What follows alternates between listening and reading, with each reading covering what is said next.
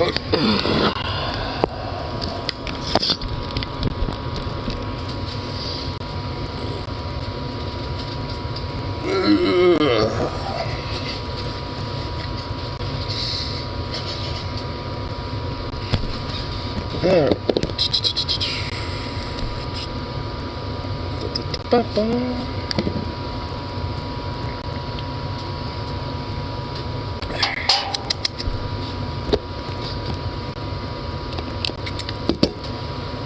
Hey, bub. Hi.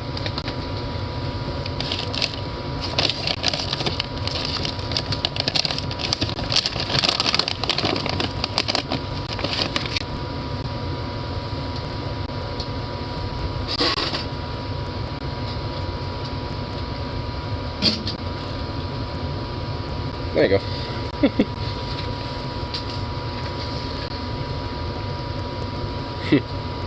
Silly dog. The pooch is a very silly pooch.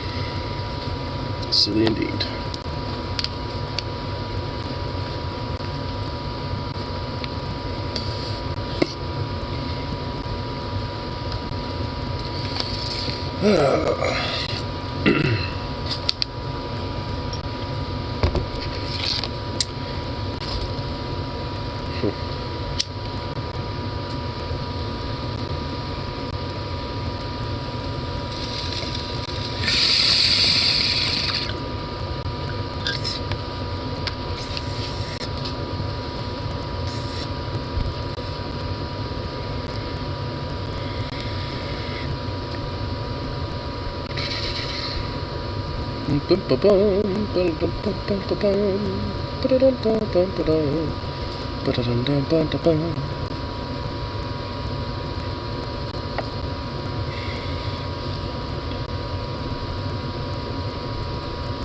There we go.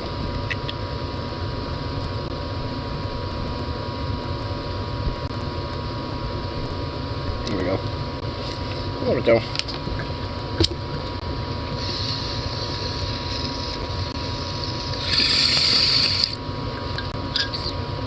Alright, let's get...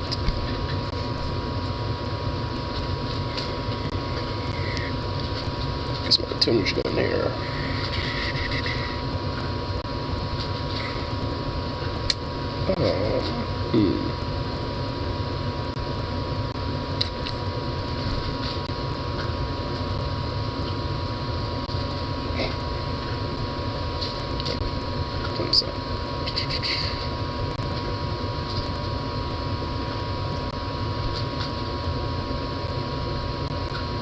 There we go. And...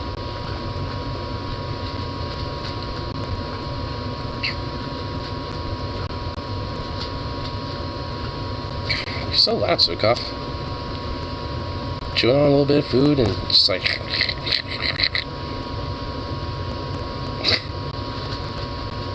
Goodness gracious, dog. Goodness gracious.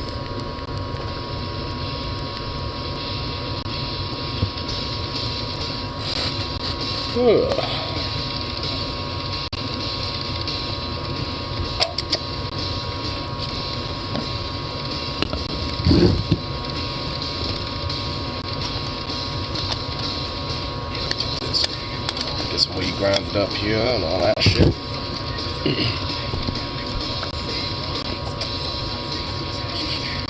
Boom and boom and boom.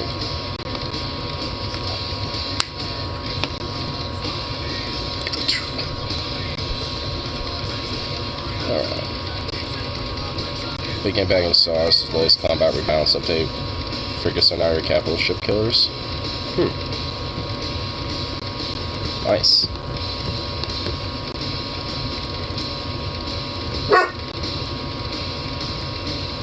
Hey.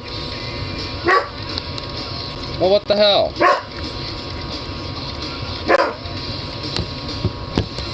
They're the same size as corvettes with carrier torpedoes. Sweet. Well, don't corvettes already like carrier torpedoes depending on like the design that you use? Because they only have like 2 pieces to a corvette. One is like you know, like one's for one set of things, and you know, another one could be a different set of things. Like, and I know one of them can be for torpedoes and shit.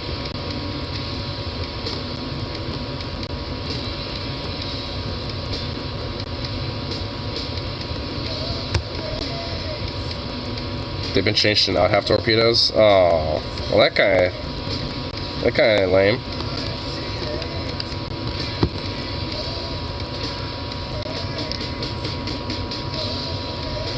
Just a little lame.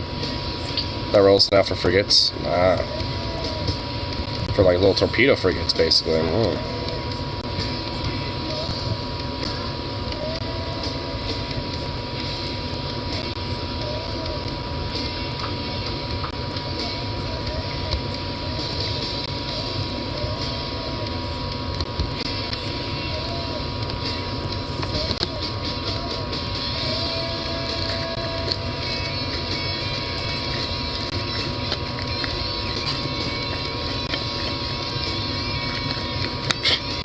Goof.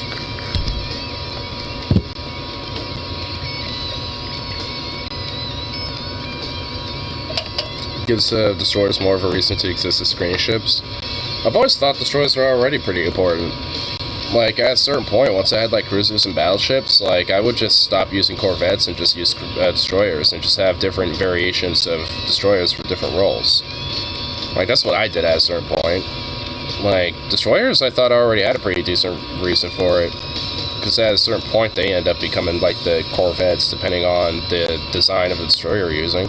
Some destroyers can be like hardcore heavy-duty fucks, but it just depends on what modules you're using and shit. So I always had a variety of different destroyers, like some for being light attack, you know, kind of fast and zoom in and zoom out. Some of them were heavily armored with big guns and shit. And it just kind of depended on, you know, what role they were used for.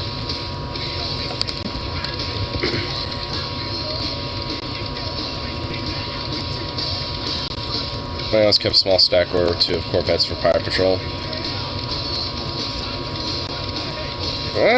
I mean, for me, I never really had an issue with pirates. I mean, they happen, and they are, you know, a nuisance at that point, but, like, at a certain point, like, if you have, like, you know, 2 cruisers and, like, a few, you know, destroyers, like, I mean, that could work just as well, and very excellently. In fact, you probably won't even get damage done to your ships at all. But I know why it's a good reason to use corvettes, just because pirate ships tend to either be corvettes or destroyers and nothing bigger. So, but that's why I use destroyers and cruisers usually. Like, I'll usually have like a pirate patrol of like 2 cruisers and like 5 destroyers, and that will like murk any fucking pirate patrol of any type. And they would barely get damaged at all. So it's just like, I mean, for me, obviously now combat has been rebalanced, so my tactics are now going to have to change next time I play Stellaris. So, at least my old way of doing things, you know, is going to have to change at least a little bit. Like for torpedo screening, you know, obviously I would have to, you know, make some, you know, frigates now, and for corvettes, I mean, if anything, they actually prove to be more useful, at least early on.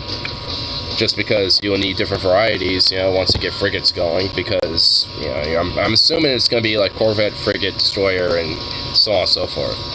So, if anything, it makes corvettes even more important. So, and the frigate's just that much, you know, more valuable as a thing, too, you know, so, yeah, they definitely have changed things a little bit, so my tactics will have to change a little. The Surveyor grants, a random 1 to 9 resource deposit every time you use it on a random planet. Huh.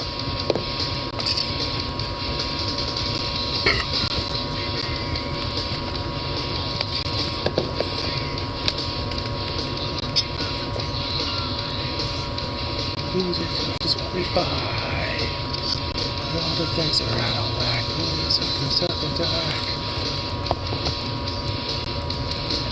And making that to a claustrophobia.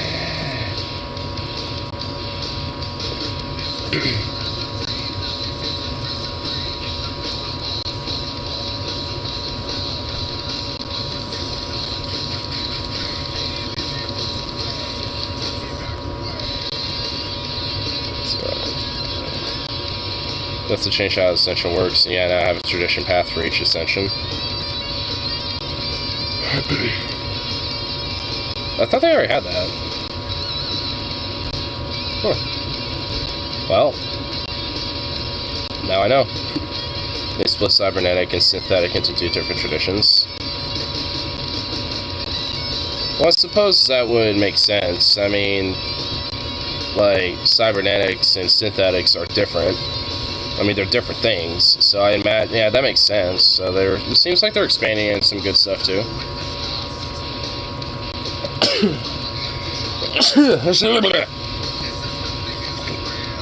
Sneezing.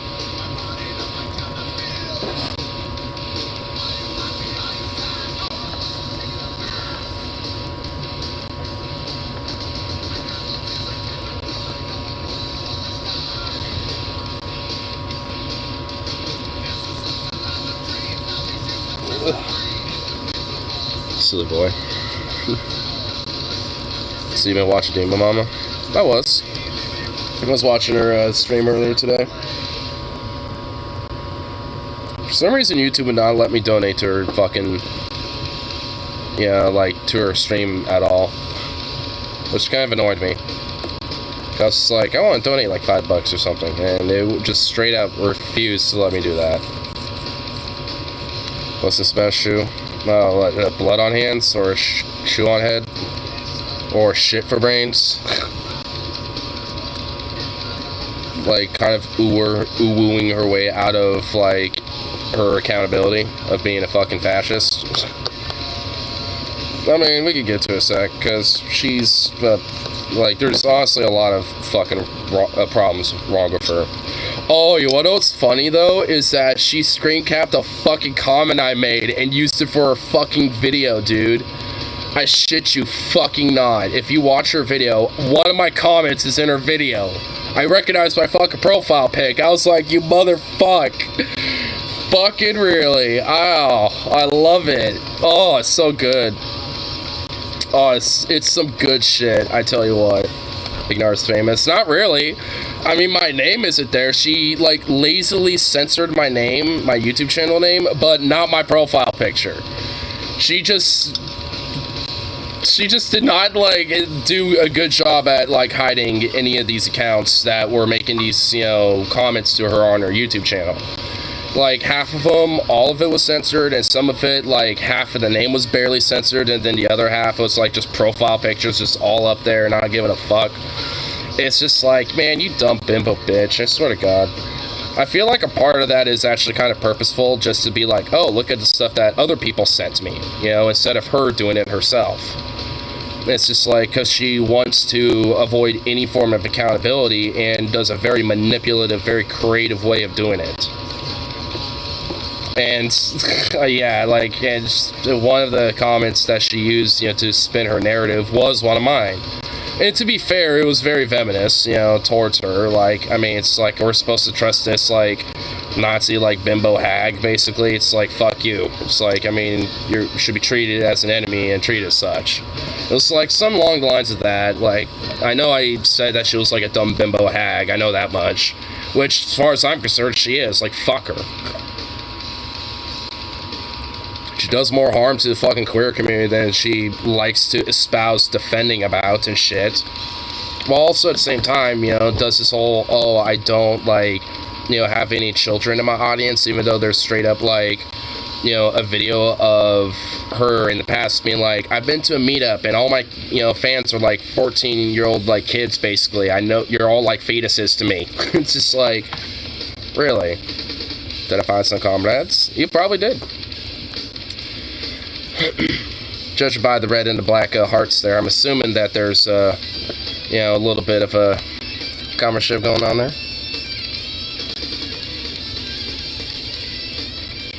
What do I do when you see your sibling is with you, abuse department, doesn't want to leave yet?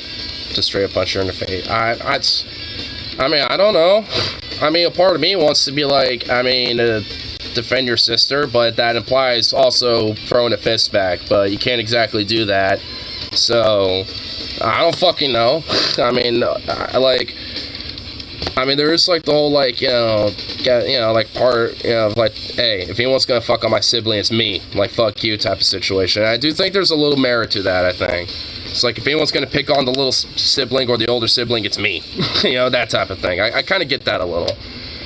I mean, in a sense, it kind of shows that, like, hey, I still actually do care about you, in a sense, where it's just like, hey, I pick on you, but I still care about you, and I don't want anyone else actually picking on you, because they're doing it for malintent. I'm doing it because I actually care about you, there's kind of a little bit of a, subtle thing with that, so it's just like, a part of me is just like, hey, no, like, I get to fucking, like, defend her shit, because no one gets to fuck with her, outside of me for whatever reason, which wouldn't be really a great idea anyway, necessarily, unless you just are doing it, out of, like, just playful manner and shit.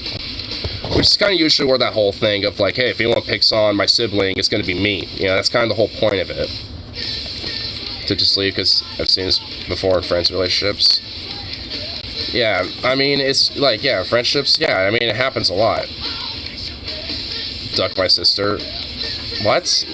That's not even what I'm talking about. Like, I'm meaning, like, in a sense of, like, hey, like, if I get to, like, poke fun of my sister or, like, make fun of her or this or that or whatever the reason, pick on her, like, I do that. No one else. That mentality. Where it's just like, meh.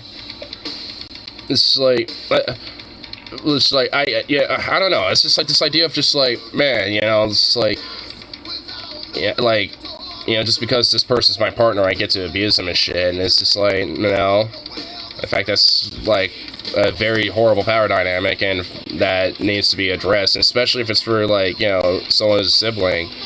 I think, at least in my mind, like, if I saw like, not that it would happen, honestly, but if I saw, like, my brother or my sister, for example, in an abusive relationship, regardless of my opinions of him, it's honestly, like, I don't have the strongest brain, my brother, and he's fucked on me for a lot of different things, and frankly, I fucked on him for different shit, too, but I'd still, like, fucking defend him against a partner that would be abusive to him. Because, I mean, I care about him. And, and if anyone's gonna be in a fight and be in, like, some sort of a little brawl or whatever the fuck with my brother, it will be me. No one else.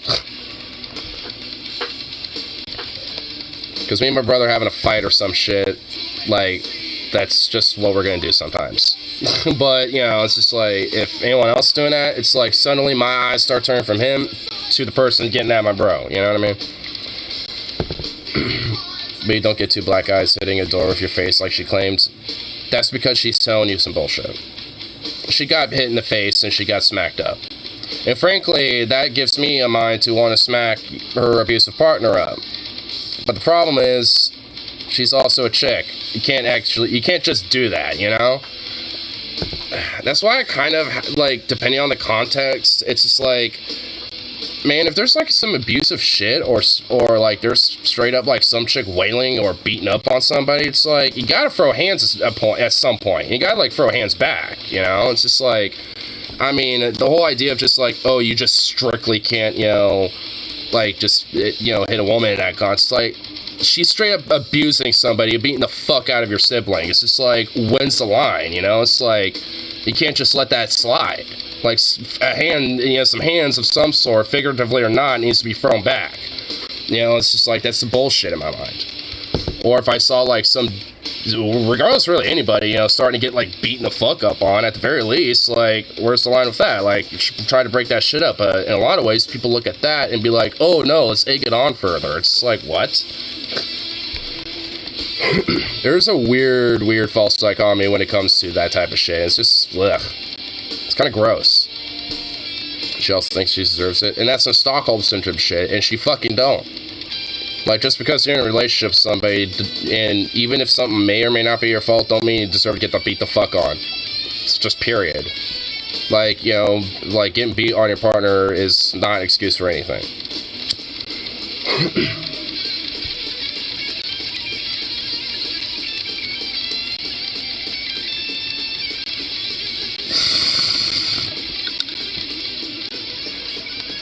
I mean, honestly, that's why, it's kind of what I mean. It's like, I mean, like, I've definitely known people who have been, like, that have been in, like, some abusive relationships and shit, and everyone around them will constantly egg up on it and be like, yo, what the fuck, you need to get out of this situation. And basically, like, at a certain point, a line gets drawn where, like, essentially, like, those friends or family will go up to that abusive partner and be like, get the fuck out of here, fuck you. And we'll draw the line in the sand and say something for their, abuse, victim in this case. Because at a certain point, it's like, it really is in the best interest of the person, that's being victimized in this case. I mean, it's just like, especially getting, like, face walloped and having, like, 2 black eyes and shit, and, I just, like, fell on a door. It's like, you might get a little bruised up hitting your face on a door, sure, but 2 full fucking black eyes? Nah, bullshit. Like, that's merit for a fucking fight right there, in my mind. I get my blood boiling. Like, if I saw him, like, I mean, my brother's actually a little, like, I'm taller than him, but he's a little bigger than me, and also knows some fight moves I definitely don't. But it's like, even if I saw him all beaten up and just some shit, I'd be like, who the fuck are they? And I know friends, let me handle it. Like, don't worry about my ass. Like, I look tall and I might look skinny, but don't worry about me. I got my shit handled. It's like, I know some street rules too, buddy. And it's like, yeah, we might not be on, like, the greatest terms, bro, but hey, like, I'll still stick up for him, beat someone's ass for him. If they deserve it, at least. Except that's getting close to fighting the girlfriend, but I keep telling them that won't hold up in court as a reason for assault. That's kind of the problem. And it's just like, that's why there needs to at least be a figurative, like, dress down of this first. Because, like, or catching the person in the moment or something, I don't know. Like, that's really the only case of having a legal defense, is you catch this person beating up on your stepsister and step in and can make a actual more meritable legal case of, like, I had a reason to fight back against her because she started walloping on me a little bit, trying to break it up, be like, no, this is our issue, fuck you, or all this other shit. Might still get a charge maybe, but definitely will be a lot less severe. She told me this earlier 4 other times. Yeah, I would really like this the 5th. Yeah, like, oh man, like, like, honestly, for me, that's well beyond the line in the sand. At least for me, there would be fists being thrown at that point. And yeah, and honestly, a part of me wouldn't really care how the courts saw that. I would say my, my reasoning. I will say, yeah, you know what, fine, I'll be guilty. Here's my reasoning for it. I'll let you know, and I'll be 100% honest with my reasoning and stuff. But if you still believe I deserve the charge or however much, go forth with it. I'll accept it. That's, like, I would straight up be like that with it, because, like, I wouldn't stand for that type of shit. And if the law and the court wants to be unjust with that, ruling with it, at least in my opinion, then so be it. Wouldn't be the first time, our legal system in this country's fucked people over.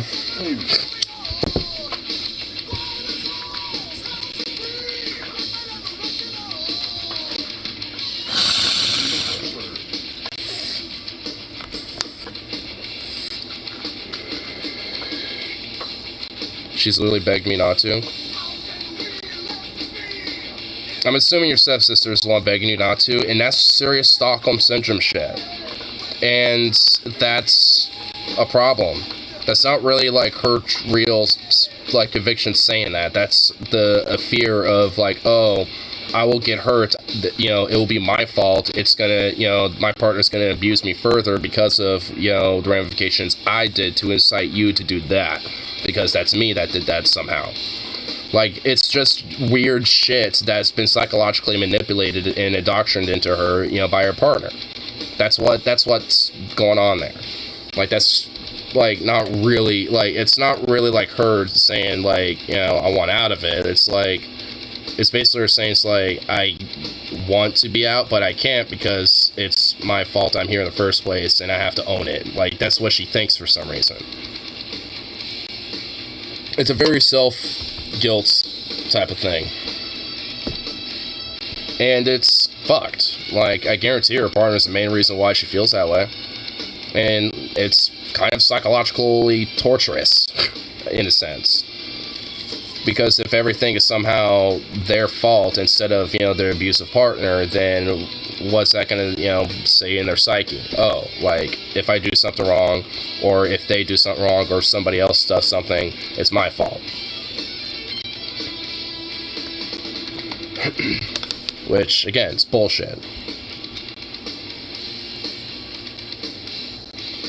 I mean, it just makes it more tricky because it's not like a dude doing it. Because if it was a dude doing it, you know how easy I'd just say, just go beat his ass or something? Like, honestly, like, because that would legit be my thing. I'd be like, this is a time where I think someone getting a full fucking straight up ass whooping, like, full on, head to the concrete and the curb, whole shebang. Like, this is an instance where I think it's fine. And I think it should, this is a case where someone deserves that. But it's a woman in this case because it's a abusive, it's a power dynamic where you have an abusive, girlfriend, victimizing her other girlfriend, so it's just like, you got this situation where it's different, and you can't just be like, well, yeah, let me go, like, teach this abuser a lesson. You can't just do that. I mean, so it's like, how do you really truly approach the situation? Dressing the person down would basically, like, let them know that other people are aware of it, but they're just going to abuse their partner more and just blame them for it because they're talking about it. But it's not because their fucking, partners even mentioning it, because they're making excuses. Oh, I hit my face on the door. Oh, it's this, it's that. It's not the abuse that I'm taking. So it's not even her partner to say anything about it. It's just that other people are not stupid and are fucking aware of it. And she's going to take out that frustration that people are aware of it on her partner. It's a whole reciprocal abusive fucking game. And that's why there needs to be a line in the sand where fucking hands get thrown. I mean, like, this is where I think, this whole, like, you just strictly can never ever, like, like, touch a woman under any circumstance can be a little bullshit. I do think, for the, like, 90% of the time, I do think it's a very justifiable rule. But if it's, like, this type of shit, there needs to be a line in sand. It's like where you have someone being a manipulative, physical abuser like this, like, you gotta throw hands back. I mean, at some point, like, it's like, even for me, it's like if some, like, random woman started just walloping on me, like, I'm gonna be like, stop it, like, and after, like, the 5th or 6th punch, I'm gonna throw a hand back. It's just like, I'm gonna be like, hey, knock it off, what the fuck, and stop, like, that's gonna be my first shit. But if I'm still getting walloped on, I'm gonna throw hands. Like, I'm gonna defend myself. And whoever's walloping hands on me, I ain't gonna give a fuck who is. Like, they're gonna get the hand. It's like, there needs to be a line, I think. And where it's like, yeah, it's okay if someone's outright attacking or being an abuser, that you can fight back and defend yourself, regardless of who that is.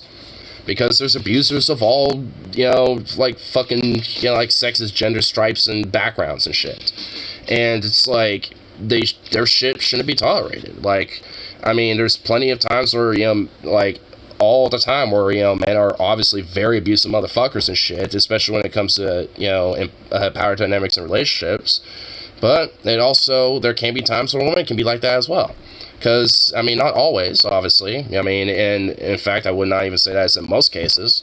But like I said, there could be a manipulative psychopath, psychologically, like, torturous, like, fucks, that are just manipulators and want to abuse people. And they're of all, like, and they come from all backgrounds, like, either sexes, like, any gender, like, these type of people exist outside of, those arbitrary norms. Because it's a personality and behavioral. It's not like, oh, it's just strictly like a this thing or a that thing. And age of consent in Bama is 16, so that's uncomfortably not illegal. Bama's a fucked up place. She knows, but it's a shame to talk about it, and it's effectively like she doesn't know. And that needs to really change. Like, if anything, it just seems like, like, at least it definitely needs to come from her sister a little bit, of kind of fighting back a little bit. So it's like, I mean, really, it's like her herself needs to build the confidence for it, too. It's not like a victim blame. It's just like, she is, in a way, she does recognize, the situation she's in, but she's scared. and she needs that confidence, and it's obviously that, is something that, it's, like she just can't have in an abusive relationship like that, so she needs other people to help her. That's why, I think, other people, that, like when it comes to, when it comes to victims, in these type of situations, having other people to uplift them and help them out and help boost their confidence does severely, I think, help out with these problems, and especially getting out of these, situations. So first, we'll call it. That's her first letter. Jay is messing around. Jill by my sister's back. She is a fucked person. She is this J fella, she's a fucked up human being. She's just somebody who likes taking advantage and having a power over people. She's one of those type of people. She's a personality that wants to manipulate and take advantage and abuse others who are below her or see as weak. And she sees your stepsister as weak, and that's why she abuses her, and also manipulates and does shit behind her back. And the person she's doing it behind her back is a 17-year-old, a minor, where it's uncomfortably legal in Alabama, so she can take advantage of a minor and manipulate and abuse that person on top of it. After lying about her leaving work early to the manager. This is a couple weeks ago. Okay, that whole hands throwing thing? I'm fucking, a little serious now. Honestly. This... Jay's my age. Well, that don't really mean shit to me at this point. This person's a fucking scumfuck, and, needs to have, a dress down, physically and mentally. You're gonna get a dress down with some knuckle sandwiches, and on top of what the fuck we have to say about it. Cause that's just a fucked human being that ain't gonna learn otherwise. Cause what the fuck?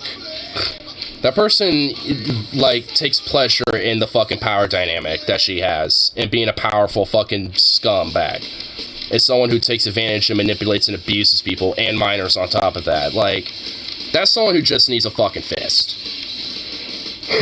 Just straight up.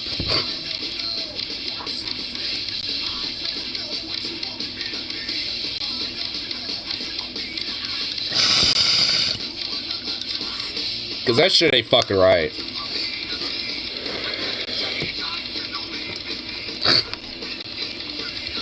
I guess I should say that I'm not being that serious, YouTube. I'm not actually advocating someone, actually do that. I'm just saying, this is the type of motherfucker and the type of personality, regardless of what gender or background it is someone that, frankly, won't be taught a lesson unless, someone checks their fucking power by someone being a lot more powerful than them. It's because those are the type of people that only learn like that. That's the only way that they fucking, are taught any lessons. Is because all their life they've been able to manipulate and take advantage and have power over people to get what they want. And the only way they're going to learn a lesson about that is if someone a little bit more powerful than them checks their place. And puts them in their fucking place. That's the only way that some motherfuckers learn. I truly do think that. There are some motherfuckers out there that can only learn unless someone that's just a little bit more bigger than them, takes them down a notch. Quite literally. Like I said, with, knuckle sandwiches. So I tend to be a humble person because, usually I'm looking for fucking fights and shit, and I recognize that, I don't want to take advantage of other people because, I'm not somebody that is exactly the strongest motherfucker myself. However, it's just when I recognize someone that, is taking advantage of their fucking power, or at least taking advantage of other people because they think they're, have power over them, then, someone needs to check their, put them in their fucking place and make them realize that, no, you don't have that shit because society does not welcome that type of shit. There's consequences for acting like that. There's consequences for being a manipulative, abusive piece of shit in society. Who uses their fucking power dynamic to abuse others and manipulate and fucking take advantage of others. especially that you deem weaker or younger than you.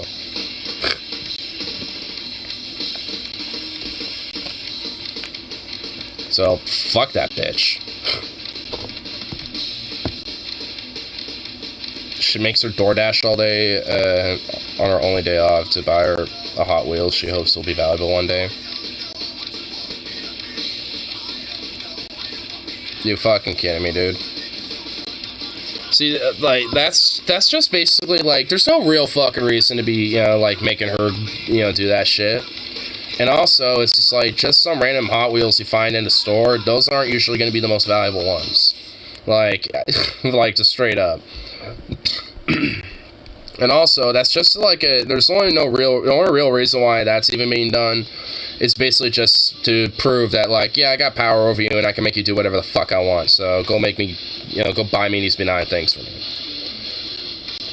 I mean, I'm sure, like, you know, over the, like, next couple decades, you know, I'm sure Hot Wheels would, you know, bump up in price a little bit.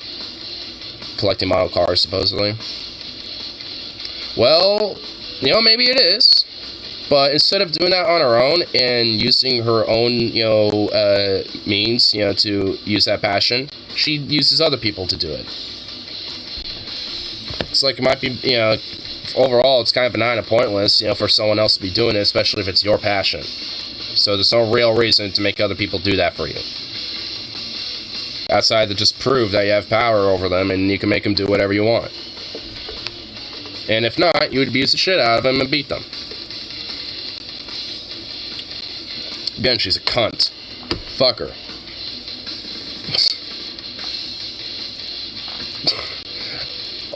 Okay, I was gonna say something that YouTube might actually have an issue with. It's like, next time that almost gets in a fight, you know, don't stop that.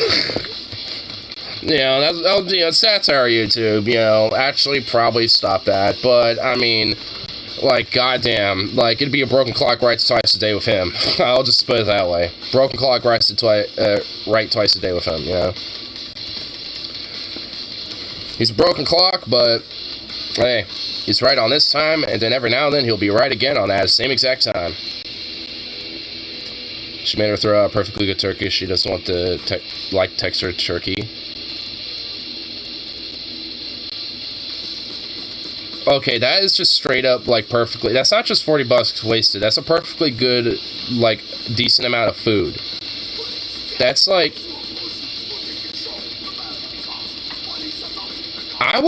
That's, like, another thing where I would throw hands on, by the way. I'm like, you fuck. You threw away all that shit.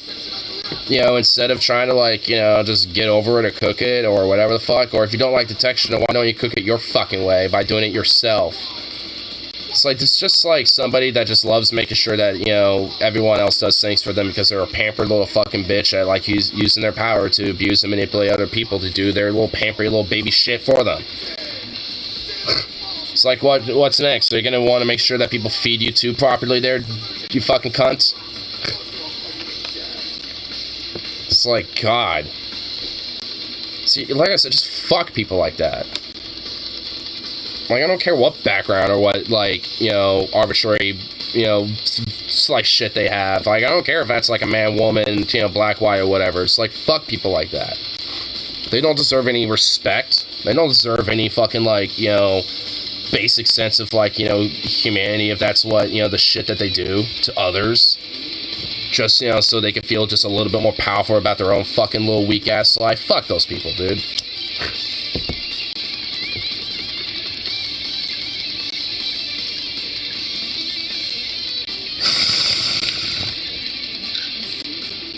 See if that motherfuckers that get all butthurt just because, you know, someone happens to, you know, express himself differently than them.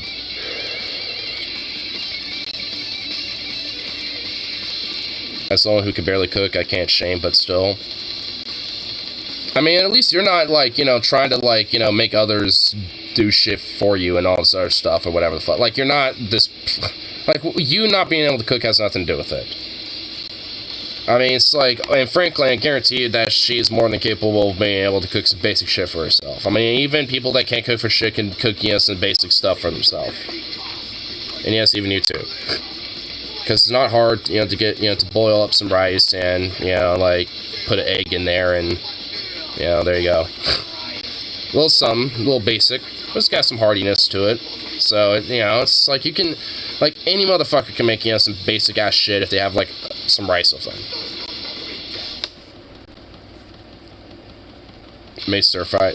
I'm proud of me. I made stir fry today. See what I mean?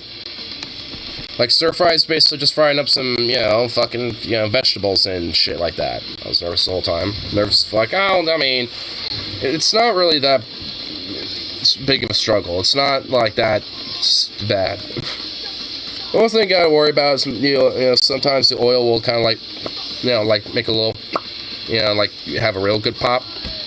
And sometimes, little droplets of oil will kind of touch on you and add a little sting. If you're kind of stirring around and get a little pop, you might get a little pop or two on your hand. But it doesn't really hurt. Like I said, it's like a tiny little sting. It's just like, ah.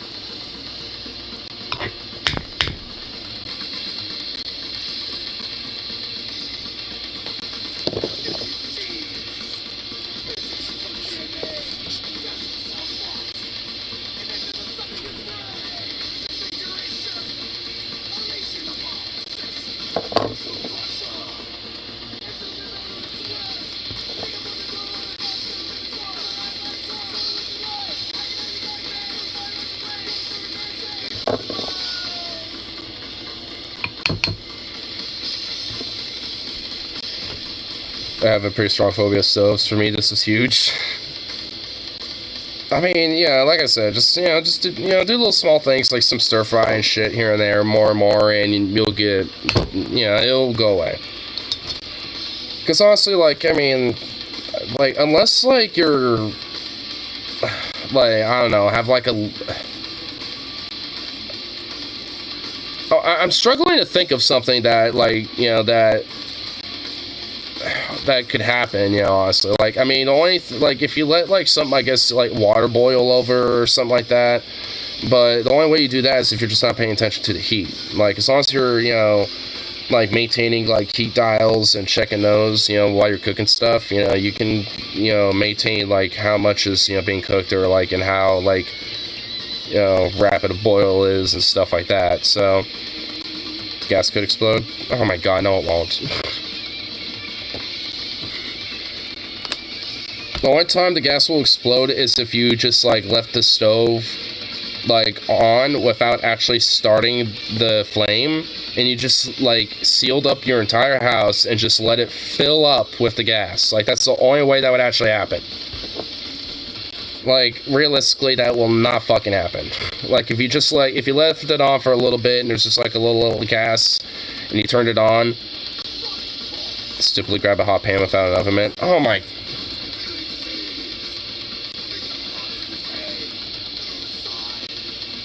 My dude, they have handles on the pans for a reason. I mean, these are just basic things. As long as you're just watching, like, you'll be okay. Like, a lot of cooking is just staring at it, honestly. Like, when you're cooking, not, like, straight up, like, 80% of the time, you're just staring at it. Like, just watching things. Like, that's basically it. Like, as long as you watch and maintain and just, like, stir things around as needed, or add things when needed and stuff like that, and flip when needed and all this other shit, like, as long as you do that when it's necessary and just kind of, like, touch up things a little bit here and there as it's cooking, like, all you're doing is just staring and watching it, like, because realistically what you'd be doing is just, like, prepping other stuff to put in there, but if you're not doing that, you're just gonna be watching it cook. So, I mean, it's nothing really to it that much. I've done that before. It's so degenerate. What, like, in the oven? Well, that oven's different than a stove. Like, you always grab things in the oven with mitts. Like, cause, like, I don't know, like, when you open it up, there's there's, like, that literal wall of heat that just, like, whoosh, that, like, comes before you, and you just get, like, a wall of heat when there suddenly wasn't any there initially. I mean, it's like, that kind of reminds you, like, hey, it's hot in there. Like, even as a stoner, that would wake me up. I'd be like, whoa, oh shit, that's some warmth.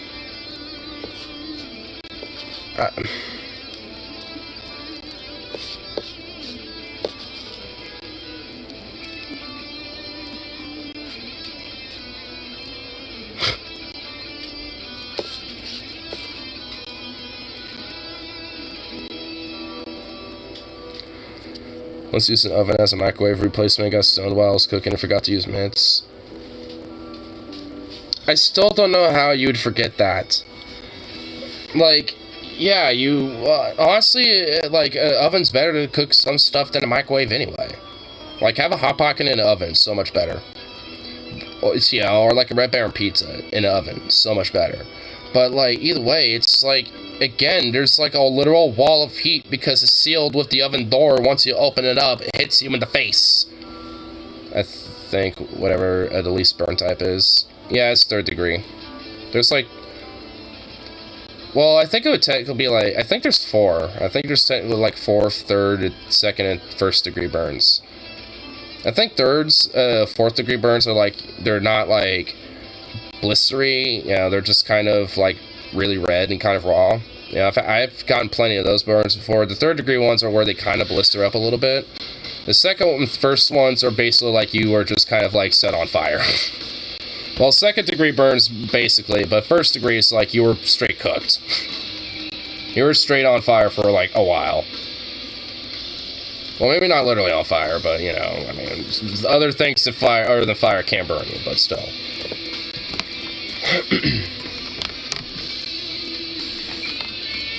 Never had 1st or 2nd, but I've had 3rd and 4th degree burns, and those are gnarly. I mean, any burn can be pretty gnarly. I mean, I'm kind of used to them at this point. Because fryer oil and stuff like that tends to get you a lot of 3rd degree burns.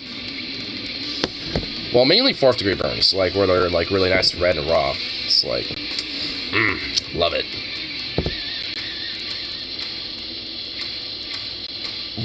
What?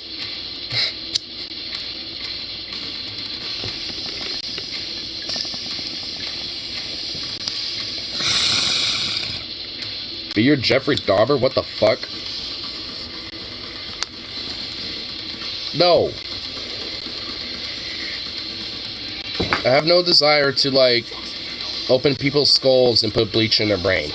And shit like that. I got no desire to do any of those things. I was making a cannibalism joke. Well, Jeffrey Dahmer did more to cannibalism, my guy. I didn't even know there was 4th degree burns. Well, I mean, I think there is. I'm pretty sure it's like the burns that don't blister. Like, 3rd degree burns are the ones that kind of blister up a little bit, and like 2nd and 1st degree burns are the really nasty ones and shit. Like, I don't know. I frankly, I could probably be talking out my ass a little bit. But I know there's like 1st, 2nd, 3rd, and 4th degree, like, manslaughter, murder, and shit like that. And the 4th degree is like very, like, rare. Because it's basically, I forgot the exact specifics of it. How many are there? 5th, you can see the bone. 6th person, just a pile of ash on the ground. Well, technically, 1st degree would be the most severe. So, like, 1st degree burns, like, I mean, like, I guess that could vary from, like, basically your hands literally, like, charred up and burnt to shit to, like, yeah, you're basically seeing bone because, like, all the flesh burnt off and melted off. So, I remember First Life Survivor show gave melted skin off his bones and he accidentally fell in the fire. Oh, yeah. I think I remember, a show like that. I think I know what you're talking about. I don't think that show, you know, aired long.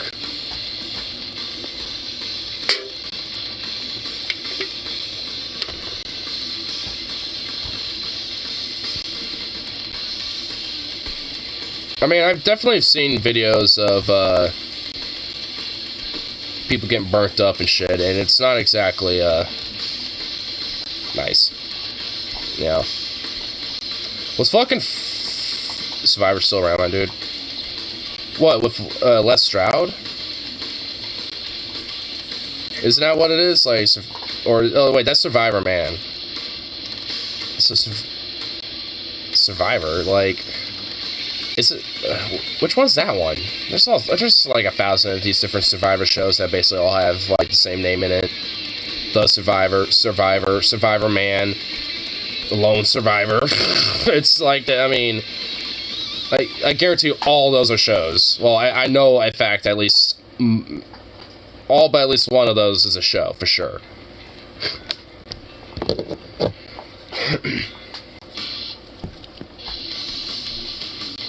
Like, I Almost Didn't Survive, I think was a show where it's like people that almost died and then like were rescued last second or some shit. Just random shows that have like Survive or Survivor or Survived or like Surviving.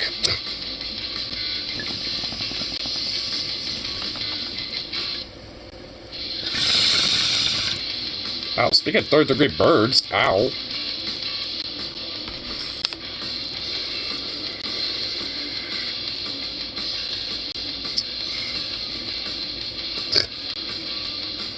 Survivor's contact show where a group of people... Oh, that show! I thought that was a recent one. That shit been going on since like 2000. Goddamn. Yeah, because I know that show of recently, because that was on like Discovery or some shit. Oh, I think it might have gotten moved to a different channel, I think. I think that's why. That's why I thought it was new, because I think it just switched to a different channel. I think it's still part of that, like, Discovery branch of channels and shit. But I think it just moved to a different channel of that branch, if I remember.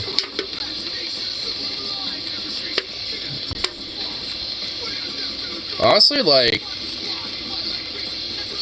I can kind of see myself, you know, like, on a show like that, because I could probably be, like, the weird loner out inside, just being like, I'm going to survive this shit, but I'm just not going to interact with anybody, just to avoid, you know, the social fucking, you know, crazy shit, man.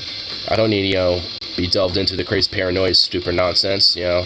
I'll just get one step ahead of him and be the paranoid freak right off the bat. Just not talk with anyone. Honestly, I feel like that'd be the trick. And then, like, with the last, like, 5 people, I just start slowly interacting with people, just telling them little tips and tricks as they're slowly, like, trying to fucking struggle with, like, cooking this little bit of rat or something they found. I'm just like, I've been surviving on that for months now, boy. It's like, here, let me show you some tricks on how to skin it properly to get the maximum amount of meat. It's like, this is the guy that's been, like, kind of quiet off in the corner this entire time? He's just knowing all this shit? 43 seasons? Jesus fuck. You'd be wearing a fake beard. Yeah, unfortunately, yeah, because I wouldn't be able to really grow one. That's the problem. Like, I would have some patchy splotches at first, but then slowly but surely the producers would come in and be like, we want to make it look like you're extra crazy, so can we just, like, add a beard to you that kind of looks like yours is growing out a little bit, you know, just shave you what you got going on now, and then we'll just, like, slowly add, you know, to it over time. And, you know, it's like, we'll give you a little extra, you know, as compensation for that, if you like. I just be like, fuck it, sure.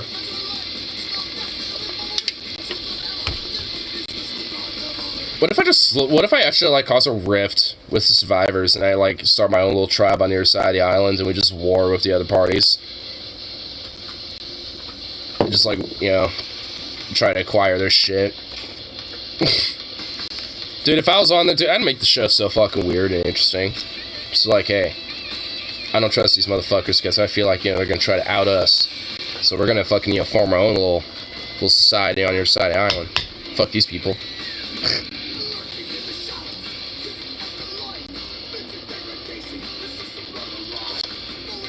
The penultimate episode of Ignore Survivor is him trying to bang the only hot lady, but she's not interested at all. I mean, I'm bi, dude. Like, who says I'd be just going for the lady? Who knew? What? You don't think I'd be going after the guy either?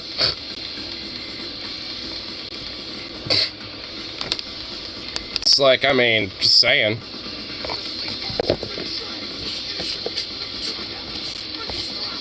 Oh my god, that'd be kind of fucking honestly weird. Like, the penultimate episode is just like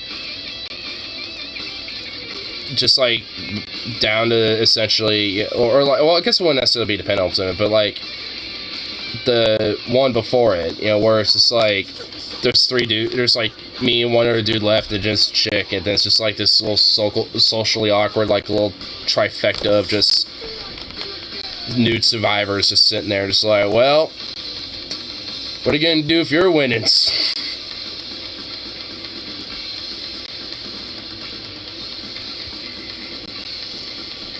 Man, that show would definitely be, like... I wonder what waivers they have to sign, because I imagine, like, you know, even though they're probably, you know, when cameras aren't rolling, probably taken care of at least a little bit, but, like, I mean, you know, I imagine, like, I mean, it definitely takes its toll on you a little bit, you know what I mean? Like, I imagine there's probably straight up, like, some, you know, maybe minor form of, like, mental trauma that probably comes from it. I mean, not a lot, I imagine, because, like I said, when the cameras ain't rolling, I'm sure they're being at least somewhat taken care of. But, I mean, like, either way, like, when no one's around, it's just, like, you and the other survivors and shit. I mean, it's just, like... I mean, and also there's, like, scenarios that usually happen, because these producers are sadistic freaks, and they like to fucking, you know...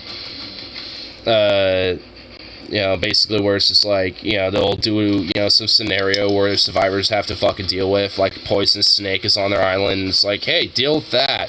Deal with this poisonous snake that totally can't possibly kill you whatsoever, you know what I mean? It's just like, what? It's like, yeah, let's just put them directly in harm's way just for views. Or they had to sign waivers if they die, the company can't be sued. Hey! No. Hey!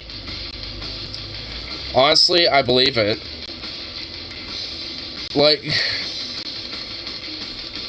I mean, that'd be whack. It's just like, hey, if a survivor snaps and murks you, or if a poisonous snake or a shark eats you or something, it's just like, your family can't sue us. It's just like, oh, great, that's just nice and, you know, comforting to know.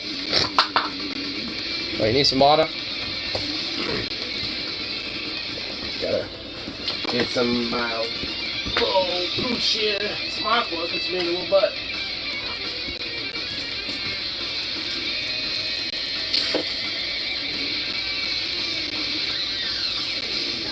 Man, you're ridiculous. Yeah, sharks? Now you're circling around me like a shark. What the fuck? Damn, dog.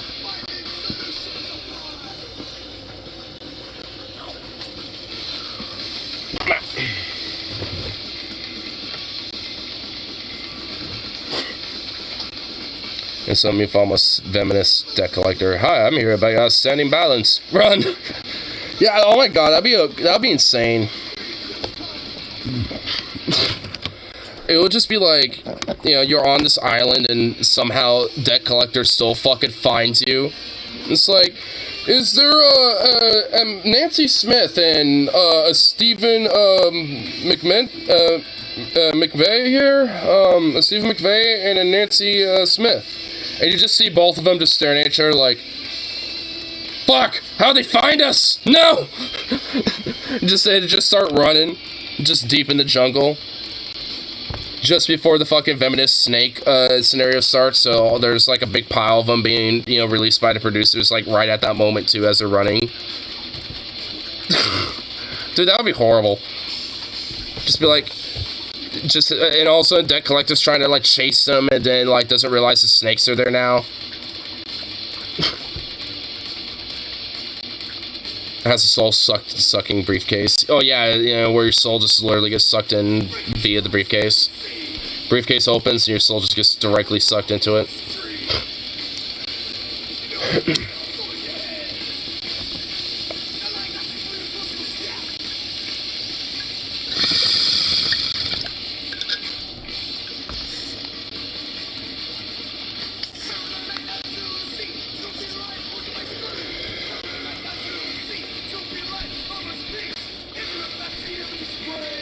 Debt collect, two paths to choose. Debt collector, tiger. Debt collector, tiger. Tiger. Fuck it.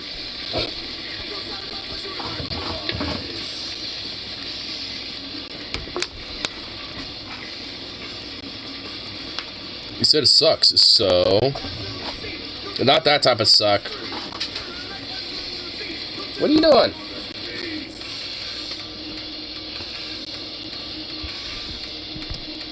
Damn Cooper. This dog is absurd. What the hell are you doing knocking shit over?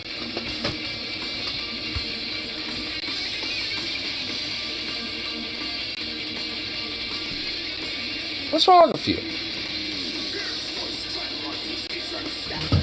What the fuck that?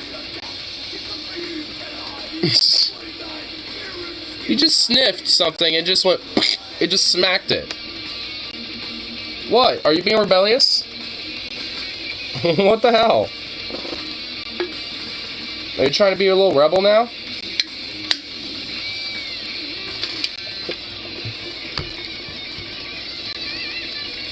Maybe Tiger killed deck collector. The Tiger. I ain't touching that. You borrowed money and I'll pay it back. Ah, shit. Tiger's a boomer. God damn, it's a boomer, Tiger.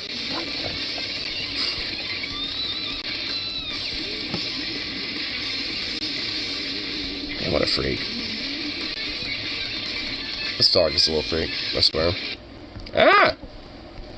Hey, music. Get back here.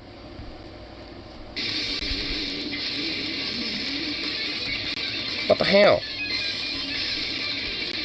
Middle-aged tiger with a Stairmaster.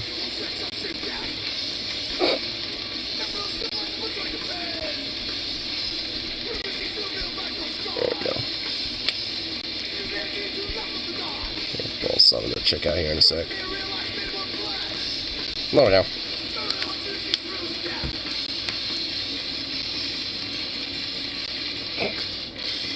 Ignorance not famous. Rose shoe on head feature him in a video. Hey, we'll get to that later. What I was wanting to pull up isn't that yet. But yes, I was watching a Demon Mama earlier, and she was reacting to Sean Head's most latest video.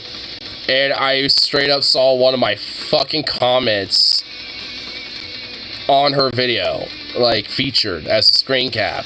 And the only reason why I straight up knew is because she didn't censor the profile picture. She censored my YouTube channel name, but not the picture. And I saw it, I was like, wait a minute, is that? And I looked, I went, oh, that's my fucking profile picture. Oh my god. Like, she literally screen capped a comment I made on her previous little fucking Balenciaga video or whatever the fuck. And straight up, like, you know, like, screen capped it and used it for her latest video now.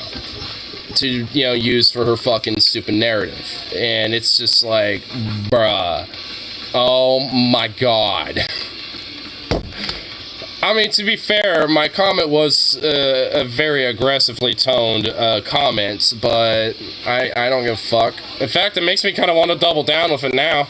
It's like, yeah, I said it, what the fuck? What about it? What? It's like no regrets on that one. Because at the end of the day, it's just fucking narrative peddling shit. I mean, honestly, it's just like, I mean, the little tiny harm that my little ass comment made in comparison to her shit is like nothing. Now I'm curious. You know what? Fuck it. We'll check it out first. There, I'll just go to Demon Mama's stream and go through for that, because I don't want to give Sean Head another fucking view, honestly. I've already saw her recent video on my own just to check out the comments there, and I'm not surprised at all. In fact, Demon Mama was mentioned in the same video, too.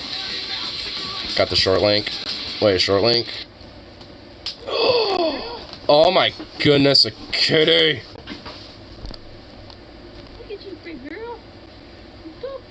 Boop. Another kitty. A big kitty. A hyena. Another kitty. Kitty.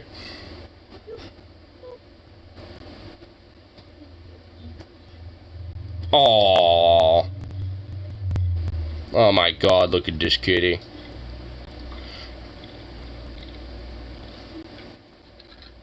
Another kitty! And that cat was like, what the fuck? What was that about? And that cat was a little like, hold on, what'd you do that for?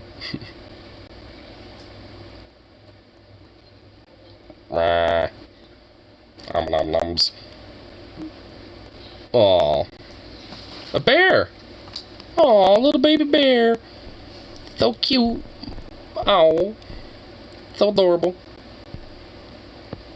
Cat or cat, no matter size. Yep.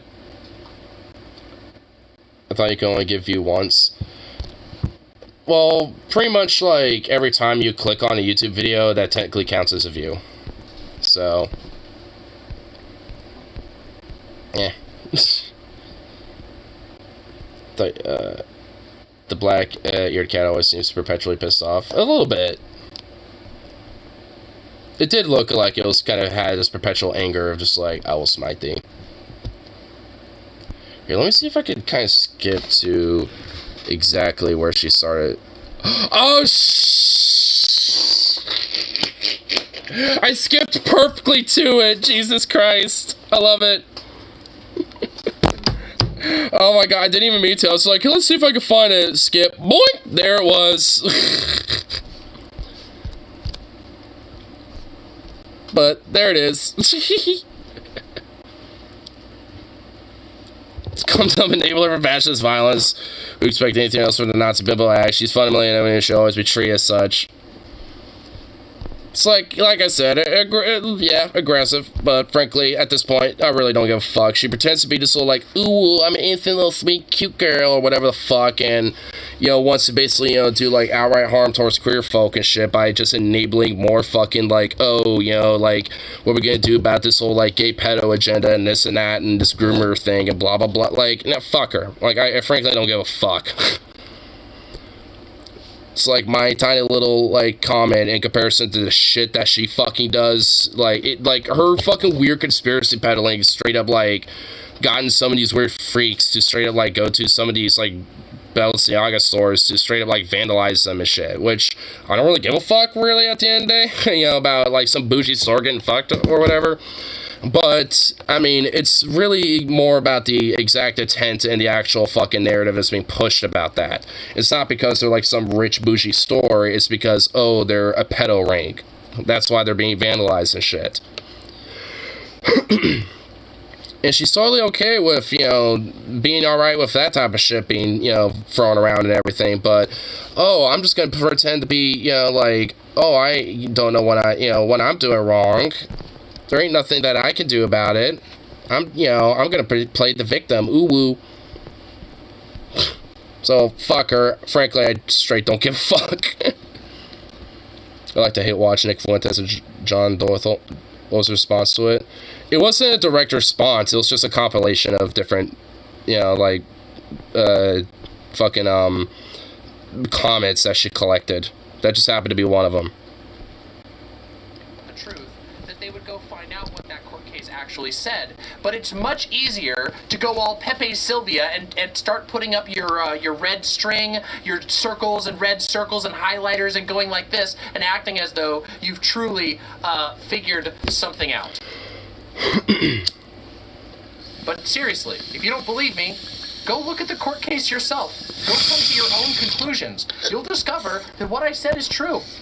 What she's talking about is that one of the photo shoots that they did was of a purse that they're selling.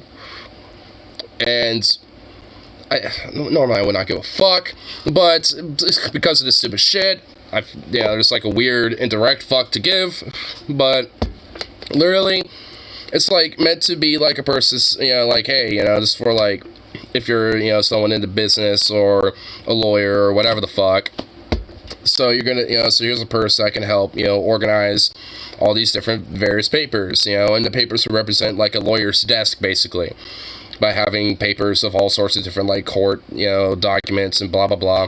And one of them happened to be, you know, like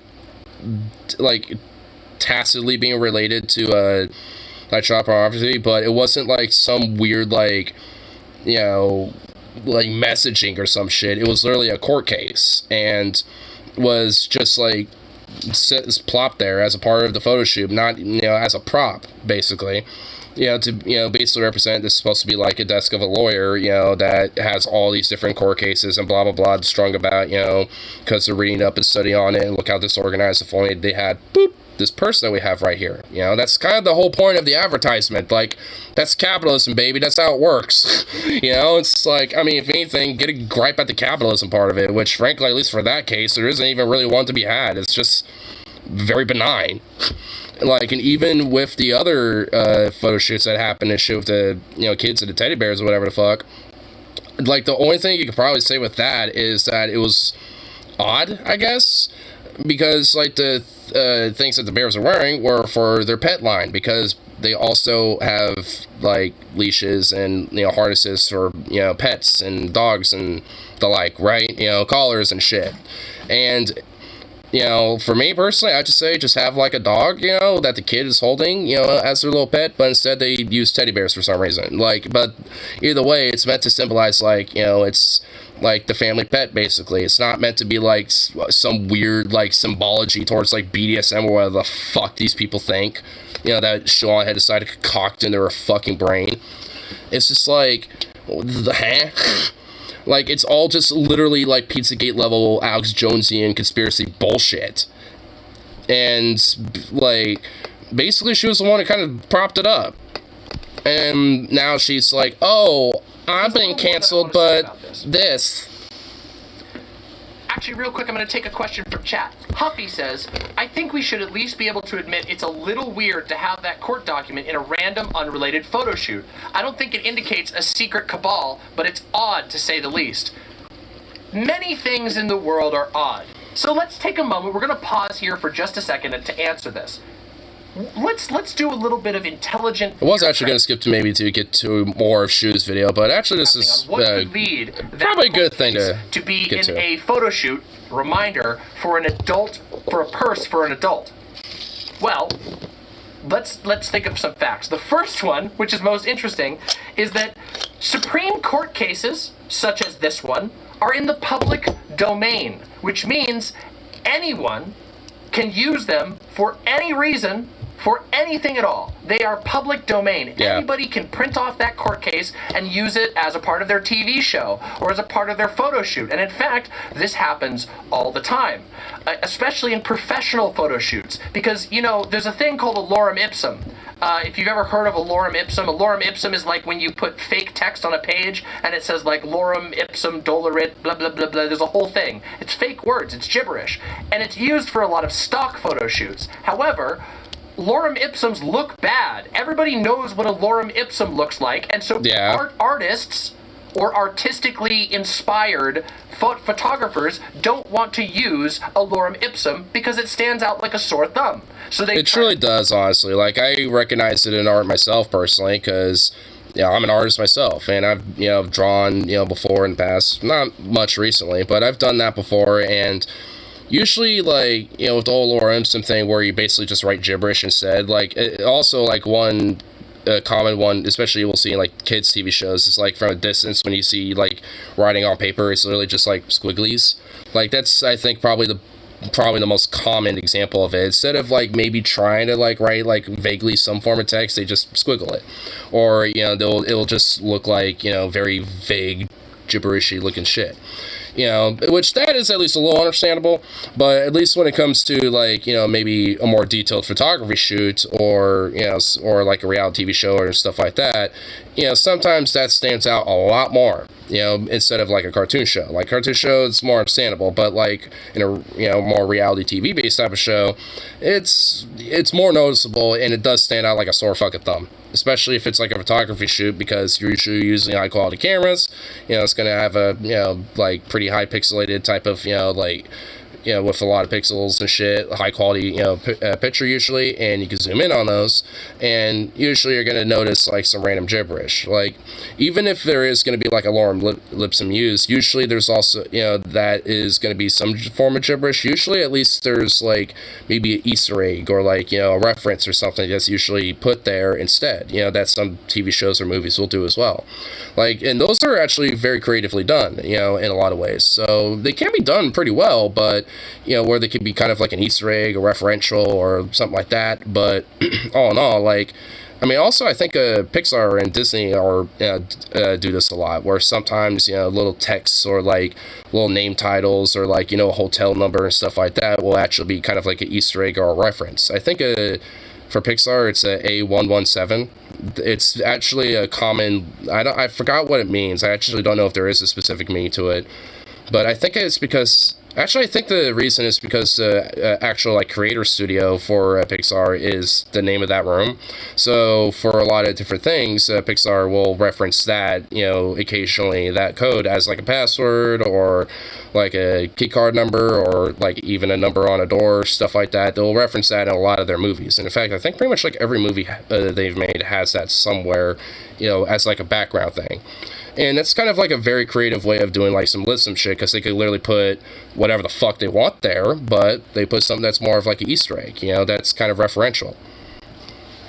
Public domain. And as it turns out, once again, if we open up this image, that place we was take a like look at this the image. last place Jesus will go. Wait, hold on.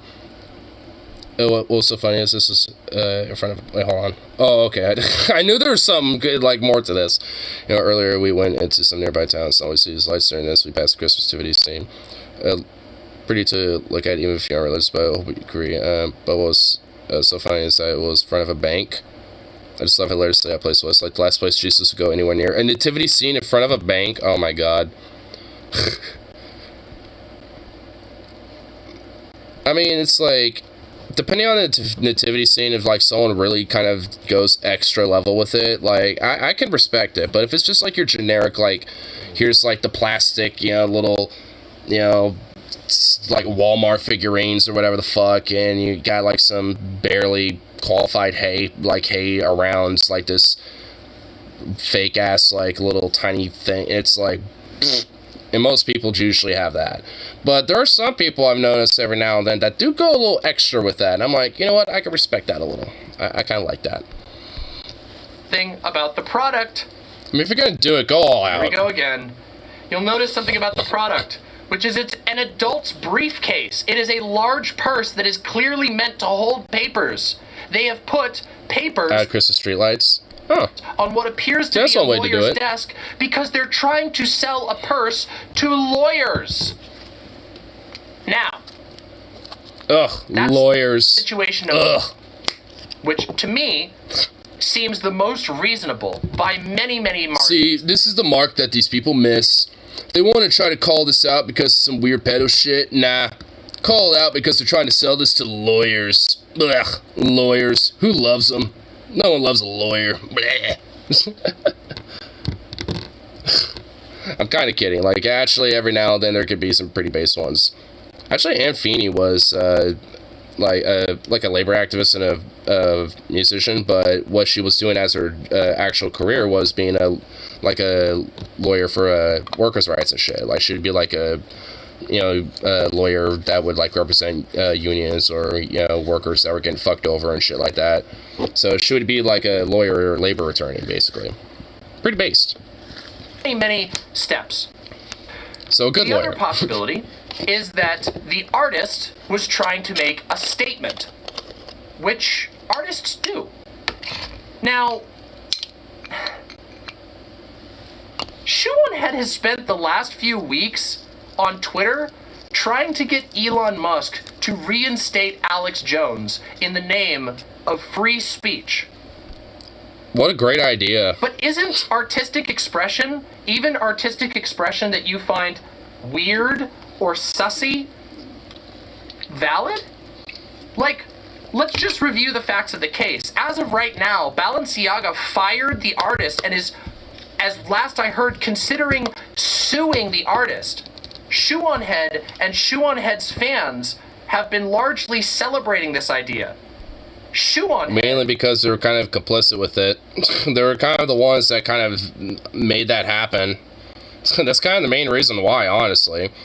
I mean, because frankly, if there was like if nothing came from this and shit, it's like then this fucking photographer and this artist wouldn't have like anything come from them. They'd probably finish up their little photography shoot contract and either have it renewed or hey, nice to do business, there you go, or whatever the fuck, but nah, they decided to be like, nah, because of this heat, even though it's bullshit, we're just gonna fire it anyway just to save face for us. So it's just like, which is another thing about like why don't exactly find Balenciaga defensible because they're a capitalist entity. They don't give a fuck about like the actual artists or the workers that produce this shit or back them up when they're put in the wrong.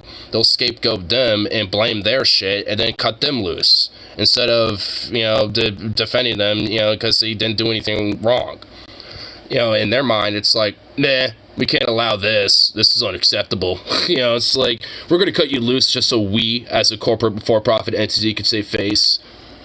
So for that, it's like, fuck them. Like, I really fundamentally feel bad for the artist in the photo shoot and shit, because she, like, is getting fucked over for this and potentially gets sued for it. I mean, hopefully she would win. Like, and frankly, like, I think Balenciaga will be a little dumb to do it because, I mean, even if they don't really get an impact from it negatively either way, like, I mean, I mean, it's like the artists, you could still potentially at least, get a win out of it by at least getting compensation from it because it's just flat out bullshit. But either way, like, this is mainly due to the fucking conspiracy mongering that Shuon has been doing.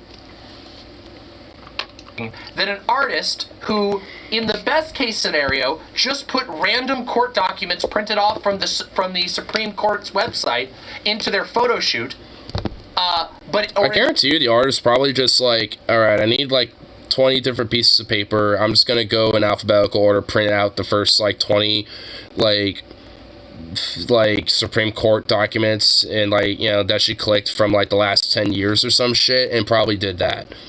Like, I guarantee you that, or like that's like what she did, like from like 2000 to present. I'm sure just like like that's what she did. Like, oh, I'll just go from 2000 to present, just click in alphabetical order, like the first 20 or 30 Supreme Court cases, and just print those out and just call it good.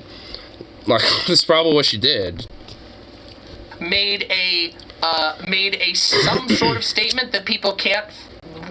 We don't know what the statement is supposed to be because it's only the corner of a piece of paper. So at worst, an artist made a sussy statement, and free speech advocate Shoe-on-Head is and her fans mostly are celebrating the fact that a corporation has thrown this artist under the bus. Doesn't that seem like a little bit like you maybe don't care about free speech at all? Like that you're celebrating a $1 million luxury corporation throwing an artist under the bus? Let me propose. Yeah, that's definitely not very free speech or worker, pro worker either. Because one thing I know about Shu is that she likes to sometimes call herself like a social democrat or like a socialist sometimes and shit. And like, and how she's pro worker and stuff. And hey Shu, this is not pro worker. Because this is fucking over the worker and shit, especially when you celebrate, them getting fucked over and have the blame put on them. Artist just had a bad idea. Like, what if the artist was trying to make, like, a statement or something that, like, wow, we're like, we censor certain types of art, bro, and they're just kind of dumb. What if they just chose a random paper? You don't even know. We don't know the reason why the artist put that in there, but you want them to be sued and fired, and you're willing to allege a. Honestly, I don't even think that the artist, has had a say in any of this. Like conspiracy? I don't think I've heard of anything from the artist. I don't even know what her name is, honestly. So it's just like, I mean, so basically her voice is just like totally snuffed out in any of this, and. We could, and honestly, if there really is issues, then it's like, why not just ask the original photographers, like, or the person who set up the photo shoot, be like, hey, it's like, what was up with the, specifics of why you chose the props that you did, and blah, blah, blah. And, you can at least get a more direct answer from that, but, like, that hasn't happened. Like, it's just basically just been, like, safe face and just, like, fear-mongering, like, cancel culturing, fucking weird conspiracy fear-mongering shit. That is a enormous jump in logic. And also, conveniently, you'll notice that this whole time there's been a narrative crafting. There's been certain things being picked out, plucked out of their context, and put into a certain order. It's like bricolage, if you're familiar with the term. Let's continue. Somebody from my YouTube chat real quick. If anything, isn't the message, imagine how good this purse would look on your desk as you heroically fight against child exploitation? What? Huh? What is that supposed to mean? Anyway, let's continue. Yeah, wait, what does that even mean? Yeah. What? Coincidentally, 2 days before this all hit the internet, Balenciaga left Twitter. Not only did they delete their Twitter account, but they deleted every single photo off of their Instagram page. Why are you running? Okay, I know at least about the Instagram thing. They like Balenciaga, what they do, at least on their Instagram page, from what I understand, because I know D-Mob was at least kind of delved into this as well, obviously, and she's done a stream about this when it initially blew up, and basically, essentially, they, for every fashion release shit that they do, they'll have it up for a little bit, and then they'll take it all down once they, kind of release their next fashion thing or whatever the fuck. That's what they do. And a lot of different fashion, companies, with their socials, like Instagram, will do that. That's not... I mean, it's just a purposeful lie, to manipulate the whole narrative and shit. And at least for the Twitter thing, from my understanding, it's basically because they didn't want to be on there with Elon Musk running everything. I'm gonna have to do it again. Balenciaga always deletes everything off of their Instagram every time they move into new lines of fashion. Because they are a high fashion brand, they devote their page to whatever they're selling at the moment, because they won't sell any more of it. And in fact, if you go on Internet Archive and you plug in Balenciaga's Instagram, you can go and you can see a whole record of different points in history. The tweet has been deleted. They did here. Shoe on Head has made the classic error. Hold on. I love how it says down below, this tweet has been deleted. She says, no, stop one time you pull your pants back up, you're a faggot. No, I'm just not a rapist and a piece of shit. You stupid faggot. I mean, that's why, you dumb fuck. And, let's just look at this nice, delicious profile pic. Oh, yeah, look at this winner. Look at this fucking nice winner right here. Yeah, because let's stop censoring names of people like this. For real. No, I agree with you, because I want to know you. I want to know who you, I want to just get to know you, sir. Want to have a beer? Let's go to the bar and have a beer together, And once I'm done with that, I'm just going to smash that fucking glass right beside your head, you little bitch. I don't care that you're banned out of that fucking place. I'll just go to a place I don't give a fuck about just to make sure, I do it. So then my favorite watering hole I don't actually get banned at. Everything is about you. Shoe on Head believes that because of her incredible conspiracy revelation that Balenciaga just deleted... I mean, probably indirectly. ...it because of that, when in truth they deleted every single season. But let's continue. Let's hear what other garbage. So I actually found all of this out because I saw a TikTok on my Twitter timeline by the streamer Brittany Venti, and she was talking about... Oh, no! Oh, man. Don't you love it? Oh, so, I saw this from another literal dumb bimbo weirdo far-right freakazoid bitch, Brittany Venti, who's dumber than a bag of bricks. You're gonna believe a fucking word that comes out of that weirdo's mouth? Brittany Venti's, known for basically peddling, a bunch of weird snake oil as, a weird influencer. She's kind of done that, and also is known for being literally a absolute dumbass of a Twitch streamer who, would, I think, do that purposely to troll because people would, try to lowcow her and shit. She's basically, one of those types, but also is, a far-right... weirdo that I think is honestly a far-right weirdo because she's just dumb as bag bricks. I mean, she's, I don't think it's just out of, weird malice. I think it's just because she's just dumb. That she's far-right, but she's just ridiculous. But Sean apparently takes her fucking word for it because she made a Tic Tac once. Venti! God, it's gonna take us forever to get through this, but you guys... You guys want to see something funny? Alright, real quick. if you want to hear the funniest thing that you've ever heard in your entire life, go ahead and post a Keck D in chat if you want to hear the people heard it. That she cribbed this Okay, hold on here. Look at that. Look at him coming in. All right. So, Shoe on Head has now admitted that she cribbed this conspiracy theory from Brittany Venti. Now, Brittany Venti was not credited up to this point, which, okay, you know, whatever. It's a conspiracy theory. You know, conspiracy theorists aren't really the best about giving credit.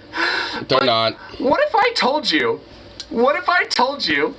that Brittany Venti has a history with Shoe on Head? And I mean, as in Brittany Venti has gone pretty hard against Shoe on Head in the past, and now we have Shoe on Head stealing Brittany Venti's spotlight. Okay, let me show you where this is going to be great. Hold on a second. You guys are going to love this shit. All right? I discovered this morning, okay? Take a look at this. Hello, and welcome. Ow! Oh my god! This is a video Rape. by Brittany Venti, which is titled "Shoe on Head: The Ballad of a Small Bean." It was re-uploaded due to nudity. It is one of two videos Brittany Venti's made a number of videos about Shoe on Head. This one's a few years old now, but only 4 though. Okay, sleep and champs. this one is a second video. All right, hold up. Okay.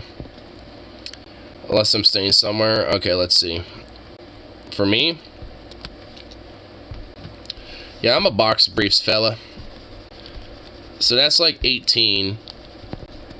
But if I'm staying at a homie's place, I'm wearing a t-shirt for sure. And usually I'm also wearing basketball shorts underneath. So I guess technically it would be number 2. But if not, because like summertime and stuff, I guess it will be a number 3. But number 1 in the winter, because I have lawn johns on, so those will be underneath my pants. So usually I'll probably just keep those on. But I guess that just depends on how cold it is where I'm spending the night at. If it's warm enough, I'll just, keep my basketball shorts on. So, I guess like 1 or 2, depending on the season. We boxer briefs need to stick them together.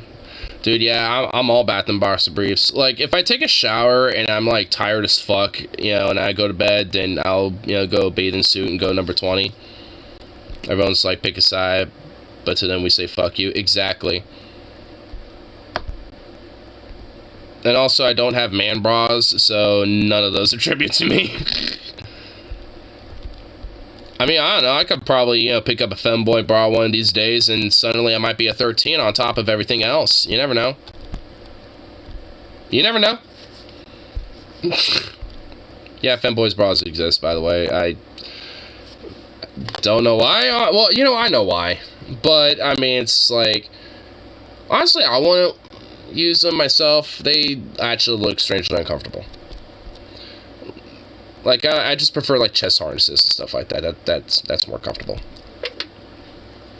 And if you're wondering why it had to be removed for nudity, this is a video of Brittany Venti canceling Shoe on Head for exposing her audience of children to sexual impurity. You see, Brittany Venti is a hard-line far-righter, okay? Like an open far-righter. And if you go and look at Brittany Venti's channel, you'll see that most of her stuff is groomer panic videos right now. A lot of her videos are targeting individual trans people and making fun of them. And I mean, like, she goes to people's GoFundMes and mocks trans people who are trying to raise money for stuff. I'm not kidding. You can go to Brittany Venti's channel. It's public. Okay? But Brittany Venti previously tried to cancel Shoe on Head for sexual perversion towards children. AKA being a groomer, as all these weird far-right fascists would say, including Shoe on Head. Which Shoe on Head, in a weird way, kind of has done. Like, she's done a meetup where most of her audience are basically fucking 14 to 15-year-olds that show up. And, you know, she'll make a joke of, like, I'll protect you from the pedos while holding an airsoft gun, basically, you know, being like, I will be your mother, essentially, while also dressing up like a weird little uwu, like, traditional conservative, like, schoolgirl or some shit, too. And also has in the past, you know, wore, like, you know, some BDSM style clothing because she was in a BDSM style relationship in the past. So it's just like, like, all in all, it's really just a lot of projection, you know, and a lot of manipulative bullshit that comes from fucking Shu's hand. And she fucking throws queer folk like me under the bus for it. To perverted sexuality. Isn't that so demented? Isn't that just the most... It's so interesting. And Shoe on Head, now I don't think Shoe on Head intentionally stole Brittany Venti's work, but it's like a karmic alignment that Shoe on Head would happen to steal the work of another conspiracy theorist, a conspiracy theorist who previously tried to cancel Shoe on Head for exposing children in her audience to disgusting sexuality. Is this just the pointing Spider-Man meme? It's the pointing Spider-Man meme. Did I not tell you that that was the funniest shit you had ever heard? Danny says, Venti is so fucking racist she got banned from Twitch. Yeah.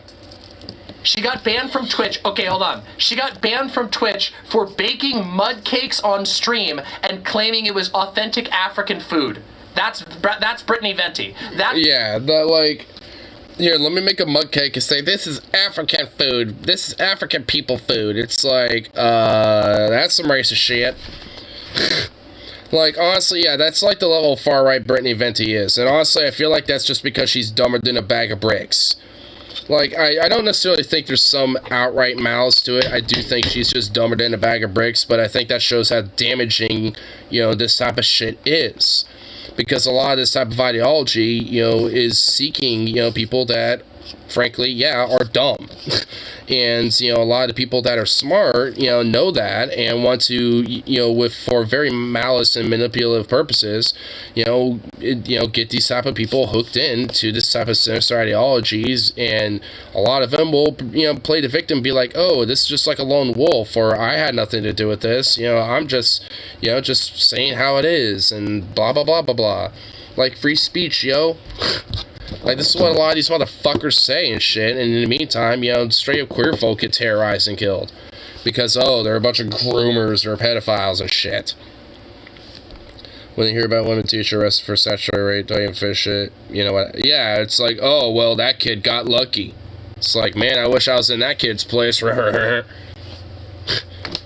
Which, you know, it was just such the weird fucking, like, binary shit, which also, you know, kind of goes back to earlier. I know, I don't think you were in here earlier, Rose, but, like, it kind of goes back to earlier that when, Venom was mentioning about, his stepsister being abused by, like, their partner and shit, and it's just, like, you know, there's kind of, like, a line of saying where it's just, like, oh, no one takes it seriously, you know, when it comes to, like, women being an abuser and shit, or being a manipulator, or taking advantage of somebody, you know, because it's just not like, oh, it just can't happen, you know, like, because, you know, women aren't, you know, capable of that, or whatever fucking weird reason.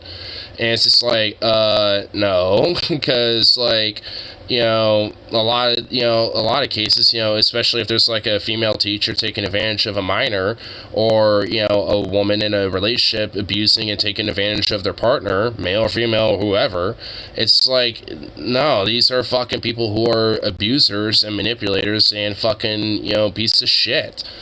It's like, I mean, there's not, just because they women, you know, does not somehow exclude them from these fucking issues. Like, I mean, because these things, you know, go beyond, you know, just sex. You know, it's, you know, a lot of that's, you know, personality trait and behavioral shit.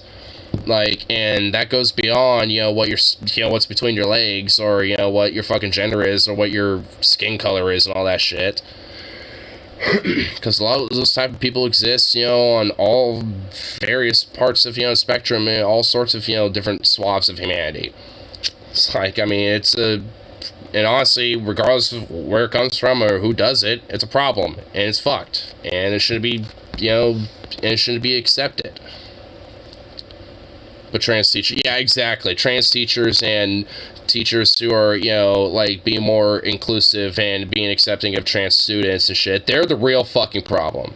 Nah. It can't be like, you know, male or female, you know, teachers who legitimately might be pedophiles, you know, that do these grooming cases, because it does happen.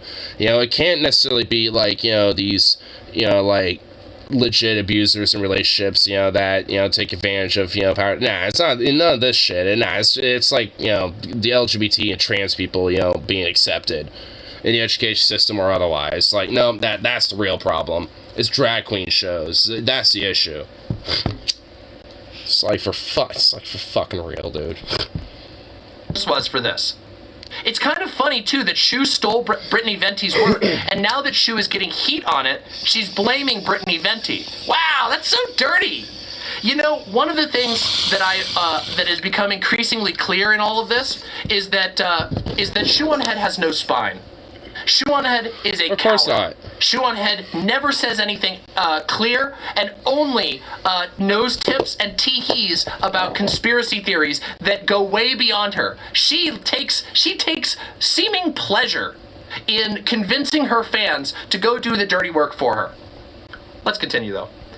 Enough about the Brittany Venti thing. Let's continue. This. And I couldn't believe it. Yeah, so she I got went it. to Balenciaga's She's website, got it right. and lo and behold, I love Stanza Potenza, dude. It just shows that comedians can be progressive lefties and shit, and also be funny as fuck, because she's hilarious. I love it when she does her, like, little purge bits, where, you know, she's like, hey, Dan, who'd you get in purge? Well, I got, you know, fucking John over there, because his fucking, you know, dog kept annoying me and shitting on my property and stuff, so I just whacked him and his dog. It's like, damn it, John, that was meant to be for fucking, it's like, damn it, it's like, John was meant to be fucking Daniel's goddamn hit. It's like, he's gonna be quite upset about that, I tell you what. The CP document, everything was right there. The CP document? It wasn't a CP document. You manipulative bitch. Fuck. You lying, manipulative bitch fuck. It's a public domain court document about a case that made it easier to prosecute child porn. But no, that is actually a CP document that is there to conspiratorially, like, help, you know, spread pedophilia in society. Because reasons, and because queer folk exist. Slimeball. What a fucking, like, reprehensible bitch, dude. Like, dude, Sean makes my blood fucking boil. Like, honestly, mainly because she plays the victim and does it so manipulatively in a way where she's like, oh, I'm just a little ooh innocent, like, I had nothing to do with this, you know, fucking mentality, and people just eat it up. Though, honestly, I feel like people aren't really taking this shit anymore as much. Because I think people are realizing that she does this, where she, like, plays the victim and pretends to be like, oh, I'm not inciting fucking, you know, hateful rhetoric and, you know, and all this shit. Nah, I'm not doing that. It's like she's been doing it one too many times, and I think people are starting to really, you know, fucking get sick of her shit. I'm really glad to drop the content. I didn't even know if one of my friends have dropped her content. Like, I got a friend, Metal T. I've mentioned it before on here. He's been on stream a couple times before.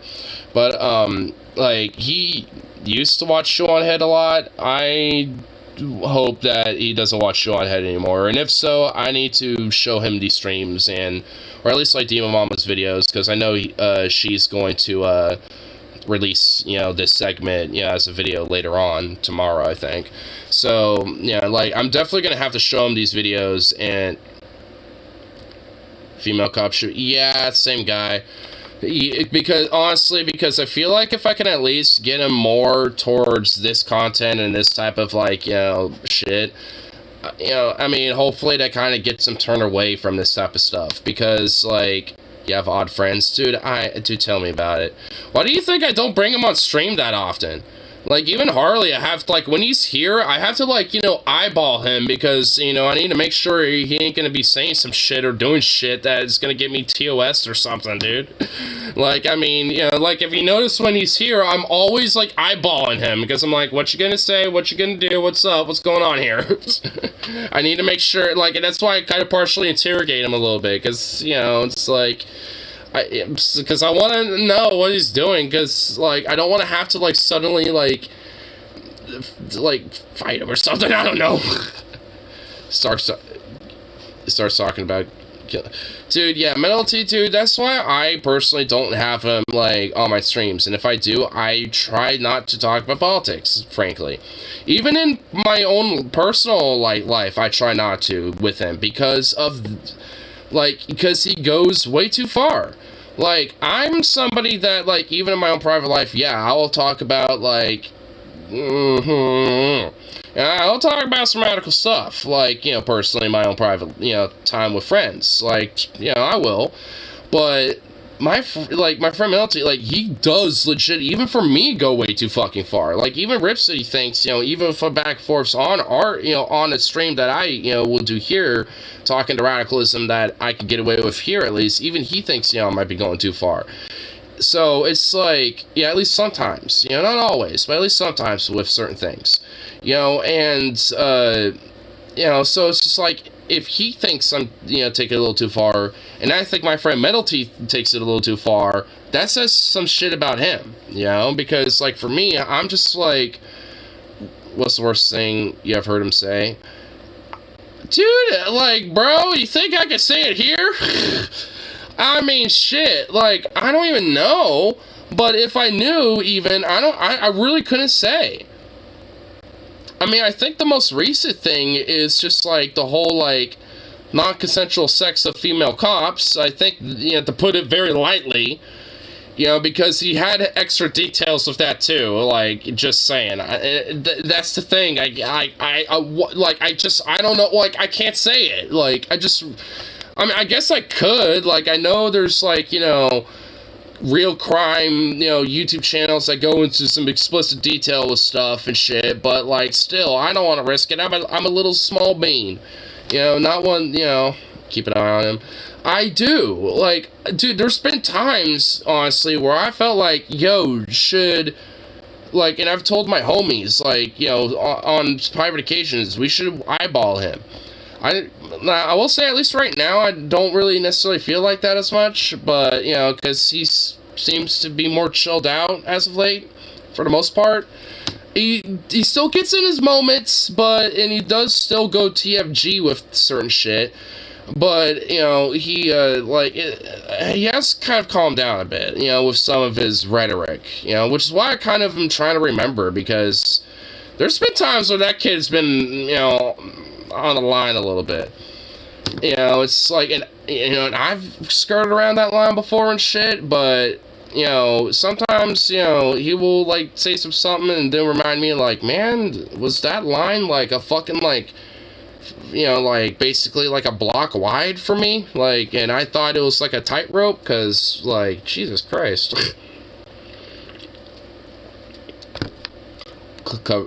Dude, honestly, man, I, like, still, like, wonder that every now and then. And honestly, like, I kind of know why a little bit. Because, well, not really. I mean, I don't... Well, I know some variables, I guess. Like, his dad, like, he's legitimately, like, a QAnon type. Like, he's a far-right extremist, and not exactly mentally sound. And he never was exactly 100% mentally sound. And him and his mom, you know, like, his dad and his mom, they both came from that Woodstock hippie era. You know, so, a lot of drugs used. You know, so, there was, you know, like, I think, honestly, that probably plays a role. You know, I think a little bit. He's also autistic like I am. And he doesn't get that from his dad's side, by the way. From the mom's side, on this case. And, like, and I'm sure that at least plays a little bit of a role. But, beyond that, I don't fucking know. Like, I think, you know, a lot of it might just be kind of like, you know, maybe he just kind of has a little bit more of a sense of a primal state, more so than other people, I think. You know, or a sense of, like, temperament. But the thing is, though, it's kind of weird. Like, his temperament is strange because, like, he doesn't get angry easy, but when he does, it's 0 to a fucking 100 real quick. Like, and I mean that a little bit, like, because he'll be chill and vibing, and if someone kind of fucks with him, he'll be like, fuck off, you know, he'll just kind of do that, you know, initially. But if you keep pestering him, that goes from like 0 to 20 to 40 to 80 to 100 real fucking quick. And I've kind of seen that before, you know, where it's gone almost to that 100 level, you know, and I've heard of times where it has gone to the 100 level.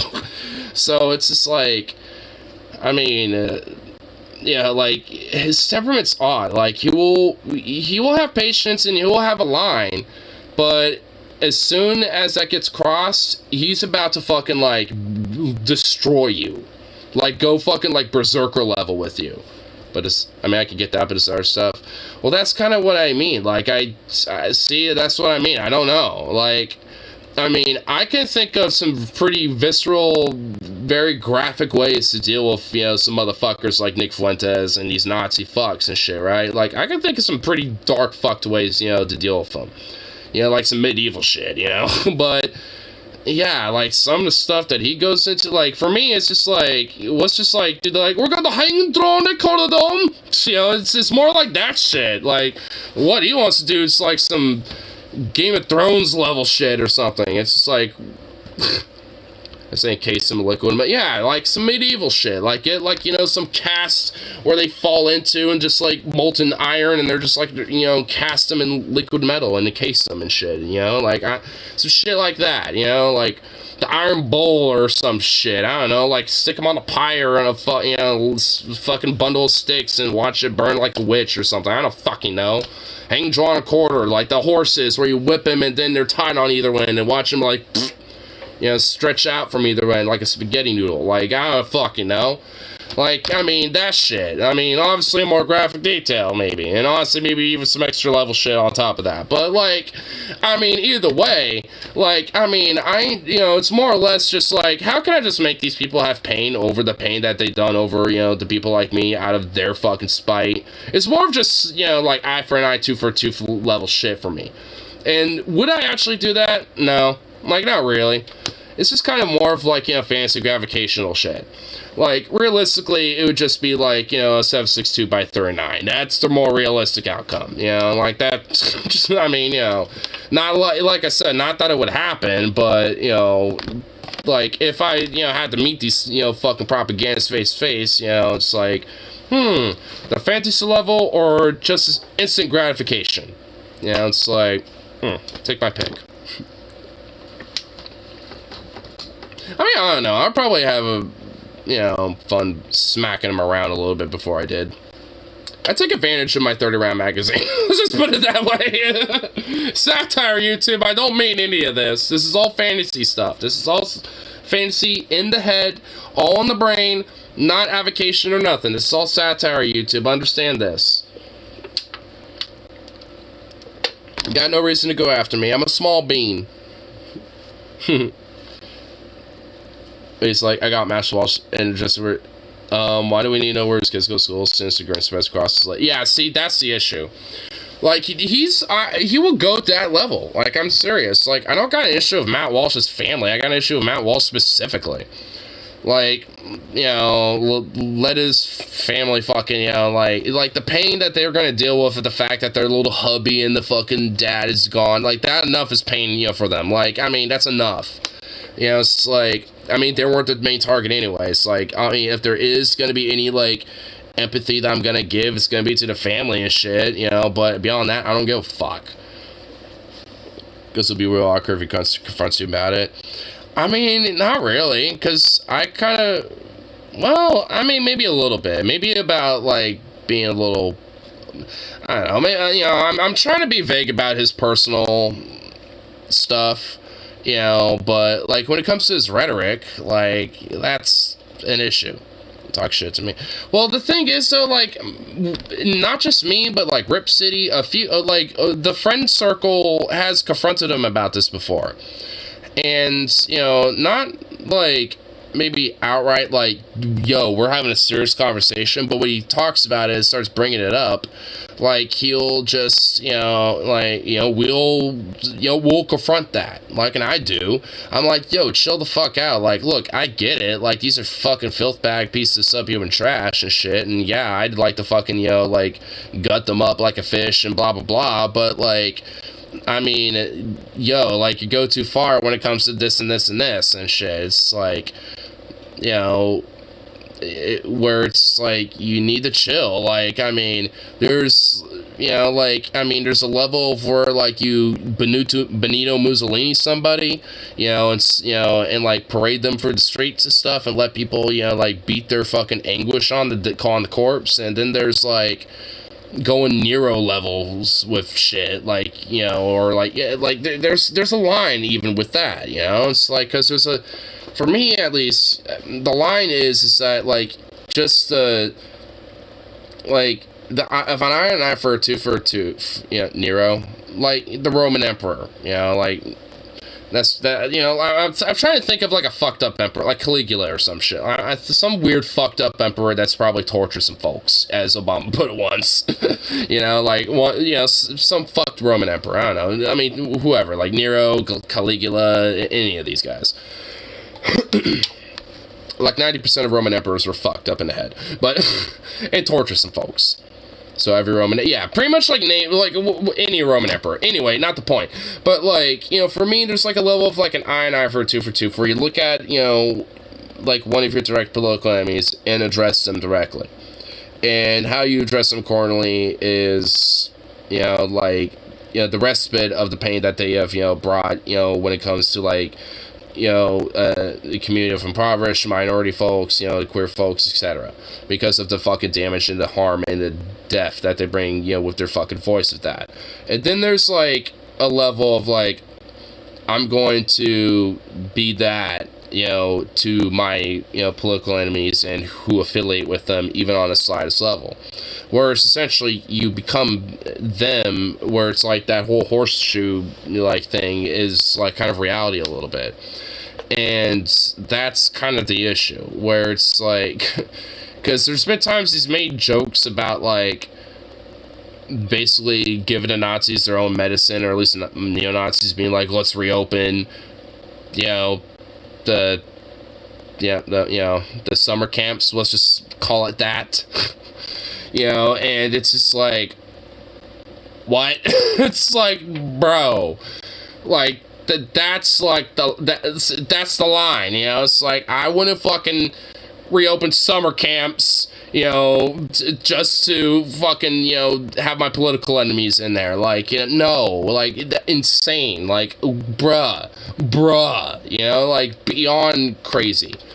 You know, but it's, you know, because for me, that's the difference. Like, I ain't gonna go that far with that shit. I just want to, like, you know, deal with these political opponents that basically want me dead, you know, because I'm a queer person. They think I'm a pedophile groomer or whatever the fuck. And also a crazy, you know, communist that, you know, is a part of the commie cabal trying to destroy this nation too. So that's a double whammy right there. So, you know, it's like, there, you know, so you got that going on. It's like, yeah, I ain't gonna have no issue if, you know, oh no, you know, a Benito Mussolini scenario happened to one of them. You know, I ain't gonna care. I ain't gonna cry tears. In fact, I'll probably be part of that. You know, like, but when it comes to fucking, like, taking it that extra level, though, like, that's the line where it's like, oh, I'm gonna take, you know, just that and their family and their buddies and anyone that might be remotely affiliated with them. It's like, now you've basically looped around and started becoming them, but just of a different cloth. You know, it's like, you know, it's like, oh, yeah, we're, well, pretty much the same cloth, but just cut from a different corner of it at that point. You know, it's like, that's the issue. It's like, I ain't willing to, you know, be on their fucking same cloth, because those ideas are detestable. But I am willing to fucking, you know, like, like fight and defend, for like, queer worker liberation and things like that, especially when it comes to like those type of ideas, which that type of cloth is fundamentally against. So, I ain't for that.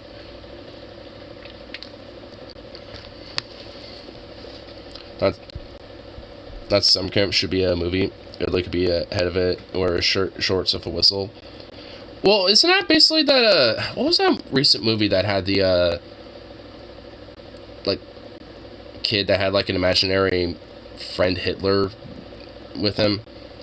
What was that name of the movie? I forgot the name of it. But wasn't that pretty much, like, that a little bit? Because it was pretty much like a kid in the Hitler Youth that was basically, which were basically Nazi summer camps. Yeah, Jojo Rabbit. Yeah, I don't know why I blanked on that name of it, but...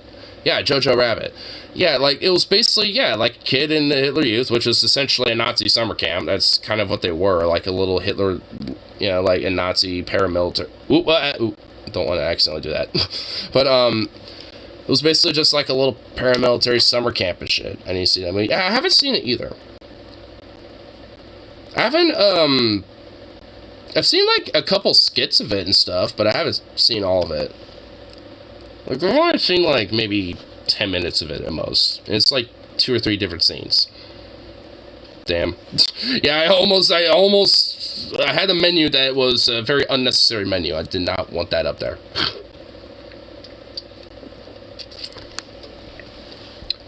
But, yeah, I still need to see that movie. It actually looks like a pretty good movie.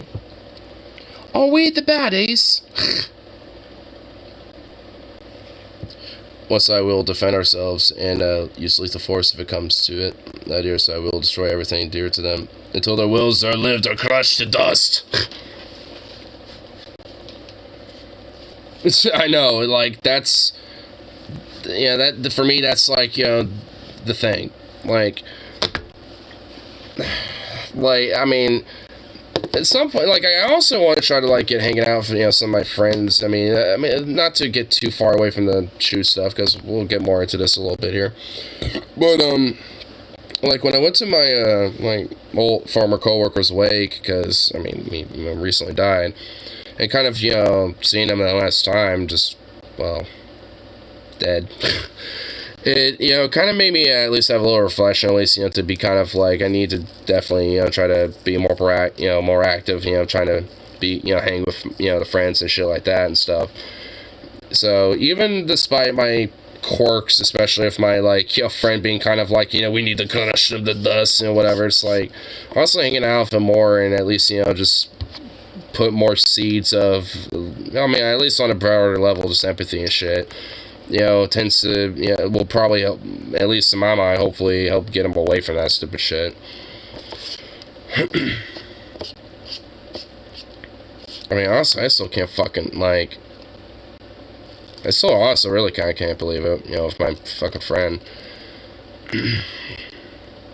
Sorry, my friend. Yeah, I mean, also what gets me is just how young he was, especially, with... with, like, the family he was building up shit, because he was fucking, like, 28. I'm 25. My oldest friend, Harley, is, like, 27.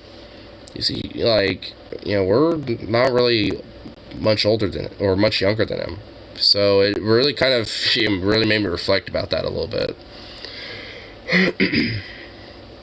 What happened to him? Car accident. Actually, where we were at for the wake, the accident actually wasn't really that far away. Actually, me and my other coworkers, when we wanted to get some food, we went into we were right outside of a town literally called Clackamie, I think it was called, or Claskamy. Something like that. It was a strange name, honestly, I'll admit.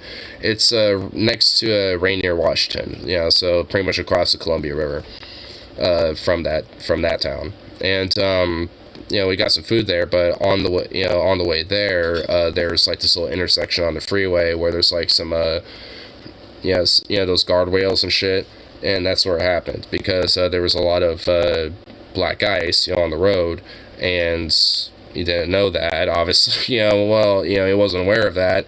He lost control, skid up against it, and swerved off to the other side of the road and head on.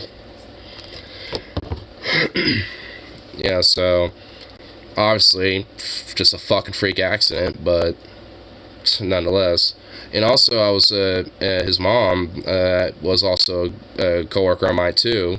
So it's like I knew his mom and him, and kind of got to know a little bit about their family and stuff, and hear about them, and and see his wife and their kids sometimes, and then it's his mom's kids occasionally and shit. So got to know him. End up being kind of friends with him and shit. So, I know a lot of us at work are going to go to his funeral, too. So, that store on January 7th, that's when the funeral is, like, on that day, like, that store is going to be fucking empty. There's going to be, like, nobody working that day at all. Like, whatsoever.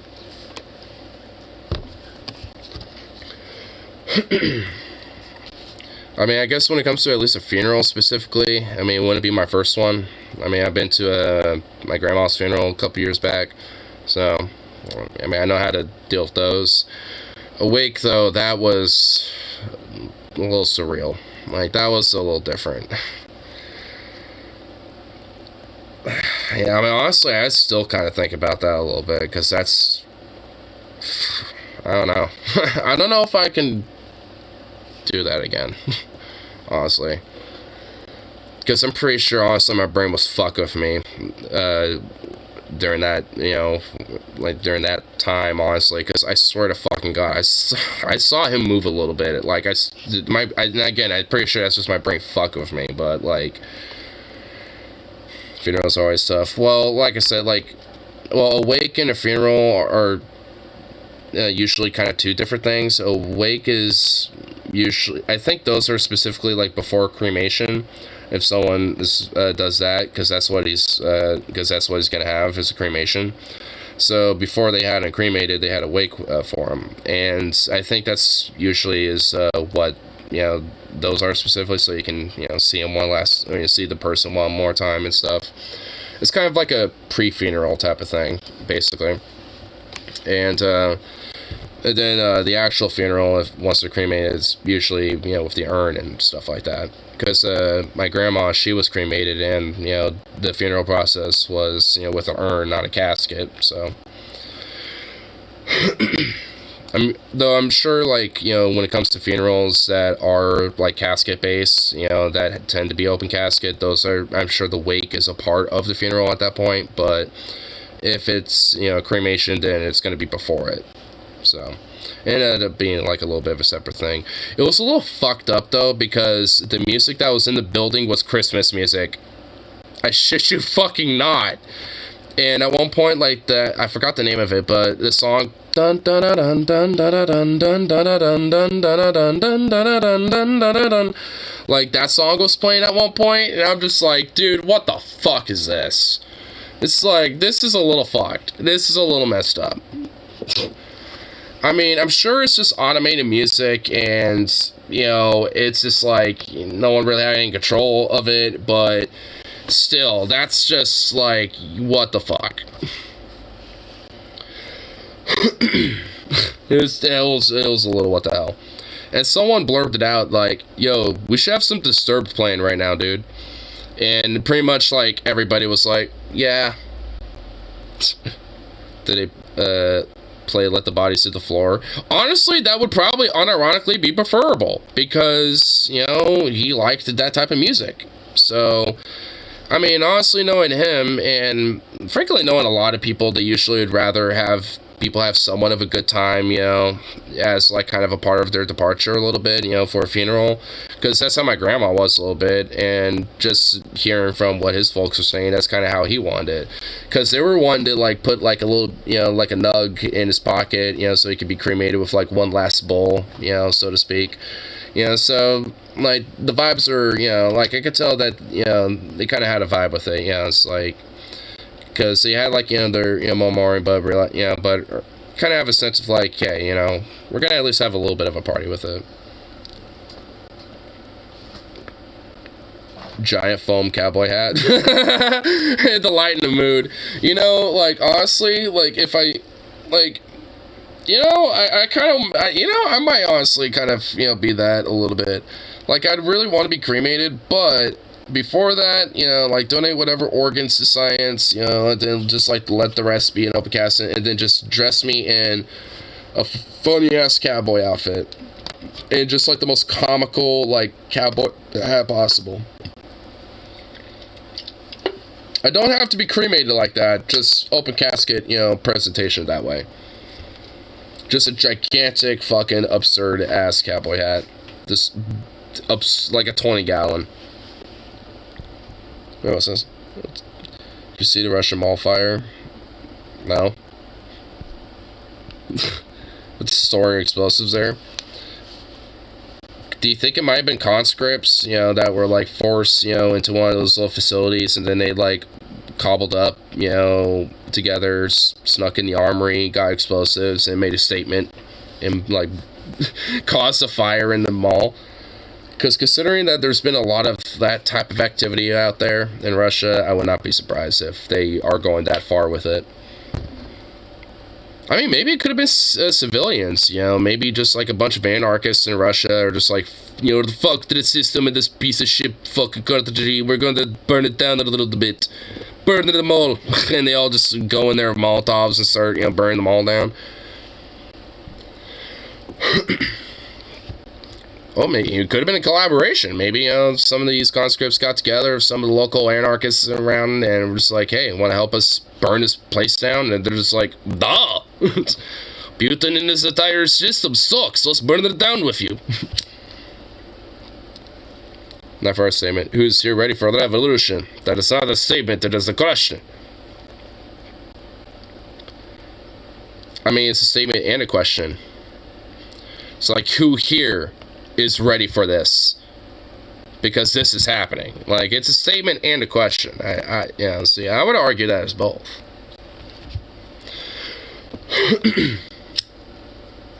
Kill the grammar Nazi first. Well, yeah, you gotta do the great grammar Nazi purge.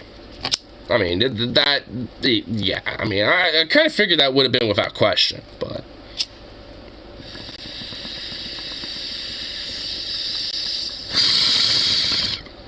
Because no one likes Nazis, even if they're just a grammar Nazi.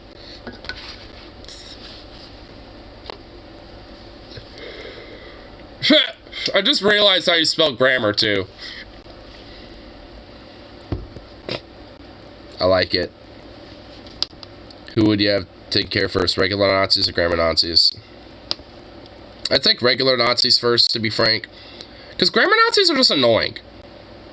Like, you know, we have a blood-boiling, you know, annoyance with them and shit. And, you know, there's a lot of things we could do to a grammar Nazi. But when it comes to outright consequence, harm, and all that shit, like, regular Nazis got them beat. Like, I mean... I'm just going to be realistic with that one. I mean, I would take care of the regular Nazis first. Because at least not every grammar Nazi is a regular Nazi. So, I mean, we don't have to take care of grammar Nazis the same way as regular ones. So, we could put them on the back burner, you know? So, it's like, they're annoying as fuck, but there's better ways to address them and deal with them. We could just have our grammar so fucked up that it short circuits the brain and makes it melt. Like a fried egg. So, you know, it's like we can do that. You know, so, you know. But before we do that, we should probably deal with regular Nazis first. Grammar Nazi camps are just language arts classes, but just sentence correcting. Damn.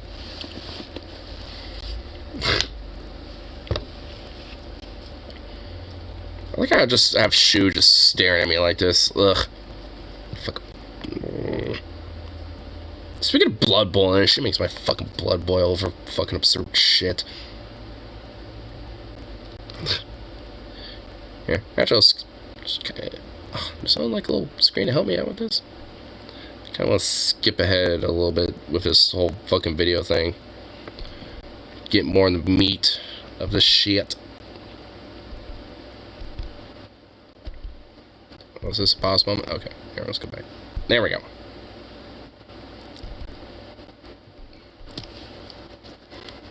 Not that many who took my tweet and ran with their own narrative of it. I cannot control the opinions of other people. And a lot of these people aren't even in my audience. They're just... Okay, one, yeah, you can. Like, when you... Oh, my God. For fucking... You know, someone who's been making shit for, like, 10 years, it's like, one would fucking think that, hey... Sukov, shut up. Shut up. Hey, shut up. It's like, one would think that, like, hey, when you have a community of people that follow and watch me, even that, you know, might not necessarily be a, you know, follower of me, but might just happen to watch my content maybe, you know, even on the grapevine, like, you know, maybe at least on some level there's a sense of responsibility about, like, what you say and shit. I mean, I won't necessarily say that, like, it's like the onus of... Hey! Here, shut up. It's like, I wouldn't necessarily say it's the onus of, like, checking every fucking individual and shit and, like, you know, making sure that, you know, they're not, you know, like, user content for mouse or whatever the fuck. But when, you know, your shit ends up being used for more malintent, you know, and people use your voice for more malintent, then you should call that shit out. Like, that is something that you could be fucking doing, Shu. It's like, when people use your shit to, like, espouse, like, oh, all queer people are groomers, and, like, and this and that, and blah, blah, blah. Like, you could call that shit out. And be like, hey, this is not what I'm talking about.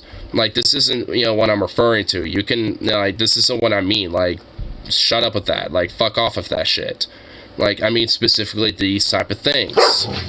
Sukov, it's just a roommate. Holy fuck. Shut up. He's trying to stretch and be all cute with you now. Oh my god, what a fuck.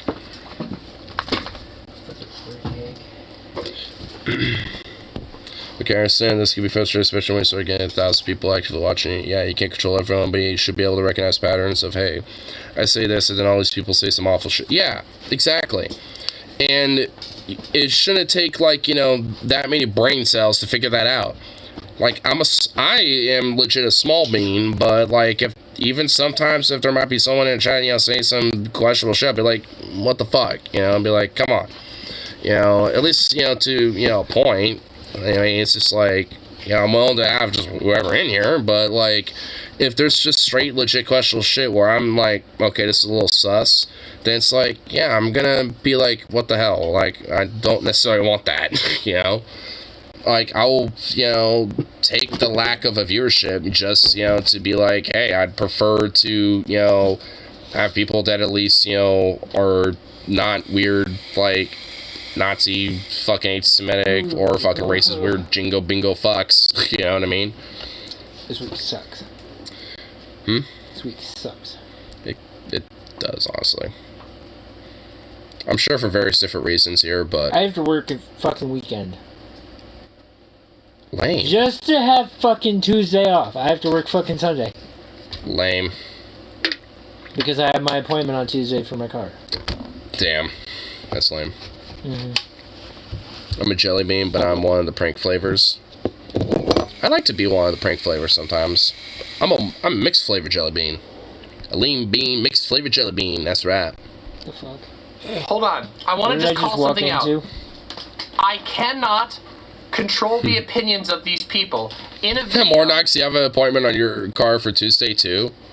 I failed to EQ those bastards. Those fucking pricks. I don't have to go to DEQ. I have to fucking get a fucking sensor replaced. That she started a conspiracy theory that blew up. As it turns out, Shoe on Head can control the opinions of a lot of people in her audience, and she can control who is in her audience, at least to a certain degree. And to be fair, there are always shitheads in communities. There are always going to be assholes who do shit that you don't want them to do. You cannot control it to a complete level. But if you can influence the creation of a international conspiracy theory with your shitty tweets and your shitty videos, you absolutely can at least denounce the people who are trying to make it about killing gay people. But you don't, which says a lot, doesn't it? Doesn't it say a lot? Yep, it does. I'm sure there's a lot of shoe on head viewers. I'm sure there's strawberry Oreo. Dude, Rose, stop. Don't talk about strawberry Oreo blizzards. A lot of shoe on head viewers peeking in today, and I just want. All right. You might need to do a Uber Eats of a strawberry Oreo blizzard at DQ. Just saying, because goddamn. How do you live like this? How do you live being manipulated and lied to by a 30-plus-year-old woman who acts like a literal child, like a small bean, while simultaneously igniting conspiracy theories that, by her own admission, got buildings damaged, got innocent people in trouble? Blood on Road hands. Street. Let's go. Random people on Twitter who found my tweet because it went viral. That is how a public forum works. If someone real quick. Hold on, I just want to show you this. Joe Schmo, a self-identified shoe-on-head fan in my YouTube chat says, "I do so comfortably, groomer." Nice. Oh, so nice. Oh, I wonder why that person who happens to be a shoe-on-head fan would say such a thing. It probably can't be because that shoe-on has dog whistling and inciting fucking a lot of fucking hateful, bigoted fucking shit when it comes to this whole rumor rhetoric nonsense. Probably not. How convenient that a shoe-on-head fan volunteered to pop in and tell us exactly what they think. Actually, I was in the chat, Demon was on stream earlier. There was another one named Lols Thompson or some shit like that, and that dude was... Oh my god, that guy was self-reporting so bad, it was insane. It would make your head spin, dude. Straight up. He was basically being at one point he basically says with the photo shoots, people could take that contextually as a very sexual thing, and that's why it's bad. And it's says the one who's trying to call it out as a very sexual thing. So you're saying that with that logic, if some people could take those photos of the bears or whatever the fuck as sexual, and you think it's sexual and shit, what does that say about you then, you weirdo? It's that wasn't the only self-report. There was a few other times he said some other shit, but that was the one that really stuck in my mind. I was like, what the fuck? It's bro, you're the one thinking this shit, dude. and someone else, I think one of the mods was just hey, it's basically saying, Lois Thompson, I'm not crazy. All, 800 of you watching in the chat right now are crazy. It's just yeah, that's pretty much the vibe I got from that person, essentially. King shaming. Hey, I ain't king shaming, I'm just saying, though. It's I'm shaming the hypocrisy. I ain't kink shaming the kink, I'm just shaming the hypocrisy of the fucker.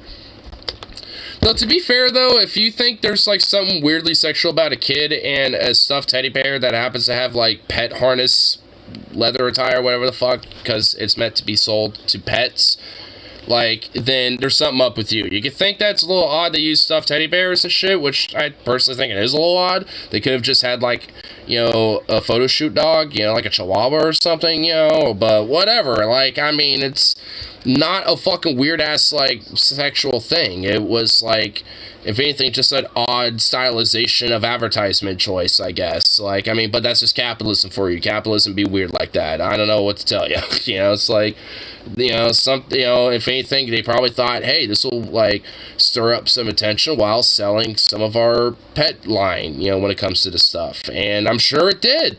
To an extent, I'm pretty sure it did. At the end of the day, in a weird way, Balenciaga benefits out of this because a lot of people got their fucking eyes on them now, and I'm sure a lot of people are probably going to buy some of their shit, though, because of it. And to the people that are, burning their stuff or throwing their shit away, it's they already have your money, you already bought it, they already have your bucks, they don't give a shit what you do with it after you bought it. Because they have your money now. They don't care what you do with it. You can literally, bust a nut all over it and they wouldn't give a shit. It was the same thing with, the coffee, like, Keurig, and with, like, Nike and all these other weird boycotts that they do and shit. It's just like, if you actually want to boycott, don't buy their shit. Like, I mean, that, like, it's... like, don't buy their shit and then make a video to make a point. That's, like, that's not how you do it. Gillette too. Oh my god, there's so many videos of people with the Gillette that had like literally a basket full of Gillettes. And it's like, you know, those motherfuckers that, you know, bought like 90% of those Gillettes. They maybe had like one, but just to make a point, they went out and bought like 10 more just to put in this little like bathroom little basket hygiene thing that they have set up, and then just toss them all in the garbage. It's like, you know, these motherfuckers do that. It's like, there ain't no way in hell they have just like 20 Gillettes just chilling, you know? It's like, no way. It's hard for... Yeah, I mean, because it's over stupid shit. Like, I mean, it, like, if they wanted to try to, like, cancel or boycott something, I mean, frankly, there could be ways to do it that would have some merit, even if it still wouldn't work. But no, it has to be because, oh, like, Disney had a gay character in a movie once, and Gillette made an ad, or Balenciaga had a photo shoot once. You know, it's just like, I mean, it's like, it's like, this, what the fuck? It's like, this means nothing.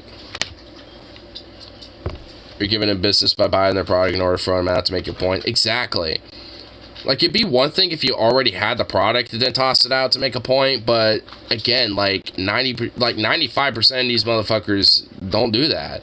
Like, you know, they would buy that shit and then burn it and stuff, you know, or toss it in the trash or whatever, you know, just to make their point. And they think they're making some big point out of it. It's like, you're not. Like, there's at least there's like, you know, a reason why, at least when, like, you know, when you see at least like, you know, progressive lefty liberal types, you know, doing a boycott, you don't see them making videos of them tossing or burning shit, because they're not buying it to make a point. They're just saying, hey, we're just not going to stop using this product, and then just don't use it, or at least try to minimize their use out of it. Like, they say it, don't use the product, or at least minimize whatever use they can from that said product or company, and just leave it at that, because that's what a real boycott is. Like, you don't use the product, you know, from the company, you don't buy the product from the company, and you know, refrain from using it. Like, for me, like, I, in a way, boycott Walmart, and I don't go Walmart and shit. There you go. See? It's pretty simple. You know, same thing with Amazon. I refrain from using, you know, Amazon services, and you know, so I don't use them. You know, it's like, or at least try to refrain from using them as much as possible. Like, every now and then I might have to, like, suck it up and do it maybe once or twice, but very rarely you know, will that ever happen. So it's just like, that's a boycott. That, like, I mean, that's how you make a statement. It's like, I just simply don't use their products because of X, Y, or Z. Remember when Apple pulled out of Russia and everyone were making videos of them destroying their iPads? Ooh, sick burn. I mean, yeah, like, I mean, the same thing, you know? It's like, I mean, you're not making a point out of that. They already have your money. It's like, I mean, sure, maybe you don't want to use their products anymore, but making a video and some spectacle about it, just, it's like, ooh, it's like, got us with that one. A little bit of red paint will make the assortment so much better. What the hell? I was wondering why my mom has severed toes Christmas ornament until I took a closer look, and it's just a weird baby. So what the fuck? A severed toe has... Oh my god, dude. This is the dumbest shit I've ever had the misfortune of reading. Please never repeat this. A person with a penis shouldn't even... Wait, what? A person with a penis shouldn't even know what a tampon is? Huh?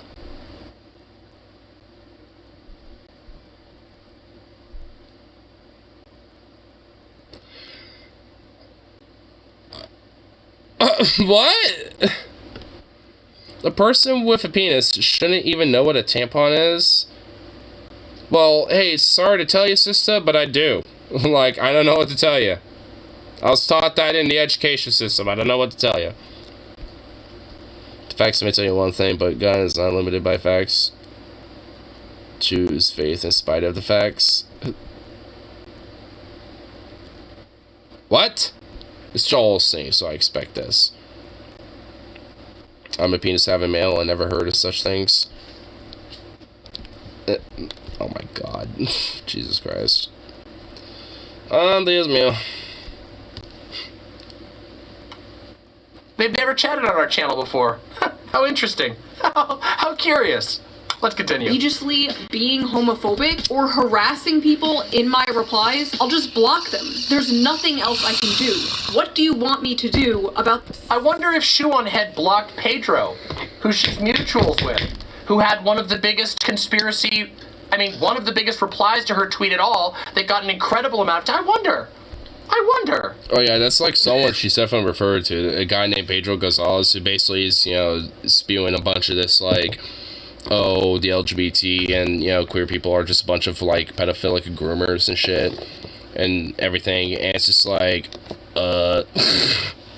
it's just like, and, oh, you don't, you just can't control any of this, and you just, don't have any say about what happens when it comes to, some of the hateful rhetoric that comes from some of the shit that you espouse and stuff. It's like, we sure about that? Especially when you have a first-name basis with this bastard. Of other people. Why don't you focus on what I Nazi said bitch. and did? Is it because I said and did nothing wrong? I mean, You basically have said and done everything wrong, bitch. You just admitted in your own words to creating this conspiracy theory, which led to people burning products, defacing buildings, and accusing people of pedophilia without evidence. Well, I guess, hey, look, maybe she was finally, kind of, weirdly, after couching it and saying it was an accident, I didn't do anything, saying that she did nothing. It's so strange. It's really weird, almost like Shoe on Head just won't take responsibility. It's so strange. This with the most respect Is that she's playing the victim? Posting this a day after a homophobic terror attack that happened because the trans drag groomer scare comes off in very bad taste. I think choosing to bring this to light right after the... Yeah, the Shoe on Head has investigated Shoe on Head and has found Shoe on Head not guilty. Great job. Excellent. Shoe on Head, it's basically how, like, police investigate themselves. It's like, ex-police department, is, being investigated, for very scrupulous things. Who's investigating him? The police department. And the police department sees that police department finds that the police department is innocent. Investigation closed. Oh, excellent. Just beautiful. Shooting is phenomenally poor taste. Shoe on Head throwing queers... Wait, are tampons like when you yank the plastic strip out of the toy so they can turn on? Get the joke right. I think I'm... I don't know, honestly. I think I'm at a fade of crossfade where I don't totally understand it, honestly. Mass shooting to cater to her homophobic audience. I'm a There was a mass shooting in a gay club in Colorado a few days before this Balenciaga thing broke. And because there was a shooting at a gay nightclub, I can't talk about pedophilia.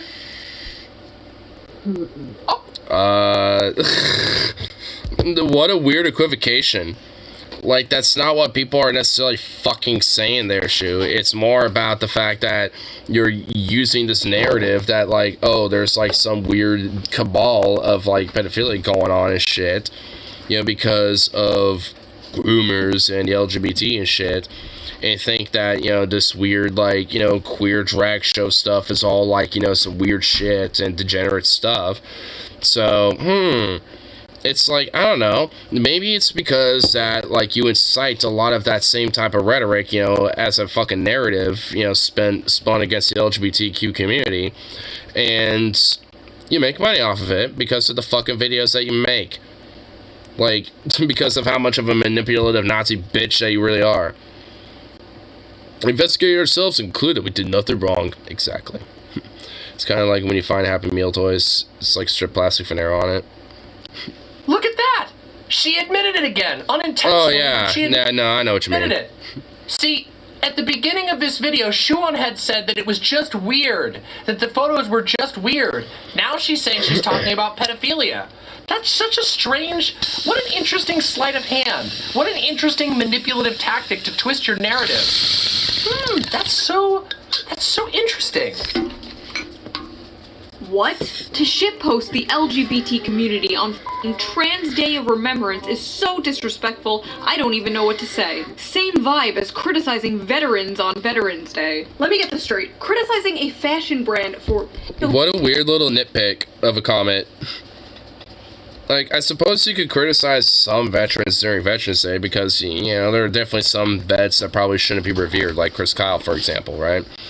Like, I mean, that doesn't mean that, like, all veterans are somehow piece of shit. Like, I mean, what a weird fucking nitpick, dude. Like, and also, more next. I don't know if you're in here earlier, 12:30 stuff. It's, okay. Like, I skipped to, like, about, where is it? It's, like, it's at the 2 hour, 19 minute mark here. God damn it, can I get to it? Okay, here. Hold on. Dude, one of my comments was literally mentioned on a Shoe on Head video, bro. Shoe fucking clipped my comment. Where is it? Oh, somewhere in here. That Shoe on Head is a Nazi. I'm sick of Shoe on Head. She needs to go. No more. I think that if a... Where is it? It was in here. It was in here. It was in here. God damn it. Hey, there it is. Hey, there it is.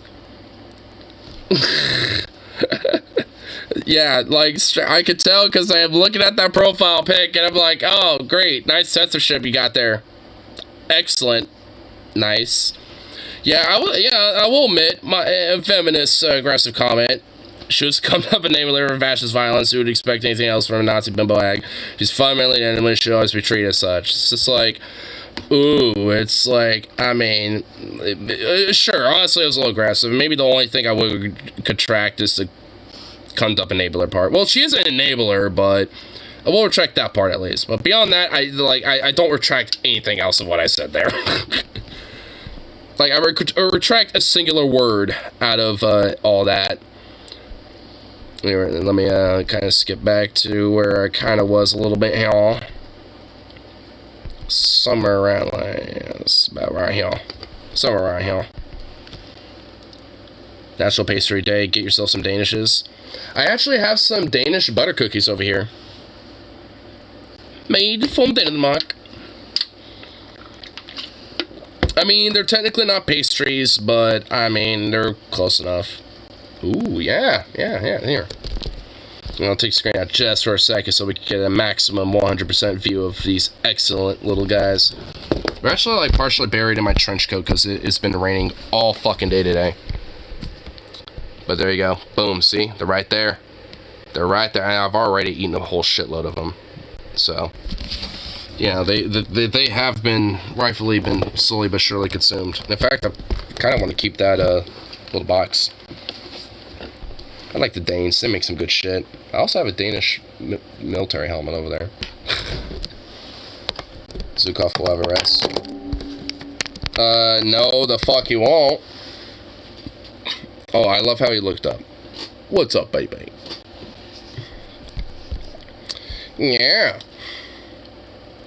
Yeah, you want some of the treats, but you ain't gonna get them. You'll get this treat, though. Here you go.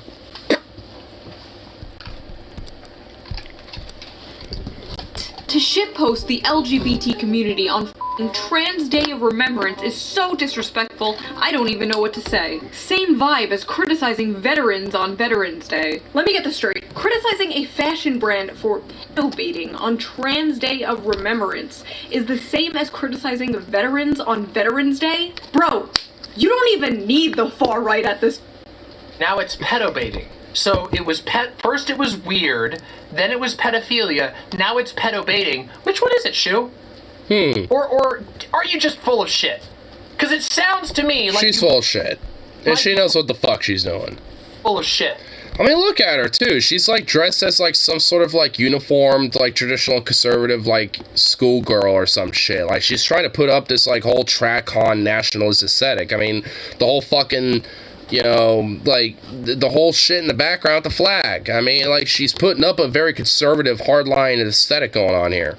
Like, she knows what the fuck she's doing. Doing their job for them. What the Even if I saw it from their perspective, like, even if I removed my brain and replaced it with a little toy monkey with symbols or whatever they have going on up there, Replace? even if I saw it from their point of view, if the issue they have with all of this is that I shouldn't be talking about this at a time where gay groomer rhetoric is popular, why aren't they mad at Balenciaga for doing an ad like this at the time that— Gay groomer rhetoric, like, what the fuck does that even mean? Because it's not a thing. Like, that is some far-right Nazi shit that's been made up by these same motherfuckers and shit that are, you know, trying to perpetrate violence against, you know, drag shows and queer people. Like, and shoot up fucking, you know, gay bars and shit, and gay nightclubs. Like, I mean, like, like, what the fuck does that mean when it's just, like, quote, gay groomer rhetoric? is popular. Trans people in Iraq is not grooming. Well, that's the whole thing. Like, that it's used as basically a fucking slur and used as a fucking hateful point, you know, against trans people and queer folk and shit. That's the point. Because they don't want queer people and gay and trans people to exist. Because they think it's, you know, degenerate on society and they shouldn't be around. It's like, she will never say that, but I guarantee you it's what she fucking believes. That's how being trans works. Yeah. It isn't. Like, being trans is just like, hey, you know, I don't feel necessarily comfortable with my natural biological body, and I wish to have my body changed into one that I feel more comfortable with. Like, that's basically is what it really means down at the end of the day. It's a little more complicated than that, but that's pretty much, you know, on a broad level is what it means. Piece of paper in a single photo shoot that you turned into a conspiracy, that you in this very video said went out of control. Why should we blame someone who didn't, like, Balenciaga didn't do anything. They're a shitty fucking corporation, but they didn't do a pedophilia. One of their artists put a piece of paper that you and your fans fixated on, and of course, many of your fans went and spun it directly into all kinds of demented, violent conspiracy postings, some of which also attempted to implicate the LGBTQ community. The LGBT has always exists because ignorance always exists, lifelong battle, sadly, but I mean, that's why, you know, events like Stonewall happened and shit like that, because of these very same things. Which, I mean, luckily, hopefully we don't have to necessarily get to a point like that again, but, I mean, I guess unfortunately it might seem like that might have to be the case. The things. Only instead of cops doing it, it would be far-right vigilantes. Second, I think I have a little and fascist militias, so... Remember earlier in this video, before I started watching Shoe on Head's response, that I read some of these quotes? I'm going to read one of the quotes from earlier once again. This is Victor Vieth, the Director of Research and Education at the Zero Abuse Project, okay? For some 20 years, we have been fighting back against that myth, referring to the satanic panic. You know, the D&D and witchcraft, and there's Satanists secretly using product lines to manipulate... Also metal music, like, yeah, a lot of metal music or rock music was considered satanic. Like, they literally thought, like, Led Zeppelin was fucking satanic, for fuck's sake. D&D and video games, that one. We have spent 20 years fighting back against that myth, and we have made great progress. We've got over 900 accredited children's advocacy centers. We have lifted the bar, responding to all forms of trauma treatment. We know what an evidence-based approach is to preventing it. We know what an evidence-based approach is for interviewing a child. We know what an evidence-based approach for preparing a child for court, and we know what's the best practice for securing a conviction against the pedophile. Now, almost overnight, because of the growth of conspiracy, we are back at square one. Yes, Shu, you randomly coming up with conspiracy theories and randomly accusing people because of your own delusions, your literal own delusions. That is extremely damaging. Yes, it is bad. It's fucking terrible. And I wanted to talk about another thing, okay, real quick? Here, let me bring up this article, okay? Let's bring this up. Let's be real, Shu's success largely, not entirely, but largely due to her good alternative gothish girl looks. If she was a 40-year-old balding white dude, she'd be nobody. I mean, I don't even know if, I mean, maybe, but I don't necessarily even know about that necessarily, because, like, there's a lot of not exactly good-looking dudes, like the Quartering, for example, that have a pretty decent following, that are about, like, 30-some years old, like Shu is, you know, maybe not 40, but about, like, you know, maybe late 20s, you know, 30s about, you know, that don't exactly look good, you know, or at least when it comes to looks, you know, entirely, but they still have a big following and shit. So, you know, like I said, like the Quartering, like, he's not exactly the most good-looking fucking dude. Like, he's, you know, kind of a legit neckbeard-looking dude, probably balding. He's always wearing a hat, so you can never tell. So, it's just like, I mean, you know, it's like, I mean, he's not necessarily the greatest looking dude, but he still has a pretty big following. Has he been around as long as Shu? No. Does he have a big following like her? No.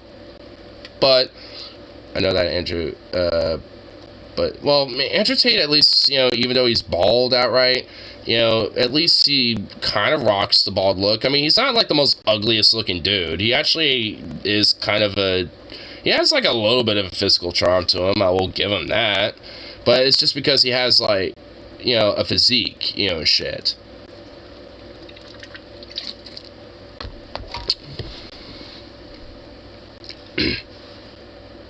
Out professionals who work at fighting human trafficking have talked about. I mean, I'm Ignar. That ain't my name. About this type of thing. Okay?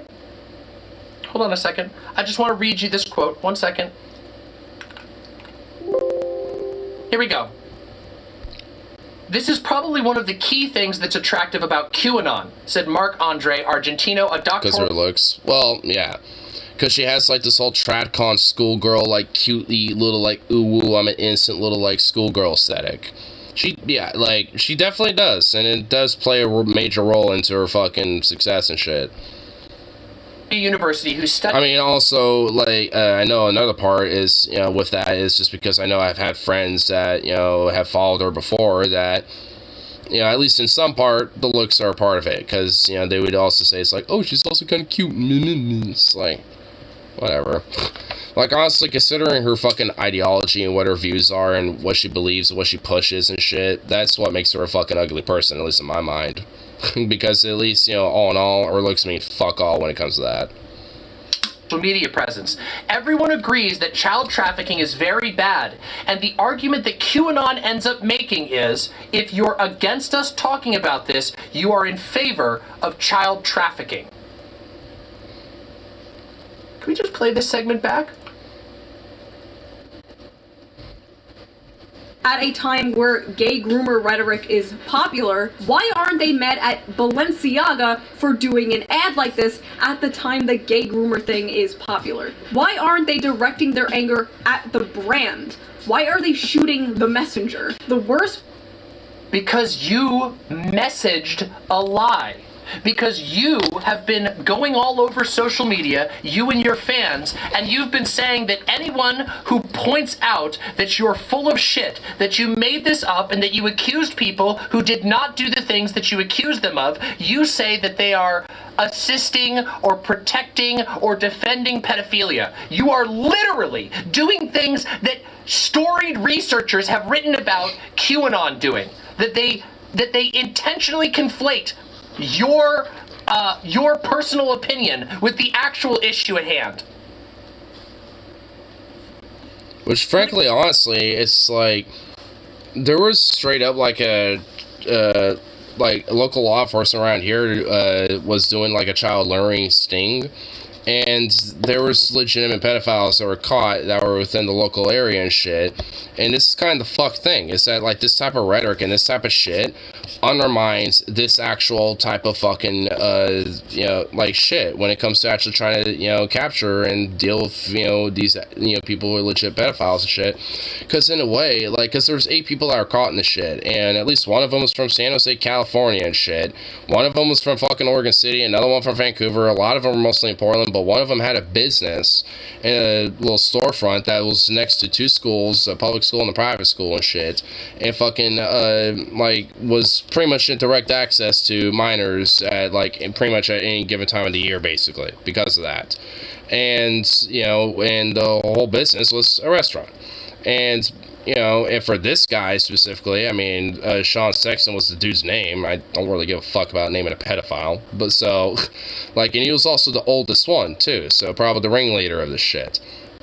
And it's like, these type of motherfuckers feel emboldened because, if anything, they think that the heat isn't really directly on them and shit because, there's going to be, queer spaces and queer people and shit that are going to be targeted. Not people like us, because they ain't going to be targeting us and shit.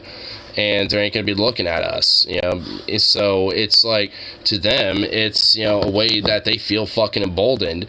And, it's honestly, luckily that at least local law enforcement here are actually doing their fucking job, for once, at least when it comes to this shit, and where they're able to stop these dudes from potentially harming fucking, minors and shit. But yet, people like me, queer folk and shit, get, the fucking blame, and we get scapegoated because of this type of shit. Because, even with the whole conspiracies, that these motherfuckers, espouse, they'll use, the kernels of truth, when, actual fucking, little pedal rings are fucking caught and shit, and everything. Like, when they're actually caught, that they will use those type of things as, little kernels of truth to sprinkle around. It's a very Alex Jonesian tactic, which also curious enough that Sean had really wants him back on, fucking Twitter and shit, and everything. So it's just like, considering that type of shit and this very, major conspiratorial rhetoric that she's espousing, she knows what the fuck she's doing with this type of shit. She's, purposely gonna, you will use, various different things that there may or may not be kernels of truth, but then primarily spell, nothing but fucking crazy conspiratorial nonsense. And will basically never mention the whole kernels of truth again, but using that as a hook and get people in with that. But at this point, right now, it's about making sure that, she saves face, and plays the victim, because she peddled a full-on conspiracy and didn't have a kernel of truth for fucking shit, to fucking help defend her with it. So, now she has to play the victim.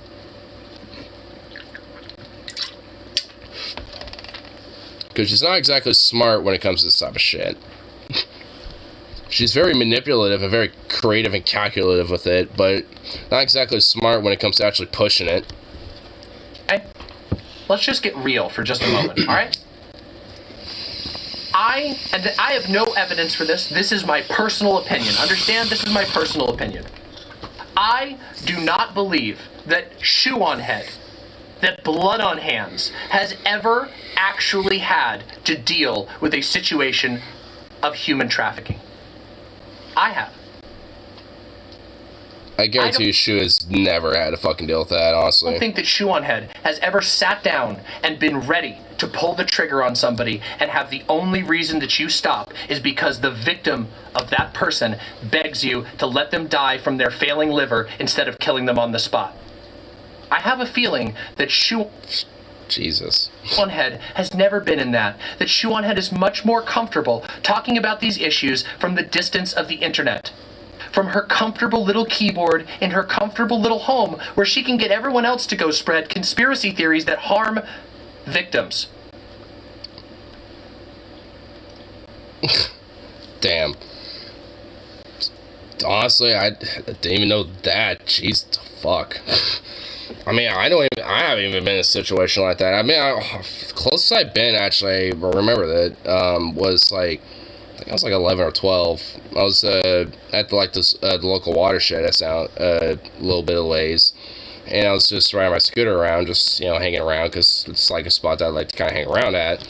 And there was this dude that kind of was kind of eyeballing me a little bit, and then when it was past me as I was leaving some of the little side trails and shit, going back on the main trail, he was trying to get my attention. He's like, hey, and of course, I know, and he was probably calling me. I turn around, it's like, huh? And it's like, you bitch, you whore. And straight up like that was just like, and it's like this old ass disheveled fucking bald and bearded ass fucking dangly, probably straight up a tweaker and shit, honestly. And was looking at me and just like and shit, and I was like, what? And then he was like, are you a bitch or a whore? Just like that. Just like, yeah, and I'm just like, neither. And then I guess because of that, it was like, go on, get then. That's what he said. I'm just like, okay. And I just fucking dipped. I mean, it's like, and of course, I'm like fucking like, I don't know, like 11 or 12 or some shit. So it's just like, I don't know how to fucking react to it. So I just fucking, get myself and yeet myself way on out of there and shit.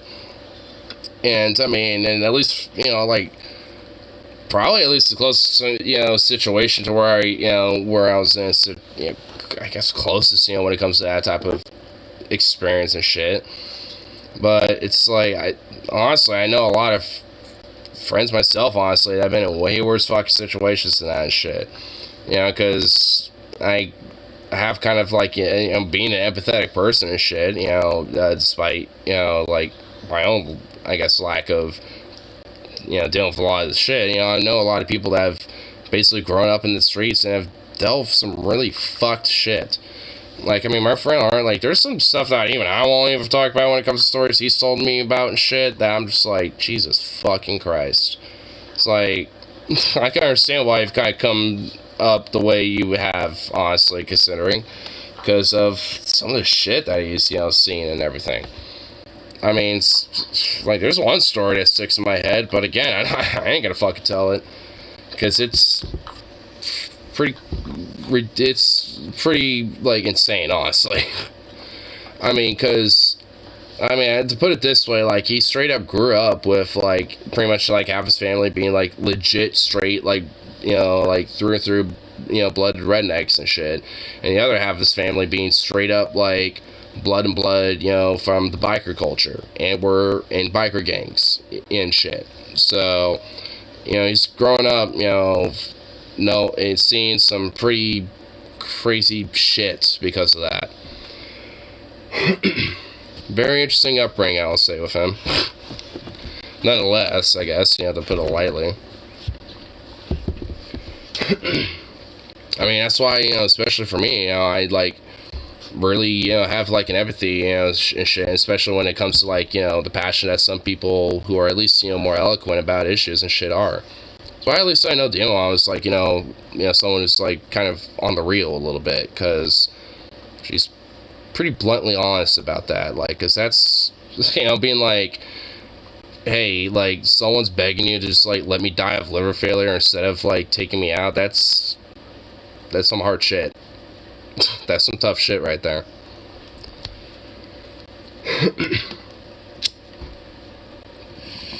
I don't buy that Shoe on Head gives a shit about these issues. I think that Shoe on Head gives a shit about her bottom line.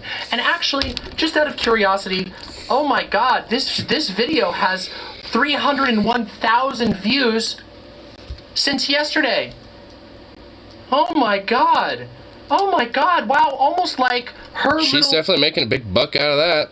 Invent a conspiracy theory while pretending that you give a shit about children, while doing what every single professional and expert in the entire world disagrees with. Looks like that's working out for her bottom line. Looks like she's padding her wallet pretty fucking well. Not bad. It's fun and profitable, right, Shu? So much ooh-woo to make a bunch of money off of fucking, like, the plight of other fucking victims and shit. Honestly, another fucking thing, I mean, it's not necessarily, related to this type of shit, but at least when it comes to, like, mental health and shit, which I'm sure Shu gives absolutely 100% of shit about. Like, I used to, have someone who was a roommate, and actually, if you go to the streams, like, in the way back, the time machine and shit, I mean, you can see some of them where he was a part of them. Well, there's a guy that, like, straight up, like, was essentially, a schizophrenic, like, straight up. And he would have schizophrenic episodes at times and shit. And, honestly, there was, like, a schizophrenic episode that was so fucking bad to the point that's actually where, end up not living with us anymore. Where I grabbed, I have it over here somewhere, actually, but I grabbed, like, my knife, which is, like, this fucking big. Like, it's like the Australian knife. It's an Australian qualified knife. It's like one of those knives. And I was like, because, he was hearing voices of, like, you should, basically, and he was telling us, what the voices were saying and shit. At least, some of the more, in reality part of his brain was, telling us, was like, yeah, I have these voices saying I should go to the kitchen to, grab a knife to harm you and kill you guys and blah, blah, blah, blah, blah. And I was overhearing this type of shit. And, of course, throughout this fucking episode, going back and forth, what was going on. And, of course, at least at the time, his dad, which I kind of consider my uncle, not by, they weren't by blood, but, I consider them, at that, at least, just because, I was close with him. But, him and my mom, of course, being fucking religious, thought basically doing their own version of, like, the equivalent of, like, like, doing some, like, exorcist prayer or some shit would somehow help, which honestly probably made it fucking worse. And, and I'm, like, in my own room being like, he's probably gonna fucking snap to a point. He's gonna go in that fucking kitchen and start, like, attempting to harm some fucking motherfuckers. And I had a knife in my hand being like, am I gonna have to, like, go to this dude and be like, do something? Because, like, there was a point in my mind where I'm, like, sitting there on the edge, from, like, peeking out from the hallway, like, am I about to have to, like, jump in, at some point? Because it was, like, a moment where shit was legit getting serious. But luckily, during that time of me being like, am I gonna need to come in and intervene, if shit gets real serious, like, by that point, the EMTs and, they showed up because, at least, my uncle called emergencies at that point, but, there was a moment of, like, especially for me, like, a realization, like, our mental health, system just is fucked. And there's also a lot of people that, will, instead of seeing that, will essentially, you say that, oh, it's like demons, or it's this or that, or it's just like some disease or some fault, or you're the problem and this and that and shit. And it's like, and especially from the far right, like, that is, like, the main rhetoric when it comes to people that might be mentally ill and shit. And knowing that how, some of these people can get, it's just like, like, there's a serious fucking issue where, there is some serious, like, problems when it comes to, the victims of these issues. And, a lot of these, victims tend to be, because of just the lack of an actual system in place to take care of them. And because of that, that creates more victims. And it creates, more trauma for other people because, like, their own issues are not being addressed.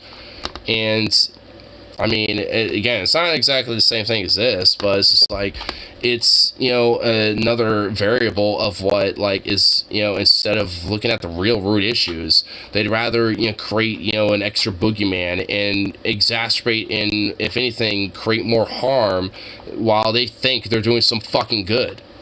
And it's like, especially that night, with that episode, I'm talking about, like, and I'm putting it vaguely, there was a lot of weird, crazy shit that happened that night, but, what was going on, it's just like, I know that, like, some people think they do good, but when they think it's like, oh, it's just demons or this and that, so, oh, we have to do, like, an exorcism or this or that, or just, like, put them in the funny house and, just let them have a lobotomy, basically, and call it good or some shit. Like, people think that, like, oh, that's what you do, or, oh, they're just unhinged, so just, like, take them out in the barn like old Yeller. Like, there are some motherfuckers that think that shit, that go that far with it. Like, to the level of some Nazistic shit. Because, one thing that Nazis did, do when it came to, the Holocaust shit wasn't just, the, Jewish people and otherwise. It was mentally ill people. People they considered retarded and everything. Because of whatever, for X, Y, or Z. Even though they were probably just, any capable person, they just, didn't have a system that helped uplift them a little bit and helped, boost them along a little. Because, well, you got Nazis running shit. So, it's like, when you have these issues, not being addressed, they just get exacerbated, and the motherfuckers that think they're doing the, greater good, end up doing more fucking harm than anything else. And create more victims, and create more travesty, and create more harm than anything else. is that this tweet came from a YouTuber who I've been friends with for years. Why is this person, who I thought was my friend, Can I just address this? Here's a comment from my YouTube chat right now. How was she supposed to know so many people would find her video out of the millions of videos on YouTube? She has 1.9 million followers on YouTube. She's been doing it for 10 years, too. She should fucking know that, you know, if she makes a video, likely it's gonna, you know, have a little bit of a shockwave and reverberate, you know, throughout the internet sphere. And people are gonna hear about one way or another. She has 2 other accounts that have thousands upon thousands of followers. I mean, same thing with, you know, if she makes a tweet. Like, half the time, you know, a lot of controversy she's stirring is because of some stupid fucking tweet she's made. And, you know, and that, you know, spills over, you know. So it's like, you know, like, half the time it's not even because of videos she makes. Because she has a lot of followers on Twitter as well and shit. So it's like, I mean, you know, been around the block for a while, has, you know, some form of influence. It does have, you know, some of a shockwave when she especially makes a hot take. You know, like, it's just like, oh, I just, you know, have no control over that or anything. It's like, you fucking real? Like, seriously? Even little small bean me understands this shit. It's like, give me a fucking break. How far her stuff reaches. Shoe-on-Head has bragged about her ability to get talking points on Tucker Carlson. She knows. She knows all of this. Oops. And you are being manipulated. I guess a little addendum. I won't necessarily say it's just her talking points. I mean, at least with the Balenciaga thing, she did create that. But, I mean, when it comes to these broader, like, you know, groomer talking points and all this other shit, I mean, that's been around for a while. I mean, it's had different, you know, terminology, you know, and shit over the decades and generations, but it's, you know, it's always been there. Like, during the whole AIDS epidemic, I mean, a part of that was, like, you know, at least an addendum, you know, to it was that, oh, this gay community is going to potentially get you AIDS, and anyone that has AIDS is basically, you know, some sort of a fag, and they're potentially also going to spread that to your children. Like, I mean, that was, like, a part of the scaremongery, you know, fucking tactics and shit that was done against queer people, especially during the AIDS epidemic during the fucking 80s and shit. And during, like, the 80s and 90s. That was, like, one of the big things. So it's, like, this whole, like, oh, gay people and the LGBTQ and shit are, you know, a bunch of pedos and shit. That's been around for a long fuck time. I mean, it's like what Morris was saying. It's, like, it's been around for, you know, for lifetimes and shit. Sadly. Because, I mean, despite it being just a part of, you know, society and being a part of nature and shit, and at least luckily, I guess, you know, a lot of different societies over, you know, humans' existence have had acceptance to it. But, you know, because of, unfortunately, a lot of this more bigoted bullshit, you know, being more of, like, what writes more common history or whatever the fuck, it's, like, never really gets talked about as much. Because, honestly, there was, like, I mean, one thing about, like, you know, the Viking era, actually, was, they were pretty, you know, accepting of, you know, queer, you know, relationships and, like, you know, queer individuals that happen to be within, like, their, you know, within their villages and shit. Like, there was, you know, a lot of, not, I mean, obviously, depending on the chieftain in the village, you know, and shit like that, it probably wouldn't necessarily be accepted. I mean, they did differ a little bit. But broadly, at least, like, there were a lot of different Viking communities and shit that were pretty accepting of, you know, homosexual relations, you know, with either men or women and shit like that. And they're pretty accepting of, you know, people being a little bit more, like, queer, being, you know, or men being a little bit more, like, in drag, or women being otherwise and shit. I mean, it's like, there's at least, you know, some examples, you know, that have been found, you know, at least when it comes to some, you know, Viking communities that, you know, we could find in archaeology that, you know, kind of hint and show, you know, that, you know, these things have at least been in some part, you know, accepted within a lot of different Viking communities and shit. While at the same time, you have a lot of these, you know, very hyper-Christian kingdoms and shit like that were persecuting motherfuckers for being gay and shit during the same era. So it's like, you know, you can, you know, unfortunately history never really, you know, well, like, at least commonly be, educated in that way, but, those type of things, tend to happen and shit, where it's like, some different communities and some different types of societies and shit, would have, at least especially considering, their time, would be more progressive views and shit in comparison to other, societies and shit that were more prevailing at the time. Like, because another thing about, like, the Viking culture and shit is that they valued women who were, in a lot of ways, pretty masculine. Like shield maidens, for example, or like chiefesses, like women who kind of had a pretty strong role in politics and, in leadership. So it's like, I mean, there were, different societies that, had, these type of women. I mean, even in Celtic society, like with Boudica, like, so it's like she was like a warrior chiefess, basically, that, like, helped fight against the Romans and shit, you know what I mean? So it's just like, I mean, like these different societies, kind of had a sense of value for, like, when it came to, like, what we consider, like, strong women feminism and stuff like that.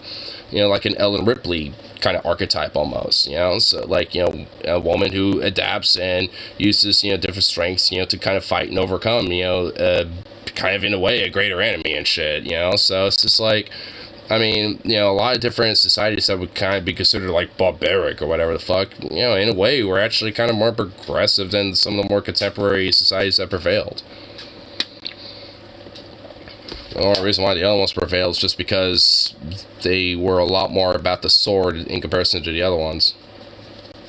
Were able to have more swords against the others. Choose formats just spouting standard right leaning Joe Rogan has talking points while batting her masquerade eyes at the camera, being like tee-hee with a pink purple line in the background. I mean, yeah, pretty much.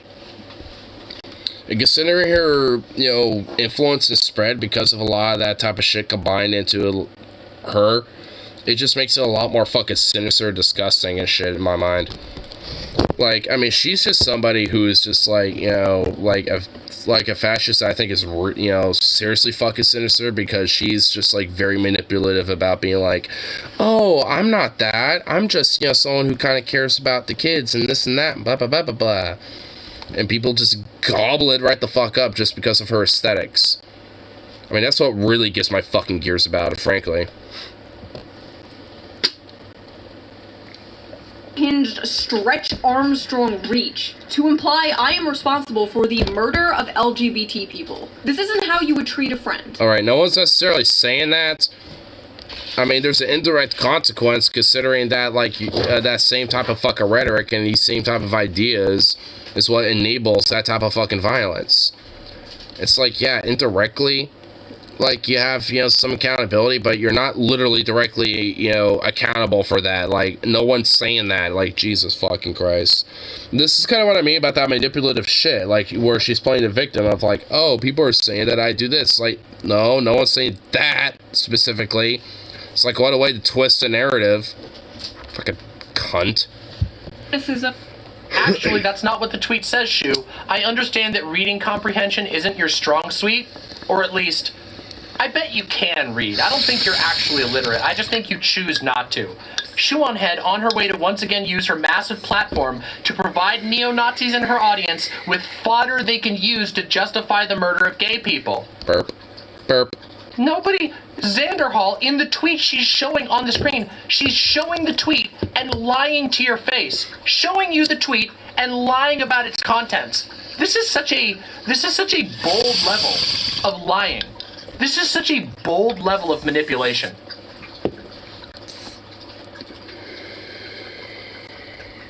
This isn't a joke. This is disgusting. I just don't understand, like, if you had a problem, why didn't you come to me in private? Why did you have to make it into some public sideshow lit epic dunk for the— You made it a public sideshow, you fucking idiot! What do you mean? You posted about the conspiracy theory without ever doing research! Why didn't you do research on Balenciaga in private and then take it to the fucking FBI? Why didn't you do research on the pedos, quote-unquote, at Balenciaga and take it to a charity that fights this shit? Why didn't you take it to a lawyer who specializes in fucking victims of child trafficking? You fuck! Oh, yeah, I was gonna pause it, but I knew that was coming up, so I'm just gonna let her preach for a second. Oh. about any of this except for your own fucking bottom line. Dude, she's getting like red mad, dude. I love it. You would have done that. Why didn't you do it in private? The victim narrative on hand. Oh, just a small bean. I just created a widow conspiracy theory, which I, in this video, admitted ended up with buildings getting vandalized. Ooh. Why didn't people talk to me in private? That's pathetic. You are pathetic. You are weak. You are spineless. The world to see. Maybe this is karma, because I've dropped friends over politics before. Because honestly, I can't find any other. Oh, so wait, hold up. Wait, that's just this is all just like politics to you? Like, I mean, this whole idea of like, you know, there's a bunch of like weird pedophilic like gay groomer rhetoric and LGBT like groomer rhetoric, you know, being espoused and shit. And, you know, and some people are calling you out for peddling outright conspiratorial nonsense and shit, and you dumping those people are just politics to you. Which, like, Xander Hall, for example, which what happened with that is, like, Xander Hall kind of called her out for the bullshit, and she cut ties with him, and her audience is actually, unironically, straight up said death threats to this dude. And it's like, honestly, I'm not, like, the outright most biggest fan of Xander Hall, but I do at least respect and appreciate that, like, I do think he's a really valuable voice, especially when it comes to, like, getting people who might be, you know, on the right wing, you know, de-radicalized from the left, because he has, you know, done that himself, you know, amongst other things, you know, so it's like, I value his voice. I honestly do legit respect him and shit, and he, you know, holds to his guns, you know, all in all, you know, it's just like, at least for me, I feel like it kind of delves into too much drama stuff, in my opinion, but either way, like, I mean, when he, you know, talks about other stuff, I mean, I tend to pretty much, like, agree from through and through, you know, so, like, either way, I do still respect him and shit, especially considering this nonsense. It's like, I mean, he definitely, you know, is deserving the shit that he's been getting with this, because, like, just because he's calling out Shu for basically, would you knock it off?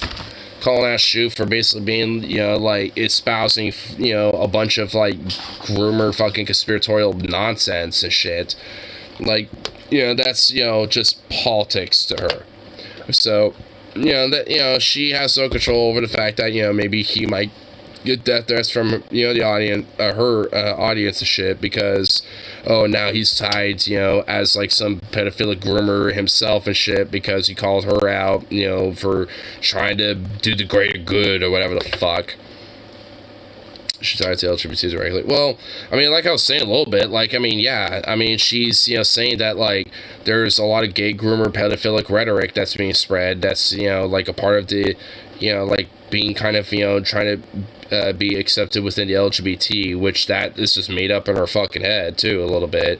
Like, you know, people that might be, you know, that might call themselves like MAPs, or, you know, like open pedophilic fucks that try to normalize that, you know, and say like, oh, hey, these type of people, you know, are, you know, essentially like, you know, tied to this because they're trying to like use progressive talking points to normalize their shit, which is bullshit, you know, for the most part. Like, I mean, she's just kind of making that up in her fucking mind entirely, but it's just tied into the whole broader, like, groomer, conspiratorial shit, where, like, a lot of these drag shows, a lot of these corporations and businesses and teachers, you know, are basically slowly but surely trying to, like, you know, groom and fucking, like, get kids, you know, sexually, provoked by, you know, like, trans issues and, like, drag shows and pretty much, like, the broader, like, queer community, essentially.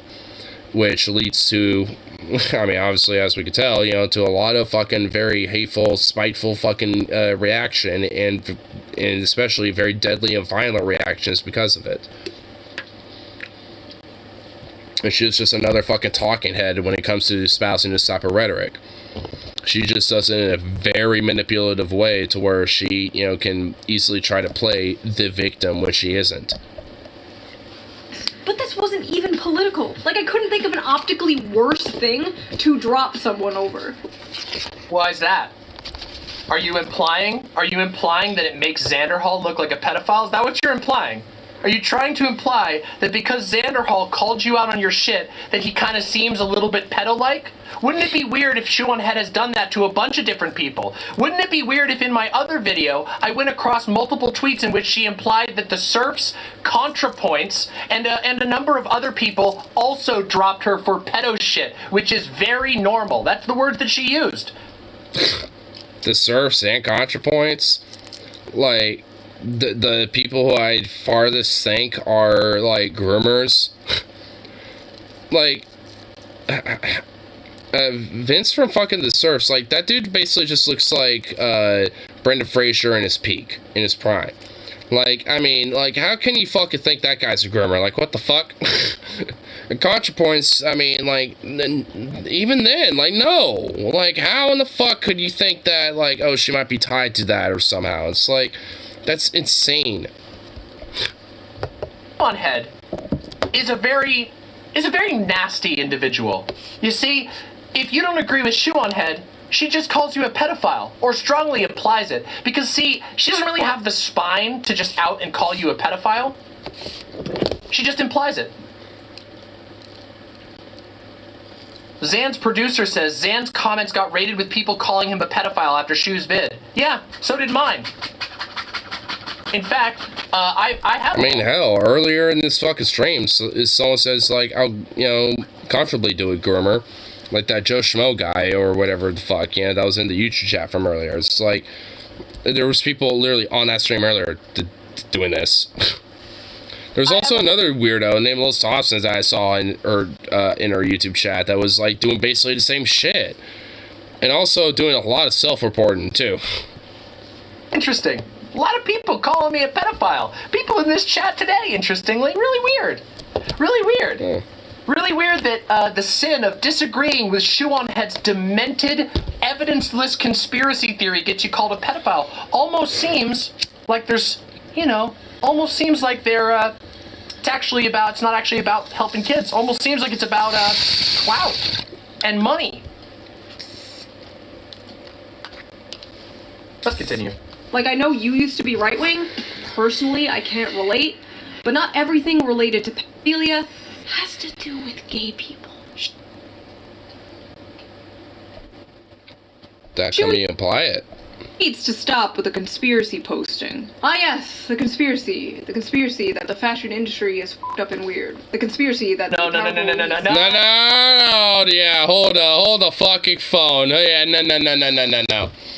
You're not just gonna be like, oh, just because, you know, I'm doing this because fashion industry weird, yo. Like, yeah, is it? Yeah, sure, it is. But, like, no, that's not what the fuck you've been, you know, saying this whole time, this whole weird conspiracy peddling bullshit. Like, what the fuck? Like, no. That is some manipulative fucking bullshit right there. That is just straight out a flat fucking lie. Like, what? Excuse a fucking me? Un sacre bleu la fuck moi? No, you manipulative fuck. No, you do not get to do that within 2 minutes of this. You just said that it was a pedophile conspiracy and that it was pedobaiting. The conspiracy, this is a open Mott and Bailey. Literally a textbook manipulation trick. A trick of rhetoric. You say, well, the conspiracy theory that fashion is weird after you just spent a video alleging pedophilia. No one disagrees that the fashion industry is weird. Nobody disagrees that there aren't bad things that happen in the fashion industry. What they disagree with is your fucking invented bullshit about a secret pedophile conspiracy. You fucking slimy worm. Of course. I mean, because honestly, like, the fashion industry is legit weird. Like, and honestly, a lot of it is just because of the exploitation they have to a lot of, the models and all that type of shit. Like, there's a lot of, fuck shit, because, like, they'll say, oh, you have to, be this, weight, and you have to look like this, and blah, blah, blah. Like, there's a lot of bullshit that comes in with the industry where it's weird as fuck and also very hyper fucking competitive and shit, where it can be pretty fucking ruthless. Like, I mean, so there's a lot of shit, that's weird about it. Is it this, though? Of course fucking not.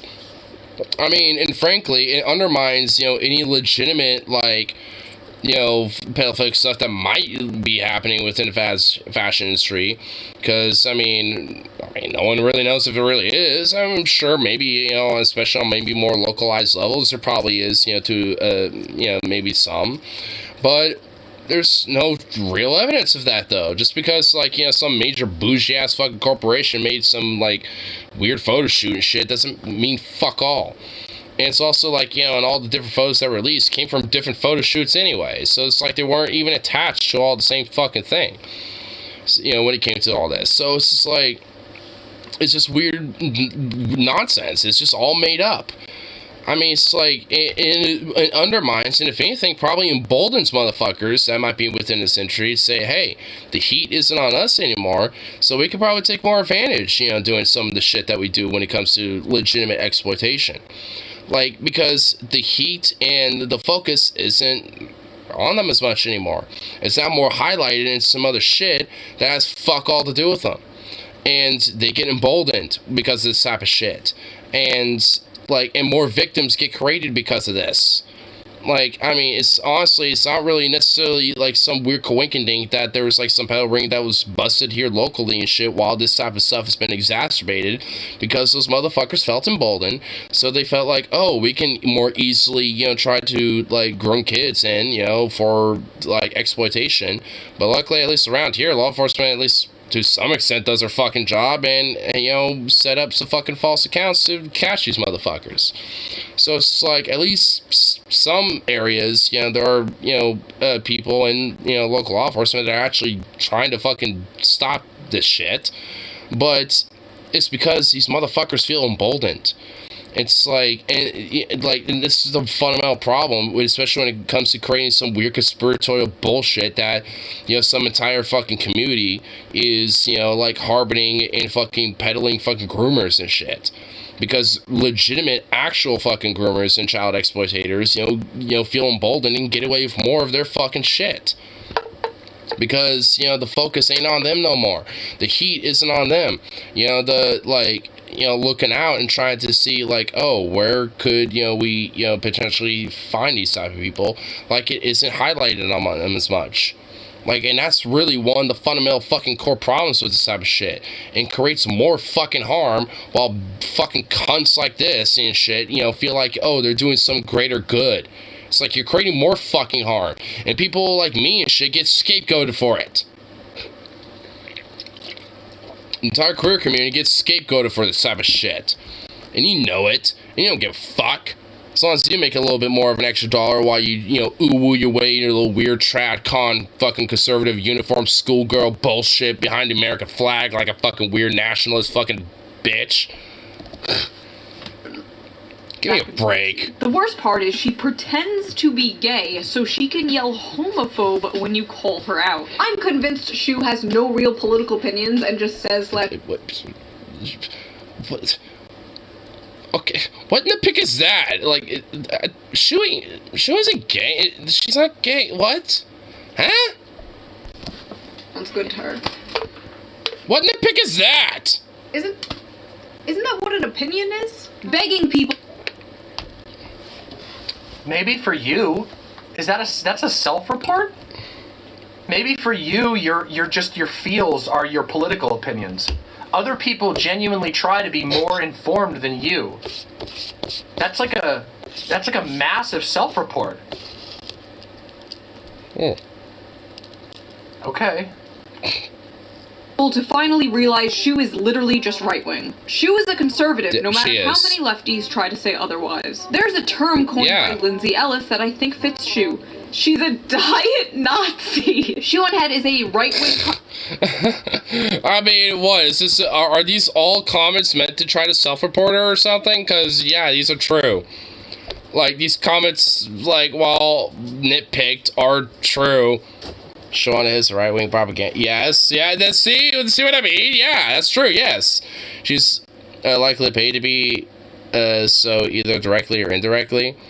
Yeah, it's her audience. She gets fucking ad revenue and patron money and blah, blah, blah, and I know she does streams every now and then and stuff, and she definitely gets fucking donations there.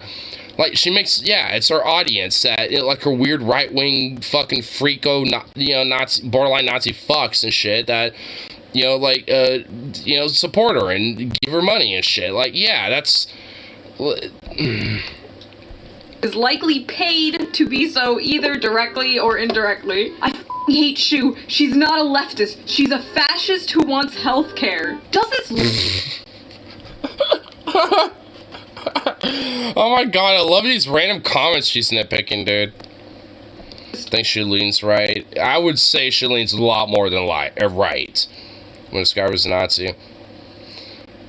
I mean, I'd say she's a crypto-fascist. I mean, alright, like, I mean, I guess if I say Nazi, I'm kind of more broadly umbrellaing, like, crypto-fascist and shit with that, but, like, as a lot of the shit that she's indirectly enabling is legitimately, like, some Nazi shit, because a lot of, you know, neo-Nazis today are, you know, very hyper-emboldened when it comes to the whole anti-LGBTQ, like, groomer rhetoric shit.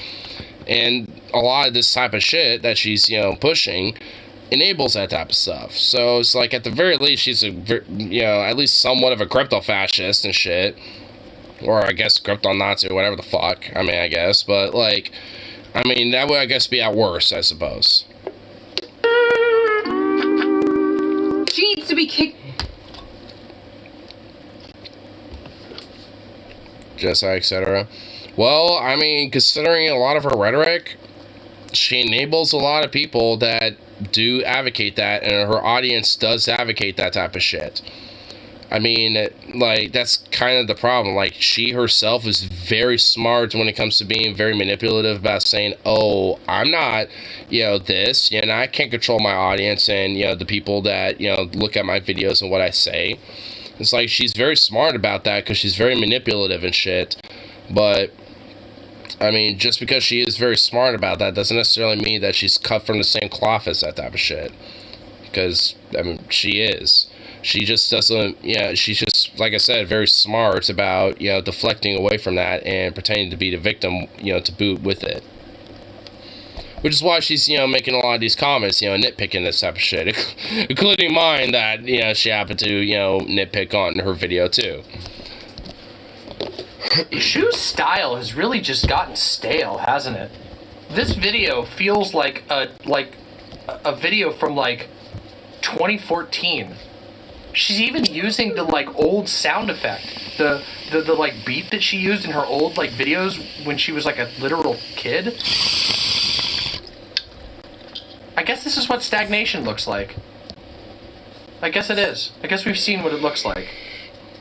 Well, when you don't really have to improve on anything else, I mean, outside of just spewing, you know, specific type of rhetoric that, you know, can easily make you money when it comes to a grift, I mean, you don't really have to change much about yourself. So, not surprised. yesterday. She's a fascist. If you are denying it at this point, you are just a simp. Shuan Head is a right-wing paid propagandist infiltrating leftist spaces. She's a calculated and insincere plant, and she needs to be excommunicated. I mean, I wouldn't necessarily say excommunicated. I'd just say confronted. Like, I mean, honestly, like, I kind of think I know what that dude was kind of meaning. Is because there's people like Vosh that kind of have a friendship with her a little bit and give her the benefit of the doubt, frankly, way too fucking much. And, you know, it's like, I think that's kind of what that dude meant, but I wouldn't necessarily say excommunicated. I think, you know, at least when it comes to lefties that happen to be friends with her, they should just be honest about it and just confront them about this shit and be like, yo, why in the fuck, you know, are you enabling this type of stuff and blah, blah, blah. And if you don't think you are, then, well, I mean, here's why we think otherwise. And just go from, you know, like, have a conversation, you know, have an honest confrontation with the person, you know? Like, I mean, like, I wouldn't necessarily say excommunicated. Just confront the bitch about it. Here, like, the reading off random comments that... Because obviously, that, like, at least when it comes down to it, when a whole bunch of people start confronting her like this, I mean, she starts kind of squirming around like a little worm. So, evidently, it does do something a little bit. I would honestly, legit have, gain some extra respect points for Vosh if he was like, here, let me just call in Sean Head randomly, my guy, and confront her about some of this bullshit, my dude. Like I honestly feel like, he would, at least for me, I would gain her some more respect points, because he really does carry a lot of water for her, and it's like, dude, come on, bro. Like, you don't realize that she's not exactly your buddy? To be summary, like, a la kind of like Nazi Germany. I mean, her herself, I mean, probably not her directly, but a lot of the audience that she's espoused and garnered up, I'm sure a lot of them definitely do. And to use a lot of her rhetoric and her talking points to, feel more emboldened about wanting to push something like that. Even though maybe Shu doesn't necessarily feel that way. I mean, it's like, it's kind of the same thing for like someone like, Dave Rubin, for example. Like, I mean, he's a far-right grifter gay guy, but, a lot of, even his own audience, would basically are openly like, yeah, we don't give a fuck about you, we'll basically Nazi Germany your ass. And, he still grifts to him, so it's just like, I mean, whether, they know it or not, like, I mean, for Dave, like, he knows, for Shu, she at least pretends that and plays dumb that she doesn't know, but I'm pretty sure she really does fucking know. It's like, she, garners up a lot of an audience that, emboldens and has, a lot of people that espouse that type of shit. So I guess at the very least, I'd say she's an enabler of that, even if she herself isn't necessarily, like, thinks in that nature. She definitely enables a lot of people that do think that way, though. Now, and honestly, that's more of an indictment to her, more so than the fucking people that already believe that shit. Interesting. Like, I don't know what the point is here. Is the point that some people were mean to Shu when Shu alleged a pedophile conspiracy that reached international news level? Yeah. Some people are going to be mean to you, and some people are going to say some unreasonable things. You also started a conspiracy theory that reached international fame with no evidence. It's victim. This is professional victim shit. This is like 2014. Look at the SJWs I don't like. Damn goofball. Thank you very, very much. Deeply appreciate that. Deeply appreciate that, TJ. Thank you. Thank you very, very much. Let's continue. From the left, she isn't a leftist. Yeah, isn't it? It's damsel in distress shit. Damn. Damsel in distress. Damn. Shu went all the way around back to the Gamergate days. Oh no, she took it too seriously. Oh no. At this point, we just have to not let Shu exist on the left anymore. Inevitably, she is going to leave the left, and it will not be surprising. So first of all, if I was going to leave the left over left-wing people being mean to me, I would have left the left like 8 years ago. I know it's hard for these people to understand because their extent of politics is quite literally Discord servers and Reddit communities. You cannot... Huh? That's super ironic coming from... Yeah, coming from you, shit, that's funny. Because at least for someone like me, at least, like, my politics, also come from, like, union organizing and union agitation and shit, especially when it comes to the workplace. Like, and also on top of that, like, doing, like, community action when it comes to, like, like, going out to protest or marches and, different, like, community service things. Like, I got, like, some shit under my goddamn belt. Like, what about you, Shu? Like, what have you fucking done? Like, bitch and moan a crow on the internet about random shit. And maybe occasionally be like, ooh, woo, can we please have healthcare or something? Like the one rare little, like, lefty thing that you espouse. That's super fucking ironic coming from you. Your entire career has been on YouTube. Your entire politics is based on the internet. That doesn't... Do you think that's like a own to anybody? Like... If anything, it's more of a self-report. You're a YouTuber. You're like a fucking 10-year veteran of YouTube. Your entire career has been on the internet. What are you talking about? Not be kicked out of opinions. Like, I could call myself a right-winger right now, but I would be the shittiest right-winger ever. You're not gonna be the shittiest right-wing ever. You'd be a perfect fucking grifter for them, you fucking weirdo. Like, what the fuck you talking about? Like, yeah, you could call yourself a right-winger right now, and you fit right in. Like, no pun intended, but the shoe would fit right perfectly right on your head with that one. Count of the whole, I don't know, socialism thing? The whole... What did I say earlier, like, about how she would, like, you know, sometimes call herself, like, a social democrat or a socialist and shit every now and then? She's literally calling herself that right now.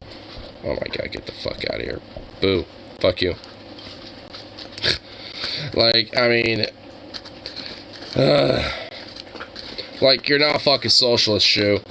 Like, especially considering that you're, like, okay with having, like, you know, some workers, you know, from a company, you know, get ostracized and fired and potentially sued, you know, over some bullshit that you started, on top of, like, you know, basically just, like, the only real thing that you ostensibly are socialistic with is, like, healthcare and shit.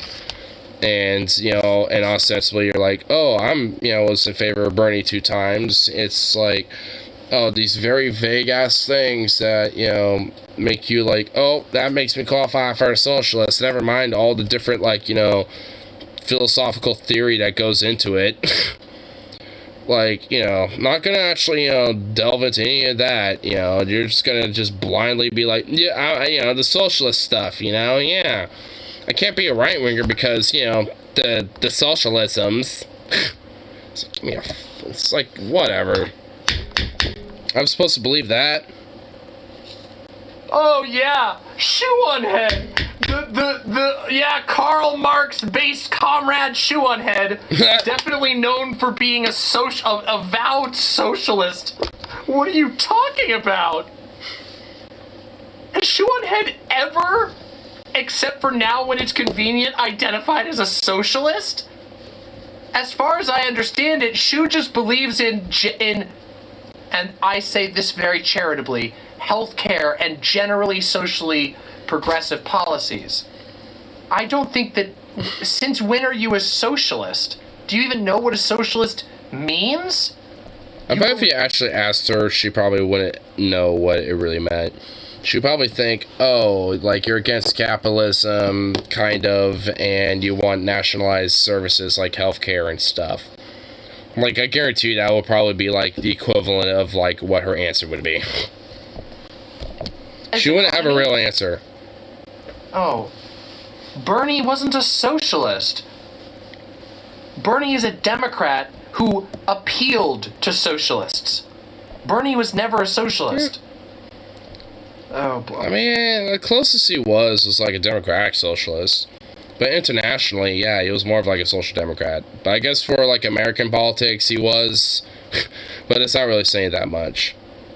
It's like saying the Japanese Communist Party is like fucking communist as fuck. It's like, you know, they really aren't. Like, I mean, they're more of like, you know, dem socialists, you know, types when it comes to what they espouse and stuff. You know what I mean? So it's like, just because, you know, maybe they call themselves this and that, or, you know, a lot of what they might espouse, you know, is, you know, maybe somewhat, you know, to the ideology or something, doesn't necessarily mean they're like a through like socialists or communists or whatever the fuck. I find that very funny, personally. Okay. I mean, at least they're a little more friendly to the ideas and stuff, or more open to it. Being a socialist might get in the way, but more importantly, I don't know. Actually, wait, hold on. I mean, at least my own personal hold on. Like, also being like a socialist get in the way of right-wing ideas, not exactly. Like, what do you think national socialists are? You know, like the Nazi Party, you know what I mean? Like the National Socialist, like German Workers' Party or whatever the fuck. Like, I mean, Like, there's definitely a lot of right-wingers and shit, and, you know, white supremacists and a lot of different, you know, these type of ilk and stuff that do believe in some socialist ideas and shit. They just want it for white people or, like, the desirable groups and shit. Like, I mean, there's definitely far-right extremists that do believe in, like, nationalized services just for the good people, you know, like the good groups, and, you know, the ones that they deem desirable, like I said. It's just like that. Like, there is at least some room for that, Shu. Like, you're being fucking naive with that. Very fucking naive. And I think, honestly, that's purposeful, because I don't think she's necessarily being naive with that. Like, she's playing that, but I don't necessarily think she actually is naive about it. She knows what she's fucking doing with that. said he was a socialist at one point. Whatever. Let's continue. Oh, what about me calling shit like this out makes me not left-wing? It genuinely feels like some massive psyop. Considering, what? Considering that, like, you know, what is left-wing about it is basically, you know, undermining, you know, like, queer liberation and, like, you know, drag shows and different, like, you know, more queer acceptance and shit. Because this isn't the only time you know, been against this type of shit.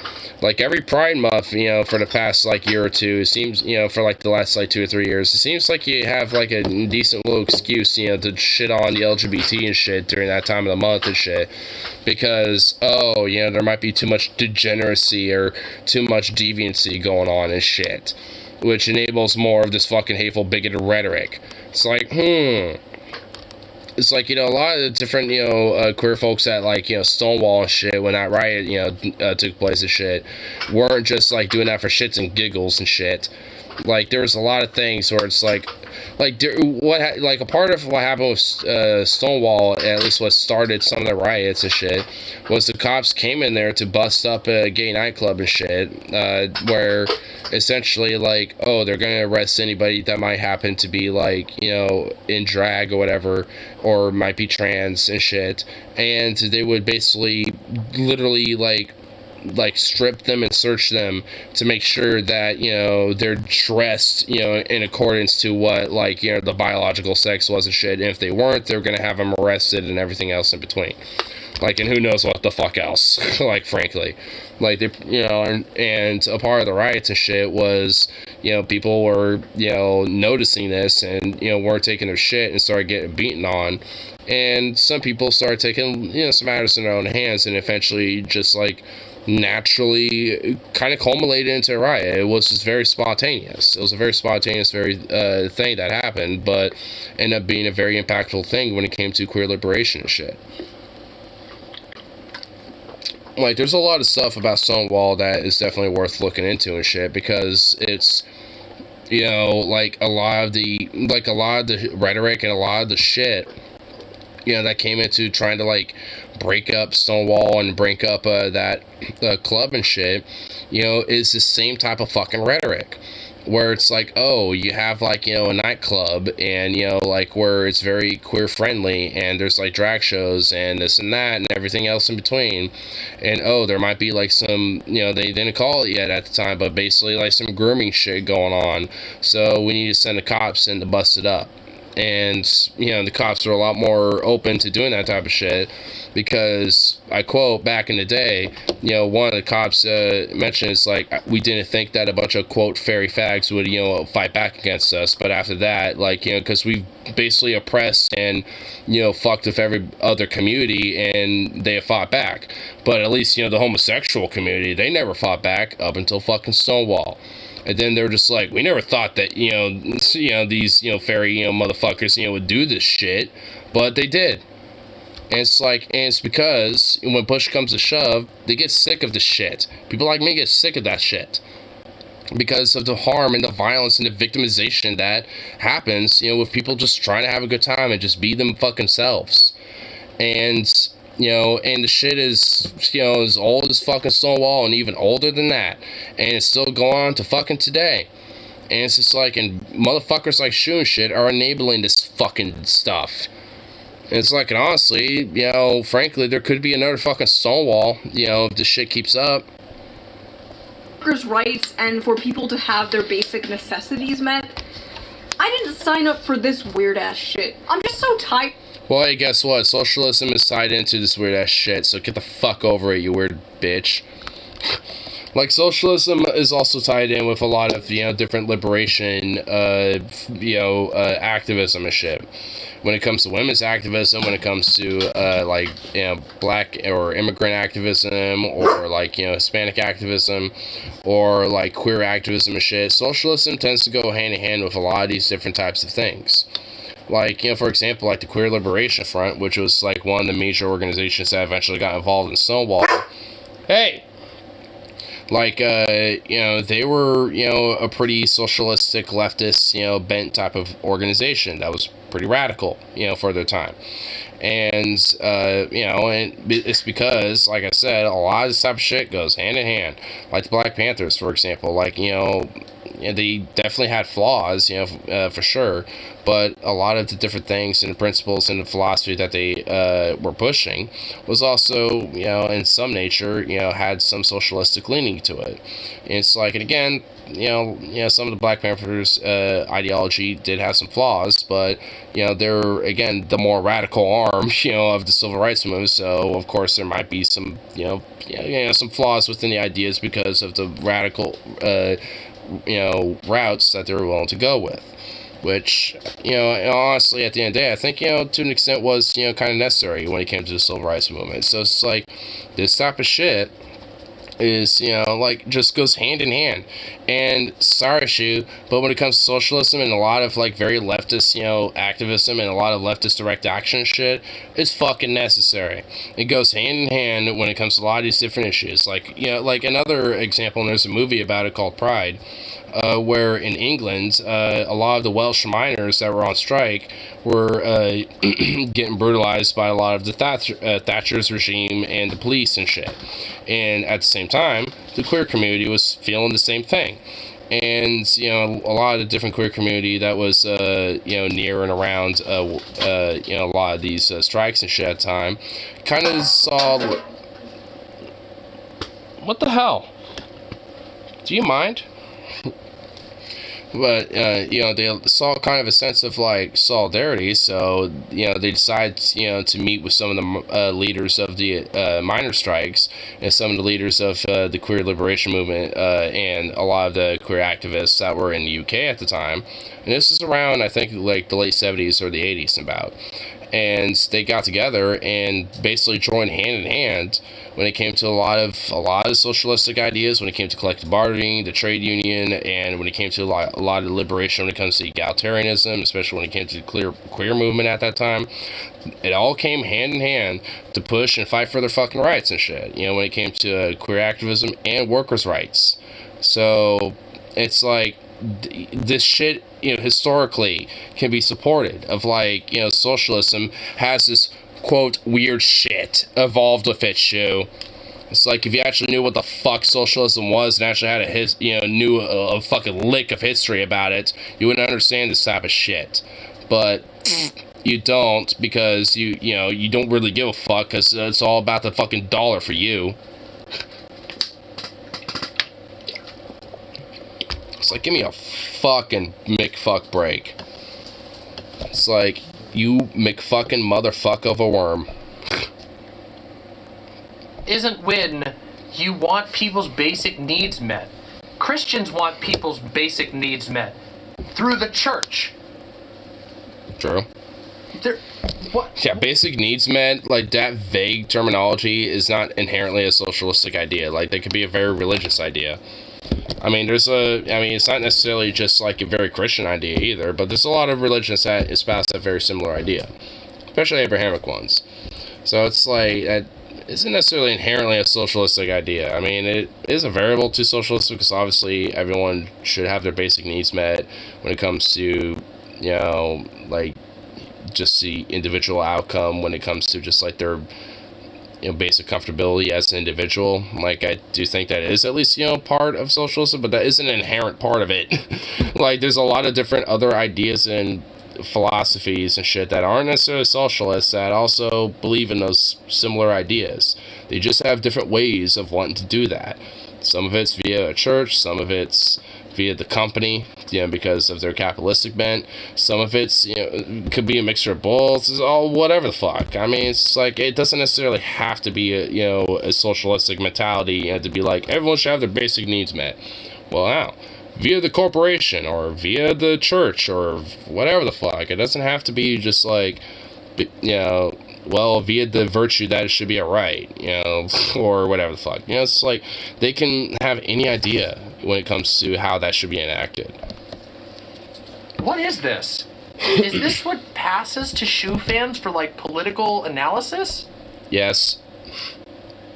apparently being a socialist is when you want people to have their needs met and you also want health care. Hey, what's up, Stefano? You don't got log? Yeah, because you're out in Hawaii, you enjoyed your time. You want to maximize your time in Hawaii. I get it. We're just delving into shoe on, blood on hands, bimbo, fucking right-wing grifty fuck bitch shoe. And how much of a conspiratorial dingbat she is. Dude, she actually, like, I made a comment on one of her videos, and she straight up screen capped it and made it in the video that we're reacting to. Like, she straight up, in this video that we're looking at, like, in a compilation of comments, put mine in there with the very specific compilation of comments, you know, for her weird-ass narrative. I'm just like, yay! I'm on a shoe video! He actually makes money streaming equals pro on it, apparently. He says they're less anal than YouTube and Twitch. Oh, they actually do streaming now? Damn, dude. I mean, I got problems with TikTok, though, because of, like, it's a Chinese corporation that is based out of, and thus, like, you know, ties to the Chinese government and stuff like that. I don't really like that. There's a lot of issues I kind of have with TikTok and stuff when it comes to privacy shit and stuff. Like, I do really have issues with TikTok that kind of refrains me from using it, but shit. I mean, I could probably do it multi-platform wise, because seriously make some bank. Yeah, I could do it as a multi-platform thing. Like, I could, like, do streams on TikTok, but then I can also, like, I can upload those on YouTube as well.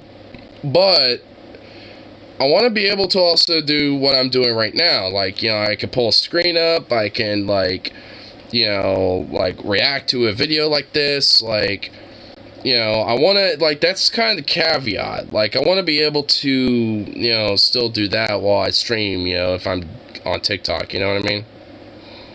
Like, if they don't really offer that, maybe I could probably do it via Streamlabs, but I don't know if they're compatible with that either. So, I'll look into it. Multi-platform would be good. Yeah, because that was kind of the initial idea with Twitch, but Twitch, you know, is kind of lame. So limited when you only have 270 followers here and probably 10 that I actually watch. Yeah, and honestly, you know, there's probably more people that, you know, watch off and on a little bit afterwards. Streamlabs supports TikTok. Okay. So that should work, because then I can still do this, and I can still obviously, you know, have the chat, you know, up with that and everything. So, okay, well, I'll look into it. I can see if I can make it work. And if I do, like, I'll probably make a video, be like, hey, here's where you can find me on TikTok. I'll experiment doing some streams here for a little bit, blah blah blah, you know. So I can at least do that, and then see where it goes, and then whatever I record, you know, stream there, I could just re-upload on YouTube and shit like that, just as a video. So it is vertical. See, I don't like that. Fuck vertical shit. That's just stupid. I hate that. See, that's what I don't like about TikTok either. It's all vertical shit. I don't want vertical nonsense. I want the horizontal stuff, you know? I guess I could just, like, you know, have the overlay either, like, on the bottom or above. Woke Husky Ignore. I mean, it'll just simply be Ignore Husky if I do it on there. I mean, I don't know. I'll look into it. I'll see if it's worth it enough. I mean, the whole, like, vertical overlay, though, I don't like that. So I don't know how that's gonna work. Because then, like, if I stream on YouTube, if I upload on YouTube, it's all vertical. See, that's like, that's the issue. Like, I don't like, I hate vertical. I've always hated vertical. So, like, I hate how, like, YouTube Shorts and like TikToks are always in vertical mode. Like, I hate how TikTok established, like, for no reason, because everyone always fucked on everything being in vertical mode, but TikTok was like, nah, fuck you, we're gonna have it on vertical. We don't care. And people just accepted it. It's bullshit, man. Above or below? Well, yeah, I mean, it could work, I guess, but still, it is bullshit.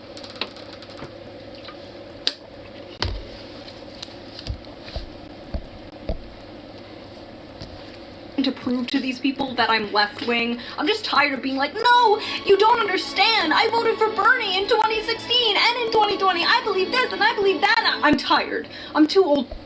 Do you think... I'm too old for this. Bitch, you're barely like in your fucking 30s. Like, like, give me a break. Like, I voted for Bernie, I did this and that. Please, I'm a victim. It's like, fuck off. It's like, give me a break. Like, are you serious? Like, you're really gonna play this much of a fucking victim, you enabling, wordless little son of a bitch? My lovely viewer... Have TikTok for a few days a week and YouTube for the others. I guess I could do that.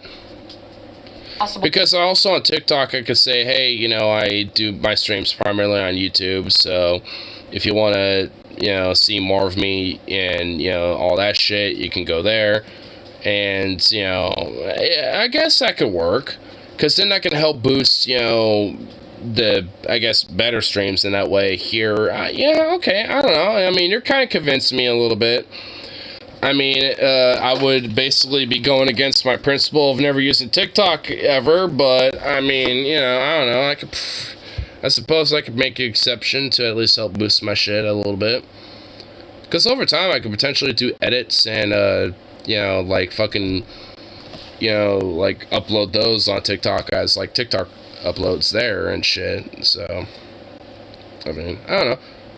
I guess there's, some ideas, that could be stirred within the pot with that.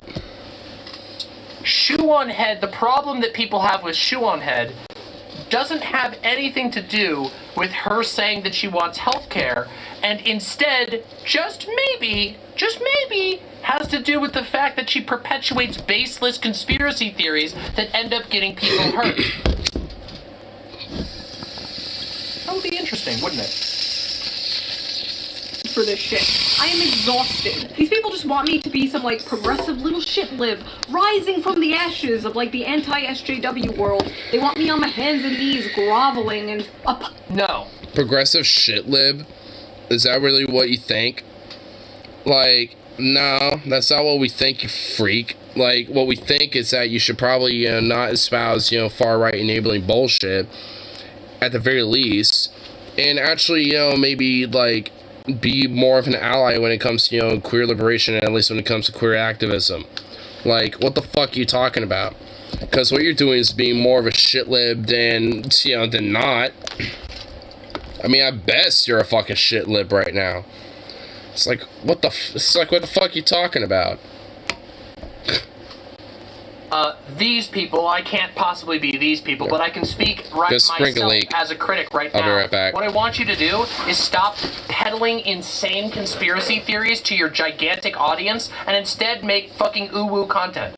Stop fucking talking about things that not only do you not know anything about, but that you actively harm. You harm victims. We opened this stream by reading out a letter put together by well over 100 organizations that daily, every single day, their entire purpose is to help people escape trafficking, to help kids escape sex trafficking. And they all said the way you do your crap hurts them, actively. I don't know, did Shoe on Head get on board with the Wayfair thing? Because if that's the case, then that other person may have been saying that we read just a bit earlier might be specifically referring to shit that Shoe on Head pushed. Yes, she did. She pushed the Wayfair shit. Well, remember what we read? Do you want to read it again? Here, let me just read it real quick. Oh, this is going to be so interesting. Hold on, I wanted to bring this up. Let's read this again. Ready? This is from a report by the Polaris Project, one of the a well-recognized anti-child trafficking organization that aims to get children in contact with lawyers so they can fight against it. Let me just read this out.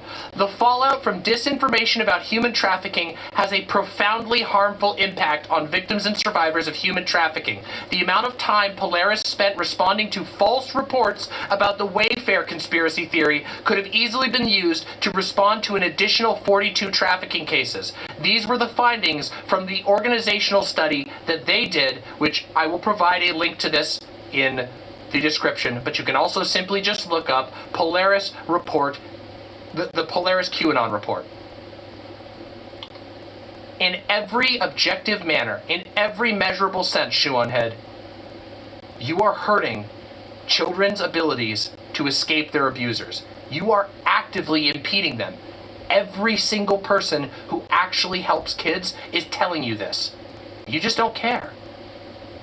It's not about you getting down on your hands and knees and begging for the left. It's about you just shutting the fuck up about this shit. You don't know anything about it, and it's clear you don't actually care about victims. Because if you did care about victims, you would do things differently. True. I bet you can dominate the boombox market on TikTok. I felt really You probably about could. This issue, so listening to this is pretty cathartic to me, not gonna lie. I imagine it's cathartic to a lot of people who've been having to deal with Pepe Sylvia tier conspiracy mongering all over their timeline, and people telling them to their face that what they see... It's definitely very cathartic for me. The evidence in front of them says something different than what it says. Let's continue. Apologizing for making, like, stupid level 1 baby edgy jokes about attack helicopters 5 years ago. They want me saying we need to destigmatize pedophilia, or want me simping for the CIA, or whatever the these people are up to nowadays. And it's like, no, not gonna happen. Who in the fuck is saying that you simp for the CIA? What the fuck? Dude, what weird straw man bullshit is she trying to fucking, like, deflect, you know, as, like, oh, this is what people are saying. It's like, no one is saying that, you fucking freakazoid.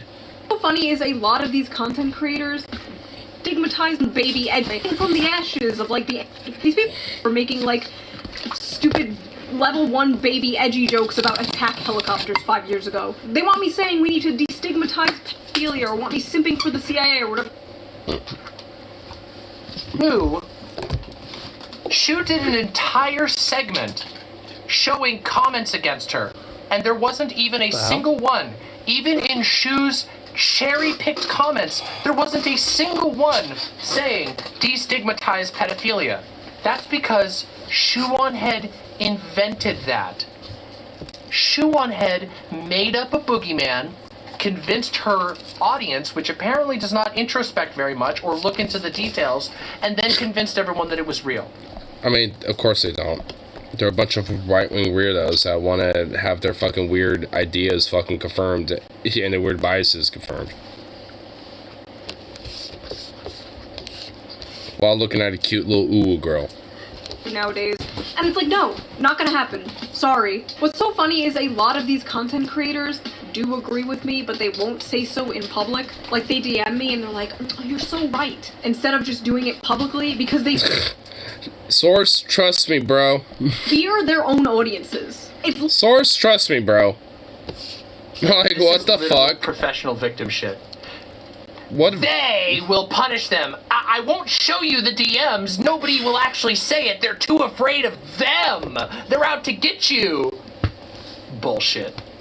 Bullshit. Nobody's falling for this. Fuck off.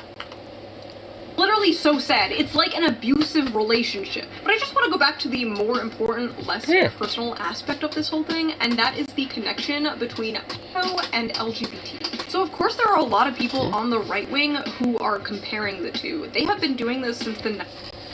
Like you? Not just comparing the two, you fool.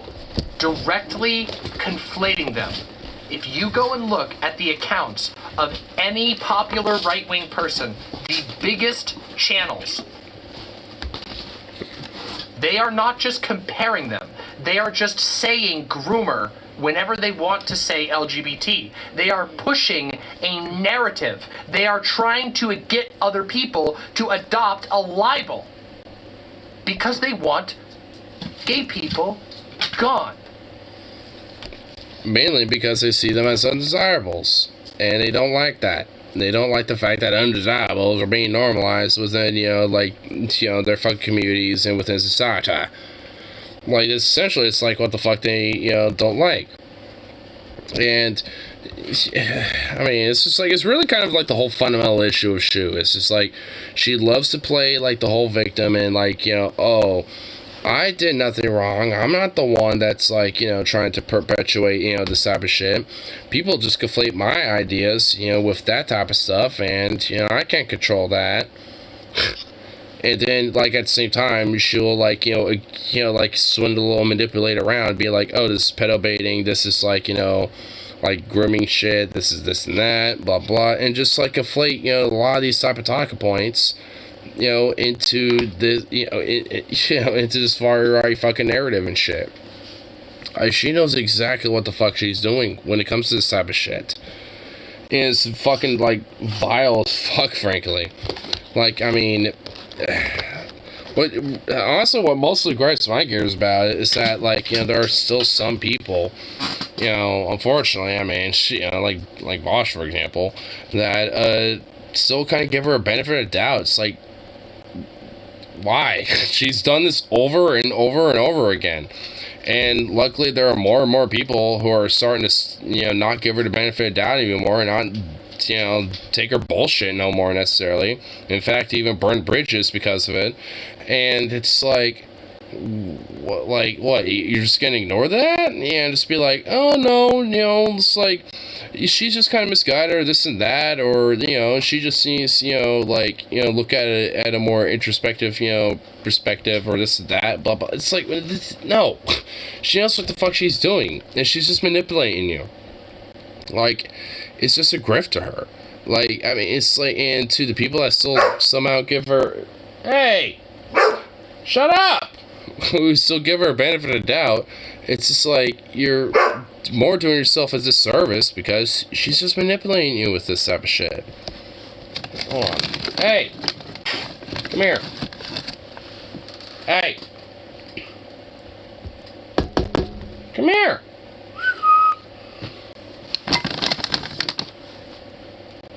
Oh my god, you...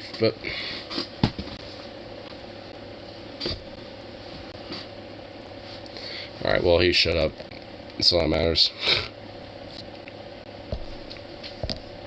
Honestly, it's like, if you want to see kind of like an example of like why this type of rhetoric, is just so fucking damaging, and why this type of stuff, can be very fucking harmful, like, hold up. This is actually a very recent thing. I was actually going to look at it before, shoot stuff, but might as well, reverse the course and, look at this. Where'd it go? Where the fuck? There it is. Here we go. I'll just get a preemptive like to this video. Republican literally cries while begging colleagues to reject marriage equality.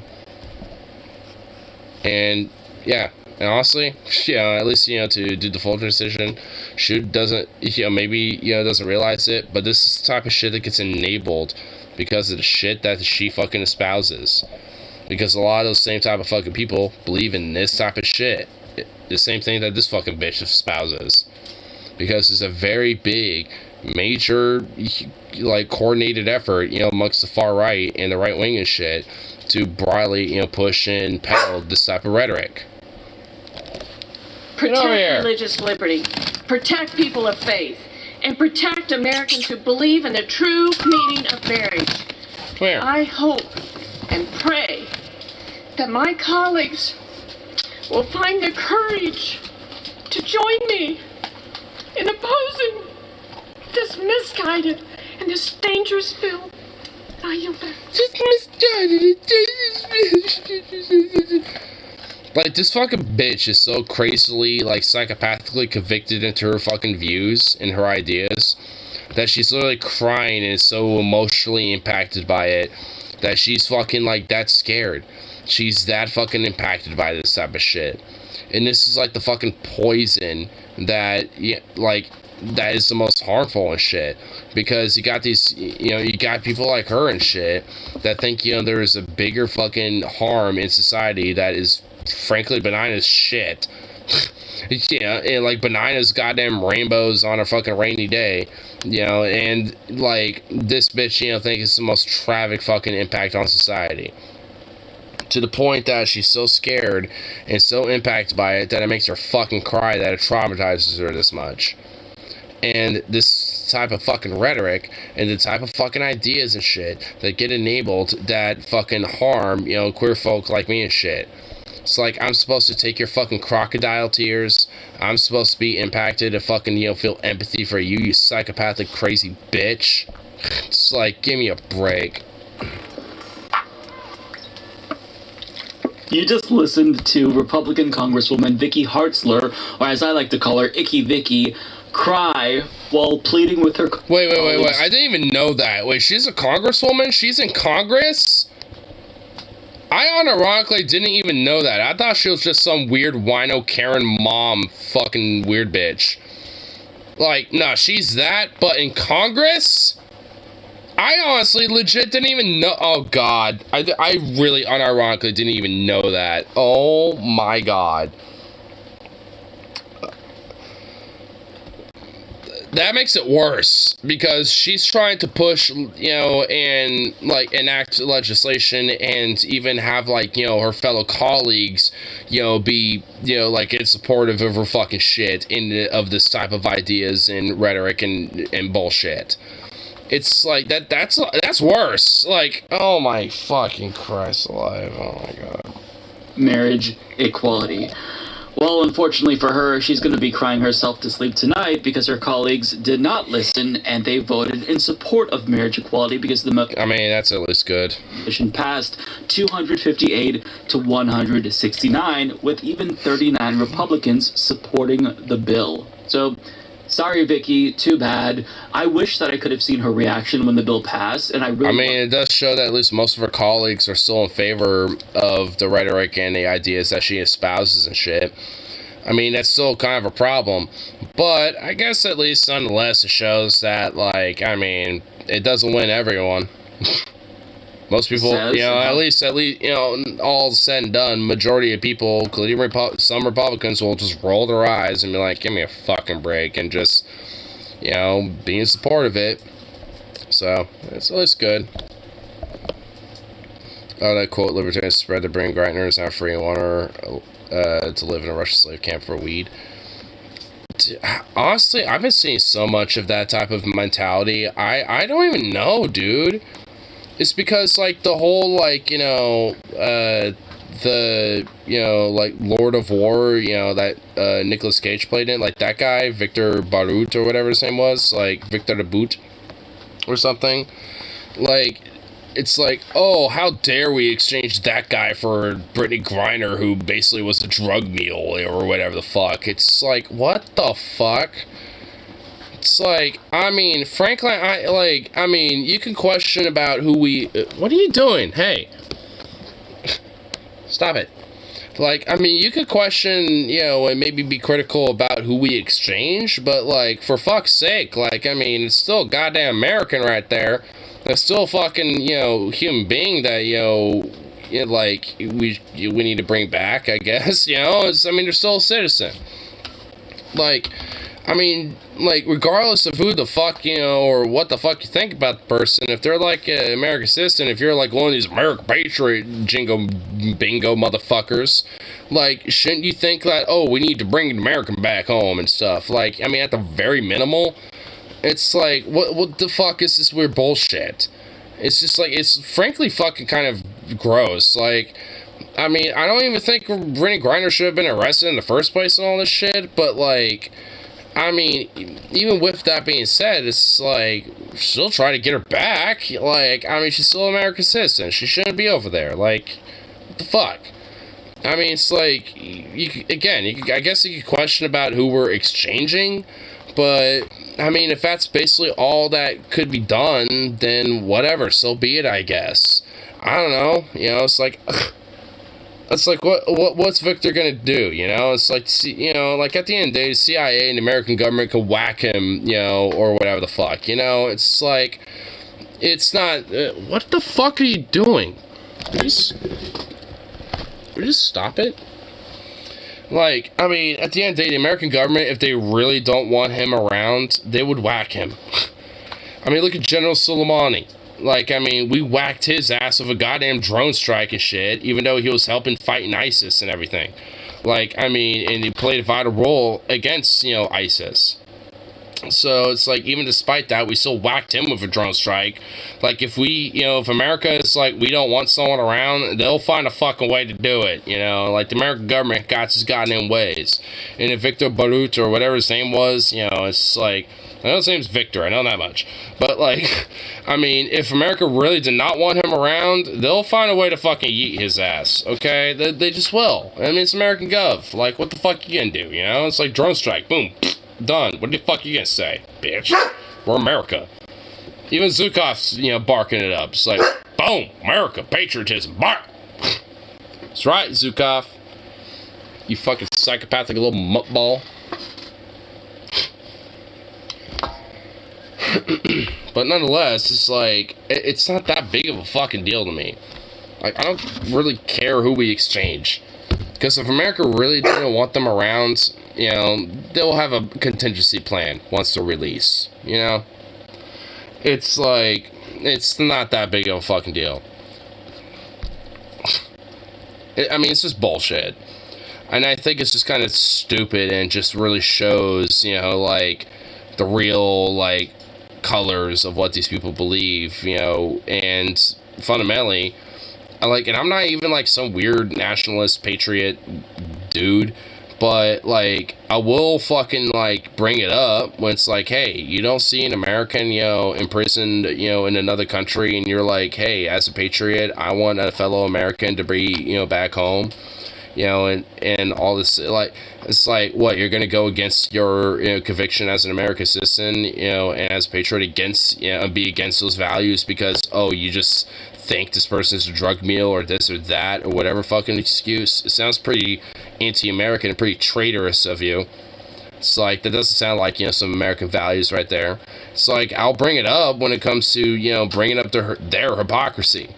Because, like, at the end of the day, I don't really give a fuck about those ideas, but, I mean, it's like, hey, if they want to be a hypocritical shitbag about it and, you know, do some stuff like that, then I'll at least, you know, bring it up as a point of hypocrisy. Because it's like, oh, you're supposedly this whole pro-American patriot motherfucker and this and that, but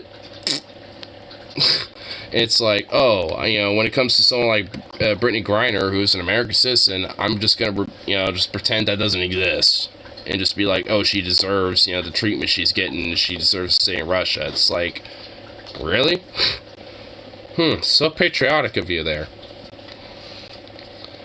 Ada Raider is really disgusting. Who? Ada Raider?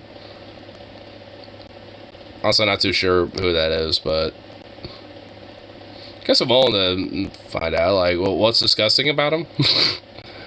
I guess just out of curiosity. Got me curious about it nonetheless. Here in the meantime, we'll continue with this here. When Biden signs this into law, because this is entertaining to me. This is one of those instances where you just need to mind your own business, Vicky. If you don't like gay marriages, then the solution is simple. Don't get gay married. But she's like, oh, well, you see, I know that you and your husband... Come on, Is logos? Oh, is he just a dude on YouTube? Okay. Oh, yeah, I'll look him up here. What the hell? Is that meant to be a chihuahua?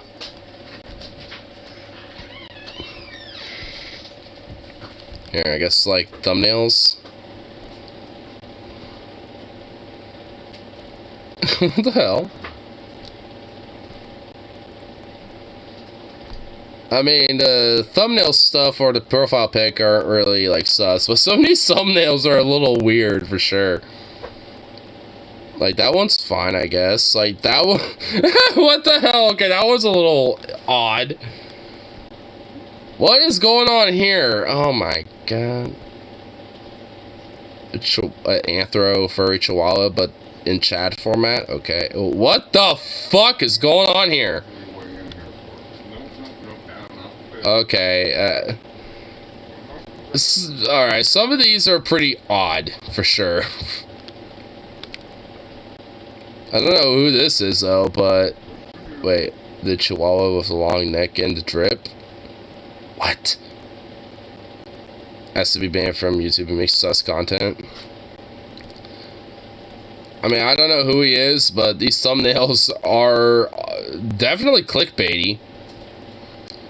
Because I don't like what's going on here. You got like a furry chihuahua, but like kind of grained like an ogre, and you got like this little weird anime cat boy, fucking like, you know, right behind it, like being like, yo, I'm gonna tell some sweet, you know, nothings in your ear and be seductive with you. With shorts too, even.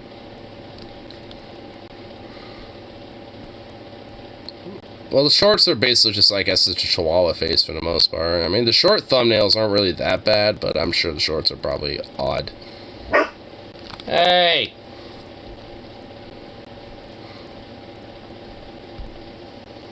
To do streams on YouTube? Oh, sure he does! Well, I guess nothing really there.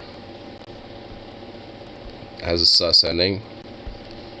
Alright, well, I guess we'll devolve away for a second here. We'll click this and go near the end.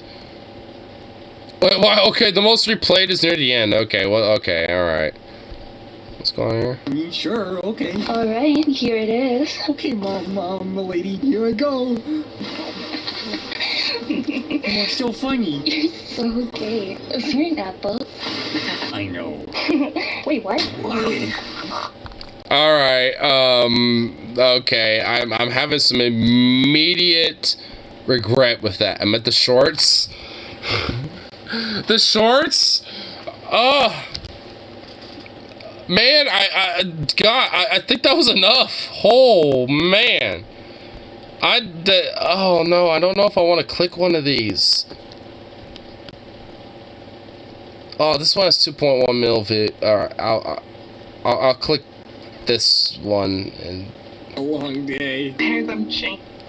Sorry, I don't have any channel. Oh my god, how much do you want? As much as you want to give me, sir. Here, take all my money. Wait, really? I'll give you all of it, on one condition. Oh, and what's that? You give me that portion. Oh, if you're gonna...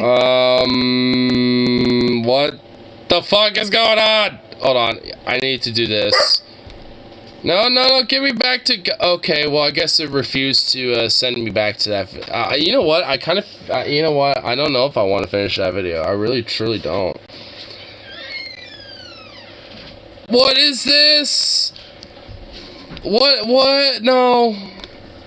What's going on here? Here on our first date. So beautiful. Thank you. No problem, lady. And, you know what else is beautiful? Oh, what? You're... Oh my god. Ew, there's a snake. Where? It's under my skirt. Get it out. Okay, I'll get it out. I'm pulling. That's not the snake. Oh, wait, there it is. What is going on? Kill it. Okay. I think it's dead. Here, let me just make sure. Alright, okay, I think it's dead. I think it bit me. Quick, I think it is a venom out. Where? Right here. Okay. No, okay,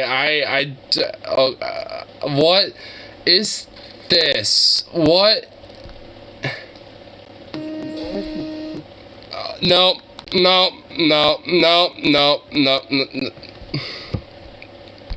Nope. Yeah, this is some sus vibes. I mean, there's... OMG, stop. I told you could quit. Hey, I stopped. There, nope, that was cut off. We're done. Nope, that's the most that we're going with this. We're gonna at least click back at this, so we at least have this ready back on standby. Like, we're done. We're not exploring that further. Like, I mean, there's an occasional garnish of some stuff like that, like, occasionally in some content might be okay. A garnish, like, once a month. But, like, I mean, like, as a basis of it, it's like, what in the, like, you got some such shit going on. Because, like, I mean, like, there's, what was that? I don't even, oh my god, I feel uncomfortable. It's cool sometimes, but yeah. I mean, sometimes, like, if it's like once a month and you got like, oh no, I splashed beer on me. Oh god damn, hey, you wanna like lick it off me? Or, you know, it's like, as like a little joke once in a blue moon. Like, whatever. At that point, it's just tongue-in-cheek, you know, lol. You know, like a little weird, like, cringe, funny little goof shit. But when it's that, like, that's like some levels of sus going on right there. Like, you got you're trying to express some fantasies, you know, within yourself.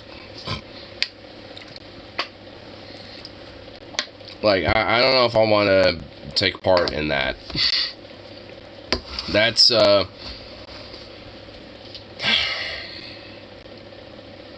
that was something. YouTube poop is cool sometimes, but man, I don't even think that was a YouTube poop, dude. That was just like some weird suspect VR stuff. Like, I mean, I've been on the hub. Sometimes there's some VR stuff there, you know, and it's kind of weird. And it's kind of really awkward, honestly. I don't know how people get into that. But, like, that is, like, basically some softcore hub stuff right there. Like, that was, like, what could be on the hub as, like, softcore porn, basically. That's, I think, what we just witnessed on every account. And I'm not really about that. Like, I mean, if VR was able to, like, progress further and be better, like, I'd probably be cool with it, but right now it's kind of clunky and awkward and looks weird as fuck, and I don't want anything to do with it. Would you shut the fuck up, my guy? Stop. Come on, dude. Why? Why?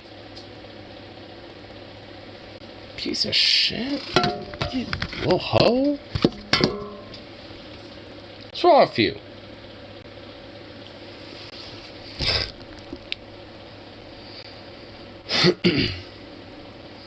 Anyway, let's get back into another level of cringe show and continue with this weird. I didn't even realize it was a congresswoman, psycho, weird, sad bitch that's like crying that like, oh my god, the gays might have a thing for once. Let's get back into that weirdo. Husband consents, but I don't consent to your marriage. Tough shit, Vicky. Move on with your life. Society has moved on and left you and your antiquated way of thinking behind. Stop being a so move on. She's not gonna move on, and she's so distraught that I have a marriage that she's crying. I mean, she's crying in front of everyone. Like, the world is watching, and she thinks that we're gonna find her argument compelling. No, you're an absolute child, Vicky, throwing a temper tantrum, and I find it hilarious. Honestly, I think it was staged anyway. Like, I feel like she was just crying crocodile tears. Like, I don't think she was being serious when it came to her weird shit.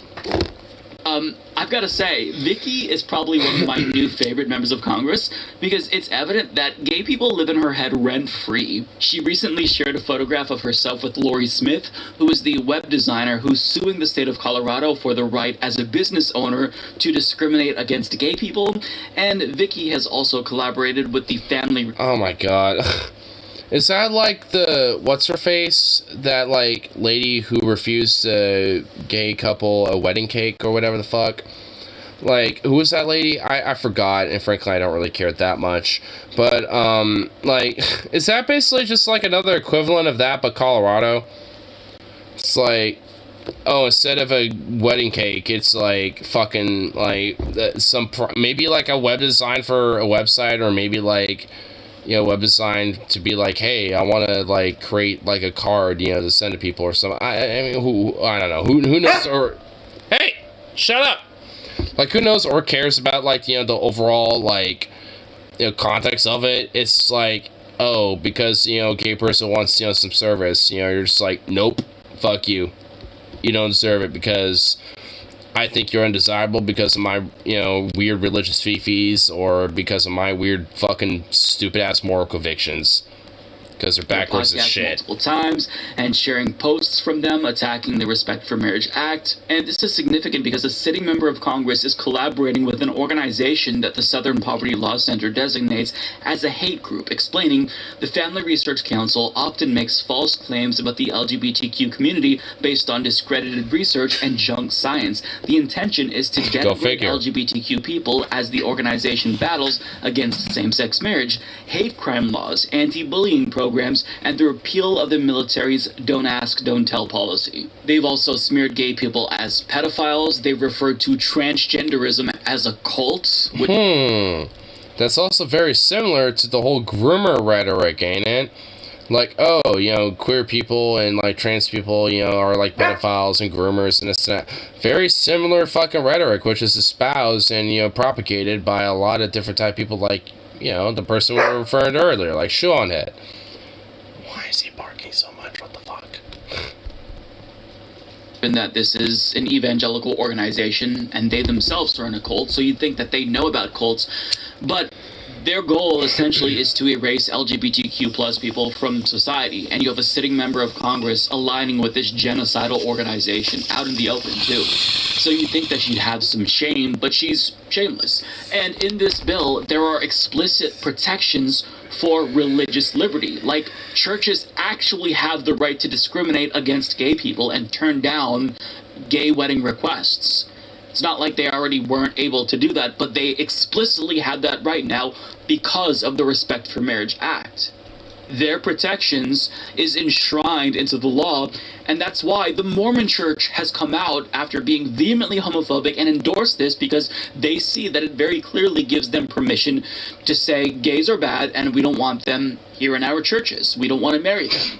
But yet, she's skeptical. Which, honestly, these type of things really shouldn't be allowed, but unfortunately, like, with the act, it kind of gives, like, an industry that's tax exempt. Like, all these churches are tax exempt and are able to, like, raise money without having any of it taxed whatsoever. And be able to essentially also, like, push a lot of policy, too. Like, they have kind of a strong, like, a lot of these different churches, from, various different backgrounds, they have a, like, a legit influence when it comes to different policy and politics and shit. Despite the whole, like, separation of church and state thing. Like, despite that, they tend to have a lot of influence when it comes to, legislation and shit. And, we'll basically kind of ensure that, like, hey, as long as we're able to at least, like, discriminate on our local, like, church-based levels and shit, like, and leave us alone when it comes to that type of stuff, like, you could do whatever you want, like, meh. Which, even then, that shouldn't even be a thing. It's just like, I mean, if a state or government or a nation, recognizes, same-sex marriages, like, those churches should also abide and respect that. Like, I mean, if they're going to be a part of this, of the same country and be established here, they should respect that at the very minimal. Which would rather be a captain of a... Hold on. Zukov! Hey! Oh my god, what the fuck? Hey! Come here. Get over here.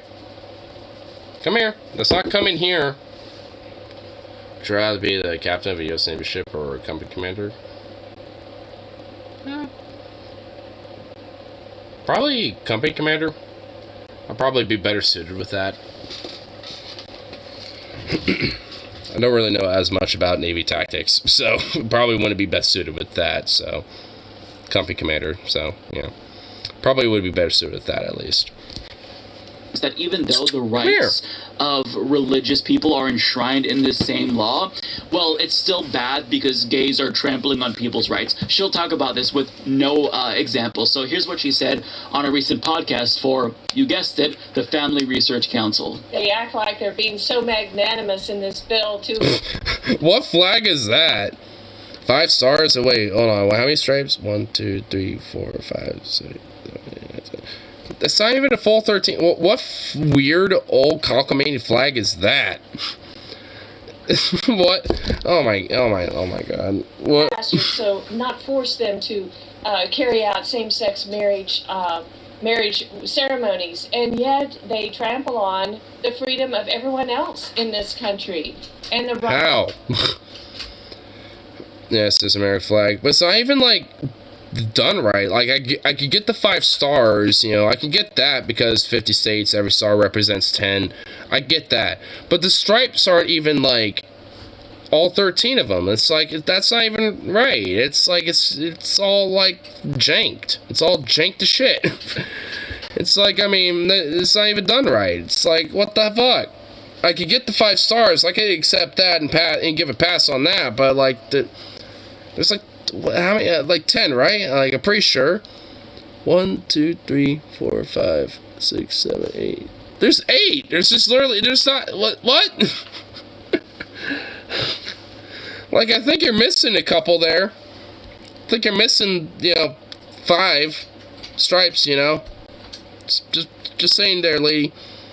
Probably made by a 5-year-old Mary. Dude, probably it was. It probably was made by like her daughter that's in like 1st grade or something. It's like, oh, I'll present that, you know, in my little office there, honey. You know, and like I'll show you art to the world. Like I bet it's something like that. I bet it was some shit like that.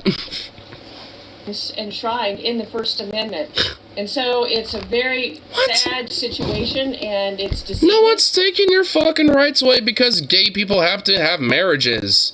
Like, what? Like, what is she even saying? Like, this is just made up. Like, this is just made up bullshit. Where it's just like, oh, because, like, gays can have a marriage or something. It's just like, that's trampling on the rights of straight couples or something. What? Like, how? Like, I mean, like, it's not. Like, straight people can still have marriages and establish that just as much as they were before. Like, that, there's nothing about that has changed whatsoever. So, like, huh? Need not be deceived by this. It is a disrespect for marriage, and it is very... How? You're expanding it. You're expanding the respect for marriage, you fucking weirdo dingbat. Like, what you're advocating for is disrespect to marriage. Like, what are you talking about? Like, the idea of that, like, oh, we're gonna revoke, you know, people's marriages, you know, because we personally don't like it, because it happens to be a gay marriage or something. Like, that's a disrespect to marriage. Like, that's not a respect for it. Like, huh? And honestly, frankly, I don't even really give a shit about, like, the whole, like, like governmental / like, religiosity of marriage and stuff, you know, entirely. Like, I mean, like, you know, whatever. Like, I mean, that should be respected either way if people want to do it. So, how's that an issue? Like, how's people's rights being trampled and shit? To raise the flag on Jima or Dwight D. Eisenhower? I feel like that's kind of an obvious, because if I was Dwight D. Eisenhower, I would be a president. So, I mean, like, I would have, like, some power over the nation and be able to, like, you know, do some legislation and stuff like that, you know? So, like, if I was Eisenhower, I would actually, like, that's kind of an obvious in my mind. What? Would you stop? Please, just stop it. What the fuck? Trample on the freedoms of Christians to believe and to act and live according to their faith in this country, if this passes. So, that's not being trampled or stopped. Like, if you want to have, like, a Christian-based marriage, you can, lady. Like, just because someone has a gay marriage or something does not mean that your, like, Christian-based marriage is somehow trampled on. Like, you can have that just as much as you were before this. Like, well, what? Like, it's just made up. Like, that's just ridiculous. Like, your rights are being trampled because, like, others are being expanded. Like, this is absurd. You think an airsoft battle is warfare? I mean, it's simulated warfare. It's not like literal warfare, but it's, you know, simulated. You know, it's kind of like, yeah, I mean, like a simulated, you know, like paintball game, you know, like, I mean, that's kind of like a simulation of warfare to an extent. I mean, airsoft is not that much different. I mean, it's, you know, kind of like war games, you know, that military training does sometimes. Like, I mean, that's simulated warfare. It's just different degree of it. I mean, airsoft and paintball and stuff like that is, you know, like a more smaller, casual degree of it, but like you're a teenager that has in fake military gear.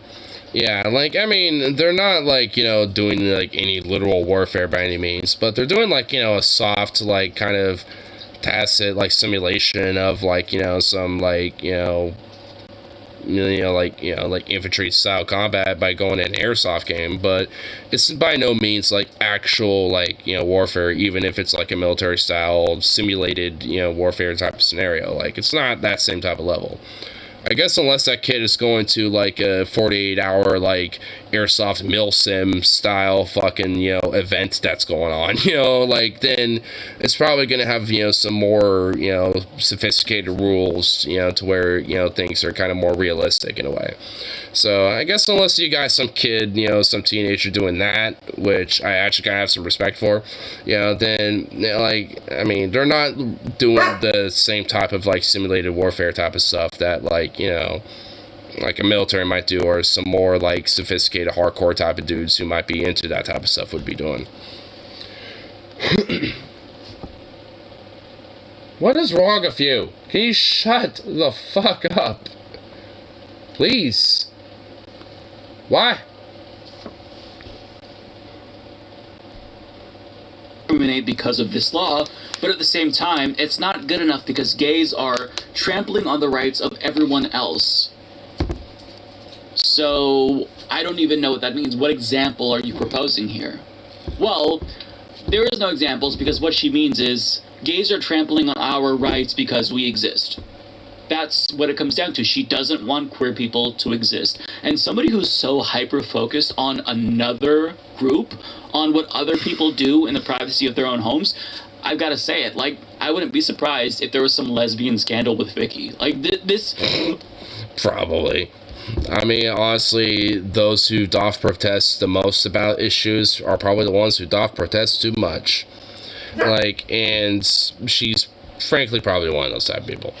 Like, there's been pastors and different politicians who have been very adamantly homophobic that have been caught in some scandals where they were getting a blowjob or, you know, blowing, you know, or snorting blow off of a gay hooker's ass and stuff like that. Like, just straight up. And, oh my god, this goddamn dog. Like, I mean, so you get, you know, these people who protest a lot when it comes to these type of things, but, and get very passionate about it, but it's like, I'm pretty sure it's just more or less because, you know, someone's protesting a little bit too much about, you know, some of the issues that they're probably more, you know, trying to struggle with their own personal self. It's just absurd to me. Sukov, come here. As a gay man myself, I don't think about homosexuality as much as Vicky does. Come here. So there's probably some skeletons in her closet that she's trying to hide. But either way, she wasn't the only Republican who made a fool of herself. I mean, she was the most embarrassing out of all of them, but there were some other Republicans that I want to highlight for also saying very stupid things. The bill should be called the Disrespect for Marriage Act. This bill certainly disrespects God's definition of marriage, a definition that has served his creation well for more than 5,000 years of recorded history. And his definition is the only one that really matters. This bill would codify into federal law the Supreme Court's wrongly decided Obergefell decision and ensure that the marriage laws in the most liberal state, irrespective of how radical they might become in the future, think polygamy, bestiality, child marriage, or whatever. Wait, what? oh, because this is my past and down the line, then, oh, polygamy, which, whatever, people want to do that, it's fine. But then, oh, we're going to conflate that with bestiality and also child marriages and shit. Which, weirdly enough, there's a lot of very conservative states that have child marriages, like, that are legal within law and are practiced within this country. That tend to be by the same God-fearing weirdo, like, religious evangelicals as well. It's like, curious how that works. But, oh, you want to, like, poo-poo it and fucking, like, you know, criticize it when it suits your fucking narrative when it comes to, you know, bashing gay people for having, you know, just their marriages, like, legal and accepted within society because, oh, no, God forbid that happens. We need to conflate it with some of the most abhorrent, you know, things of society, like bestiality and child marriages. It's like, yeah, because those are, you know, totally the same exact thing as gay marriages. 100%. If we let men marry men, then soon men are going to be marrying their damn dogs, damn it. It was wrong when the Supreme Court made law in the Oberfeld decision. You hear that, Zukov? Because gay marriages is legal, eventually down the line, I can legally marry you. And God damn it, I will, you son of a bitch. I will marry you, just to spite them conservatives. Just to spite their bullshit. Because, you know, that totally 100% is going to be a thing. You know, it's like gay marriage is legal. Next thing you know, we're going to be marrying our damn dogs. Hey. I want you to make sure you shut the fuck up so you're getting on my lap. Come here. Get the fuck over here. You goof. Hey. Ah. My future little husband. Satire, YouTube. That's obviously not fucking serious. Yo, I just met a little boy, though. Well, you're making a mess. Good job.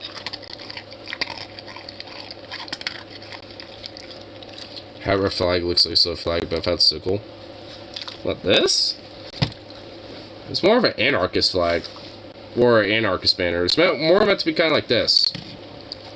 Like, it's like a anarchist, like, tabby cat. Actually, the cat's more like, you know, referential towards, like, symbolism towards, like, the IWW and stuff like that.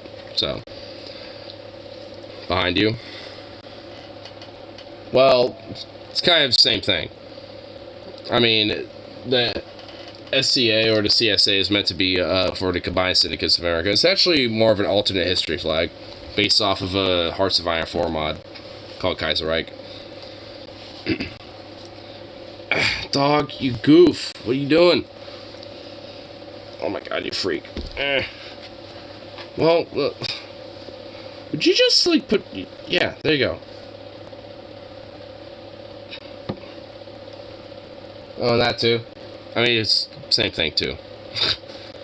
I just realized I also have that as well, but that's also the same thing. Because in the whole alternate history, instead of, like, Bolshevism, it was syndicalism in places like in France and Britain that kind of took more of a hold, because the whole idea of Bolshevism and, like, communism failed within Russia and shit.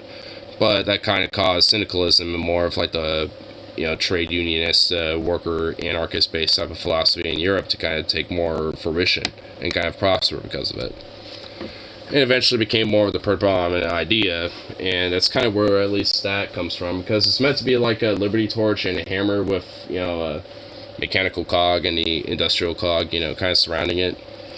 So it's kind of related to the whole, like, hammer sickle, but it's a, you know, a little bit more, you know, tangential towards, like, industrialization and, you know, democratic ideas with at least the whole liberty torch mentality. I actually have a similar flag like that over here as well. Kind of a more Americana version of that. Here, let me just do that. Ah, dog, you fucking goof. This damn mutt, he doesn't know what he wants. Look at this little freak. Anyway. But I have a kind of more of Americana version right there of, like, the 13 stars with the same, you know, style of banner right there, but a more kind of pronounced version of it. but it has kind of like the 13 stripes kind of in diagonal. I kind of like it. I kind of like the design. It's actually more my favorite version of that design, honestly. Especially with the Americana version of it.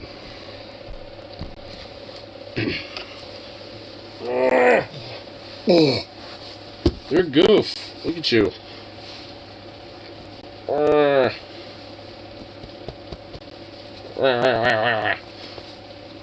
You're a goofball. No. You're a freak. Ghost from Moto 2 looks like a burnt tacky. A burnt taki? Not really. I mean, not like a burnt taki. Kind of looks... I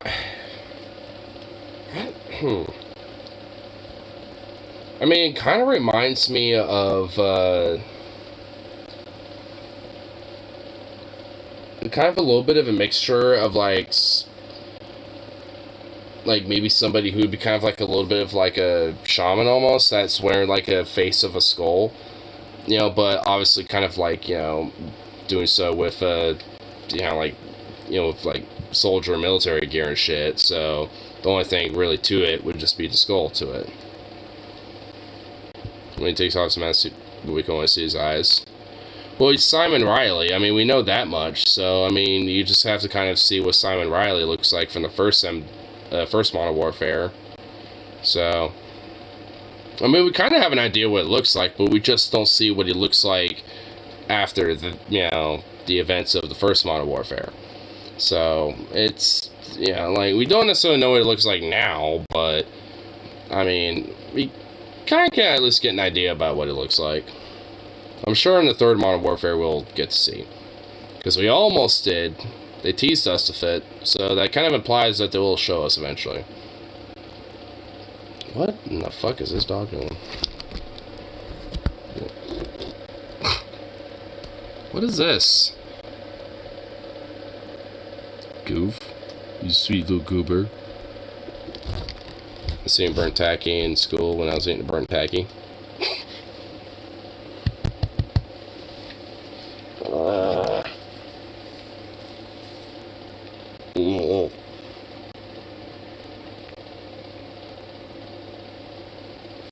Goober. You're a goober. Go on.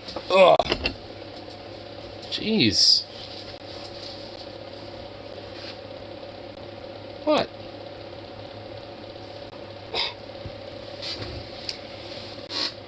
What?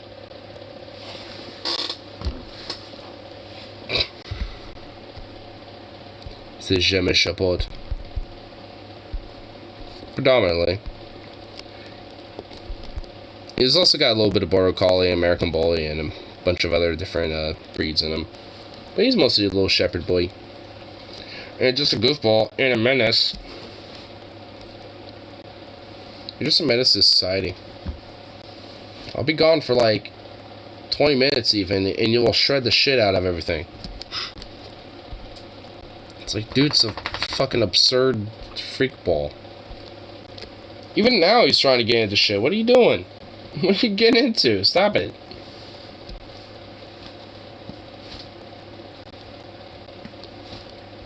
Dork? What? What? What, sheep boy? What are you doing getting into everything? I'm just gonna have to, like, shave your whole head, just like... Bzz, bzz, bzz, bzz, bzz. Just buzz it all off.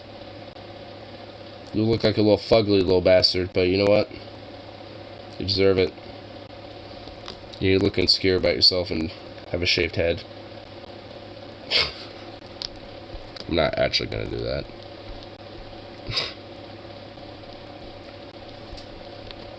What are you doing? Oh my god! Stop!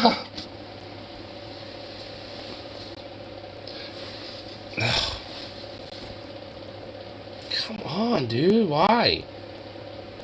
Why are you like this? You sweet little freak. What's up? What the fuck? Am I gonna have to just lay the smack down?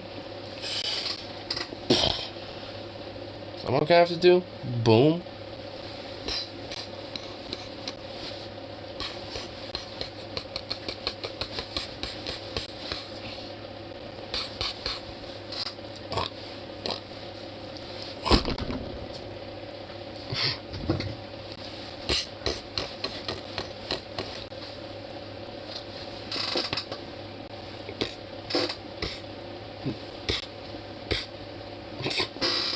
You're a goof. You're a goof. The school, which is Harvest Christian Academy in Guam, a kid named with his parents that brought 2 World War II guns and 1 Vietnam War coat. We gotta go on a field trip on Friday. Damn. That sounds pretty dope.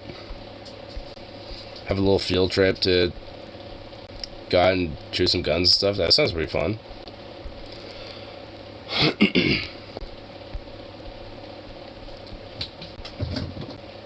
What? What are you doing? What'd you... I'm gonna poke your little eyeball out, damn it. What are you doing? Stop it.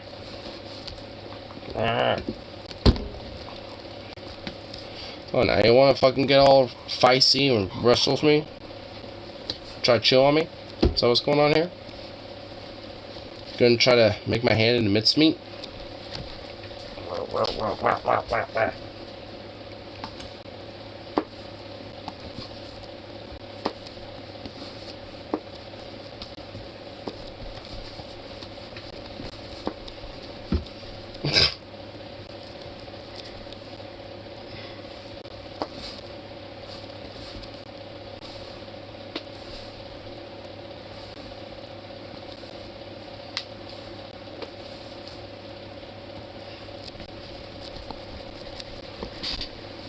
How do you just, like, love this? You're just sitting here accepting this. What's wrong with you, dog?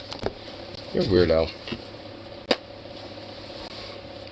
Got a zombie in a World War II museum.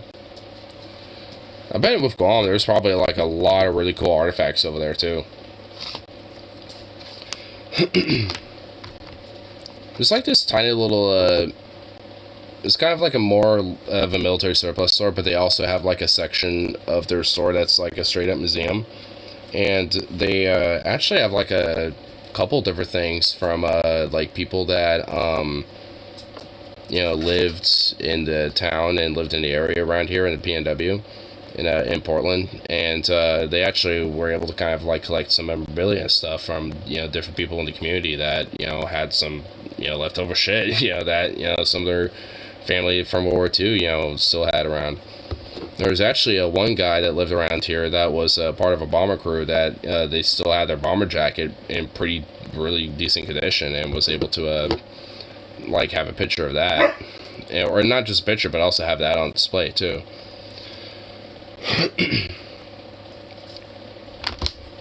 If it's still there, I'm gonna see if I can you know, go there again, because I'm sure they probably have like a little bit more they've been adding to it. It's only been there for, I don't know, probably like 6+ something years. It hasn't been there for too long, so I imagine they probably got some different shit going on there. Probably added to their collection and everything.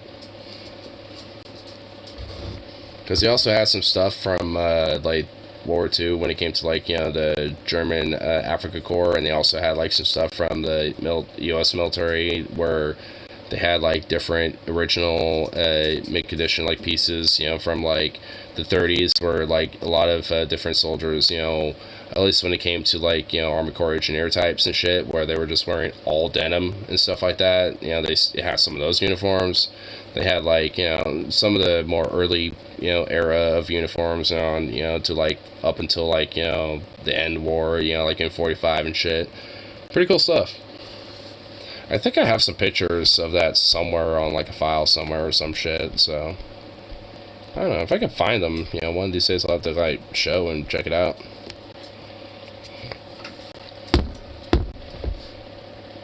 What is your deal, dude? Why are you being a menace right now? Why? Why?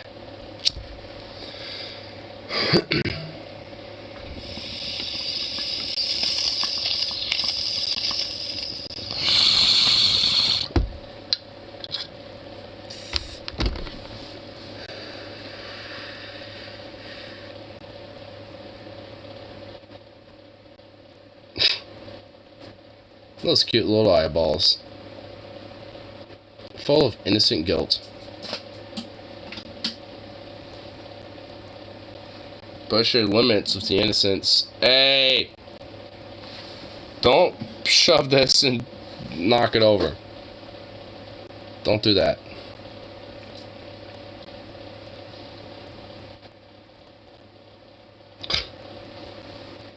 Goof. What a goofball.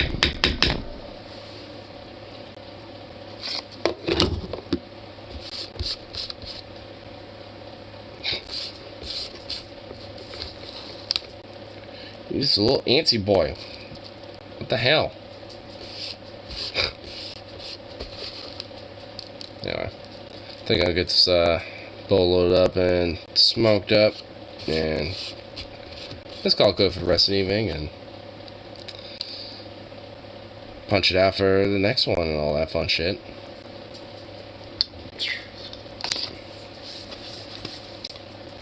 I'm wondering, do I want to do a wake and bake tomorrow, or just wait until I get off work?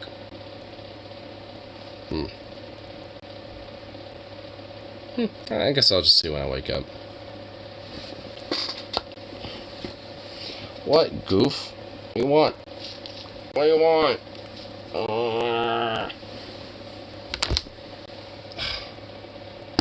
Man, you're really craving attention right now. Don't worry, you will have my undivided attention here pretty soon. Damn little...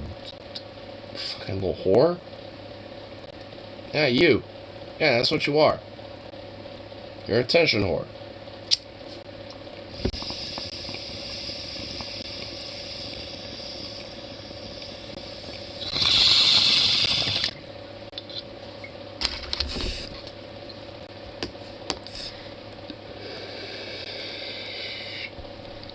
Anyway, I'll go good for the rest of the evening, so peace out, and I shall see you all that next one, so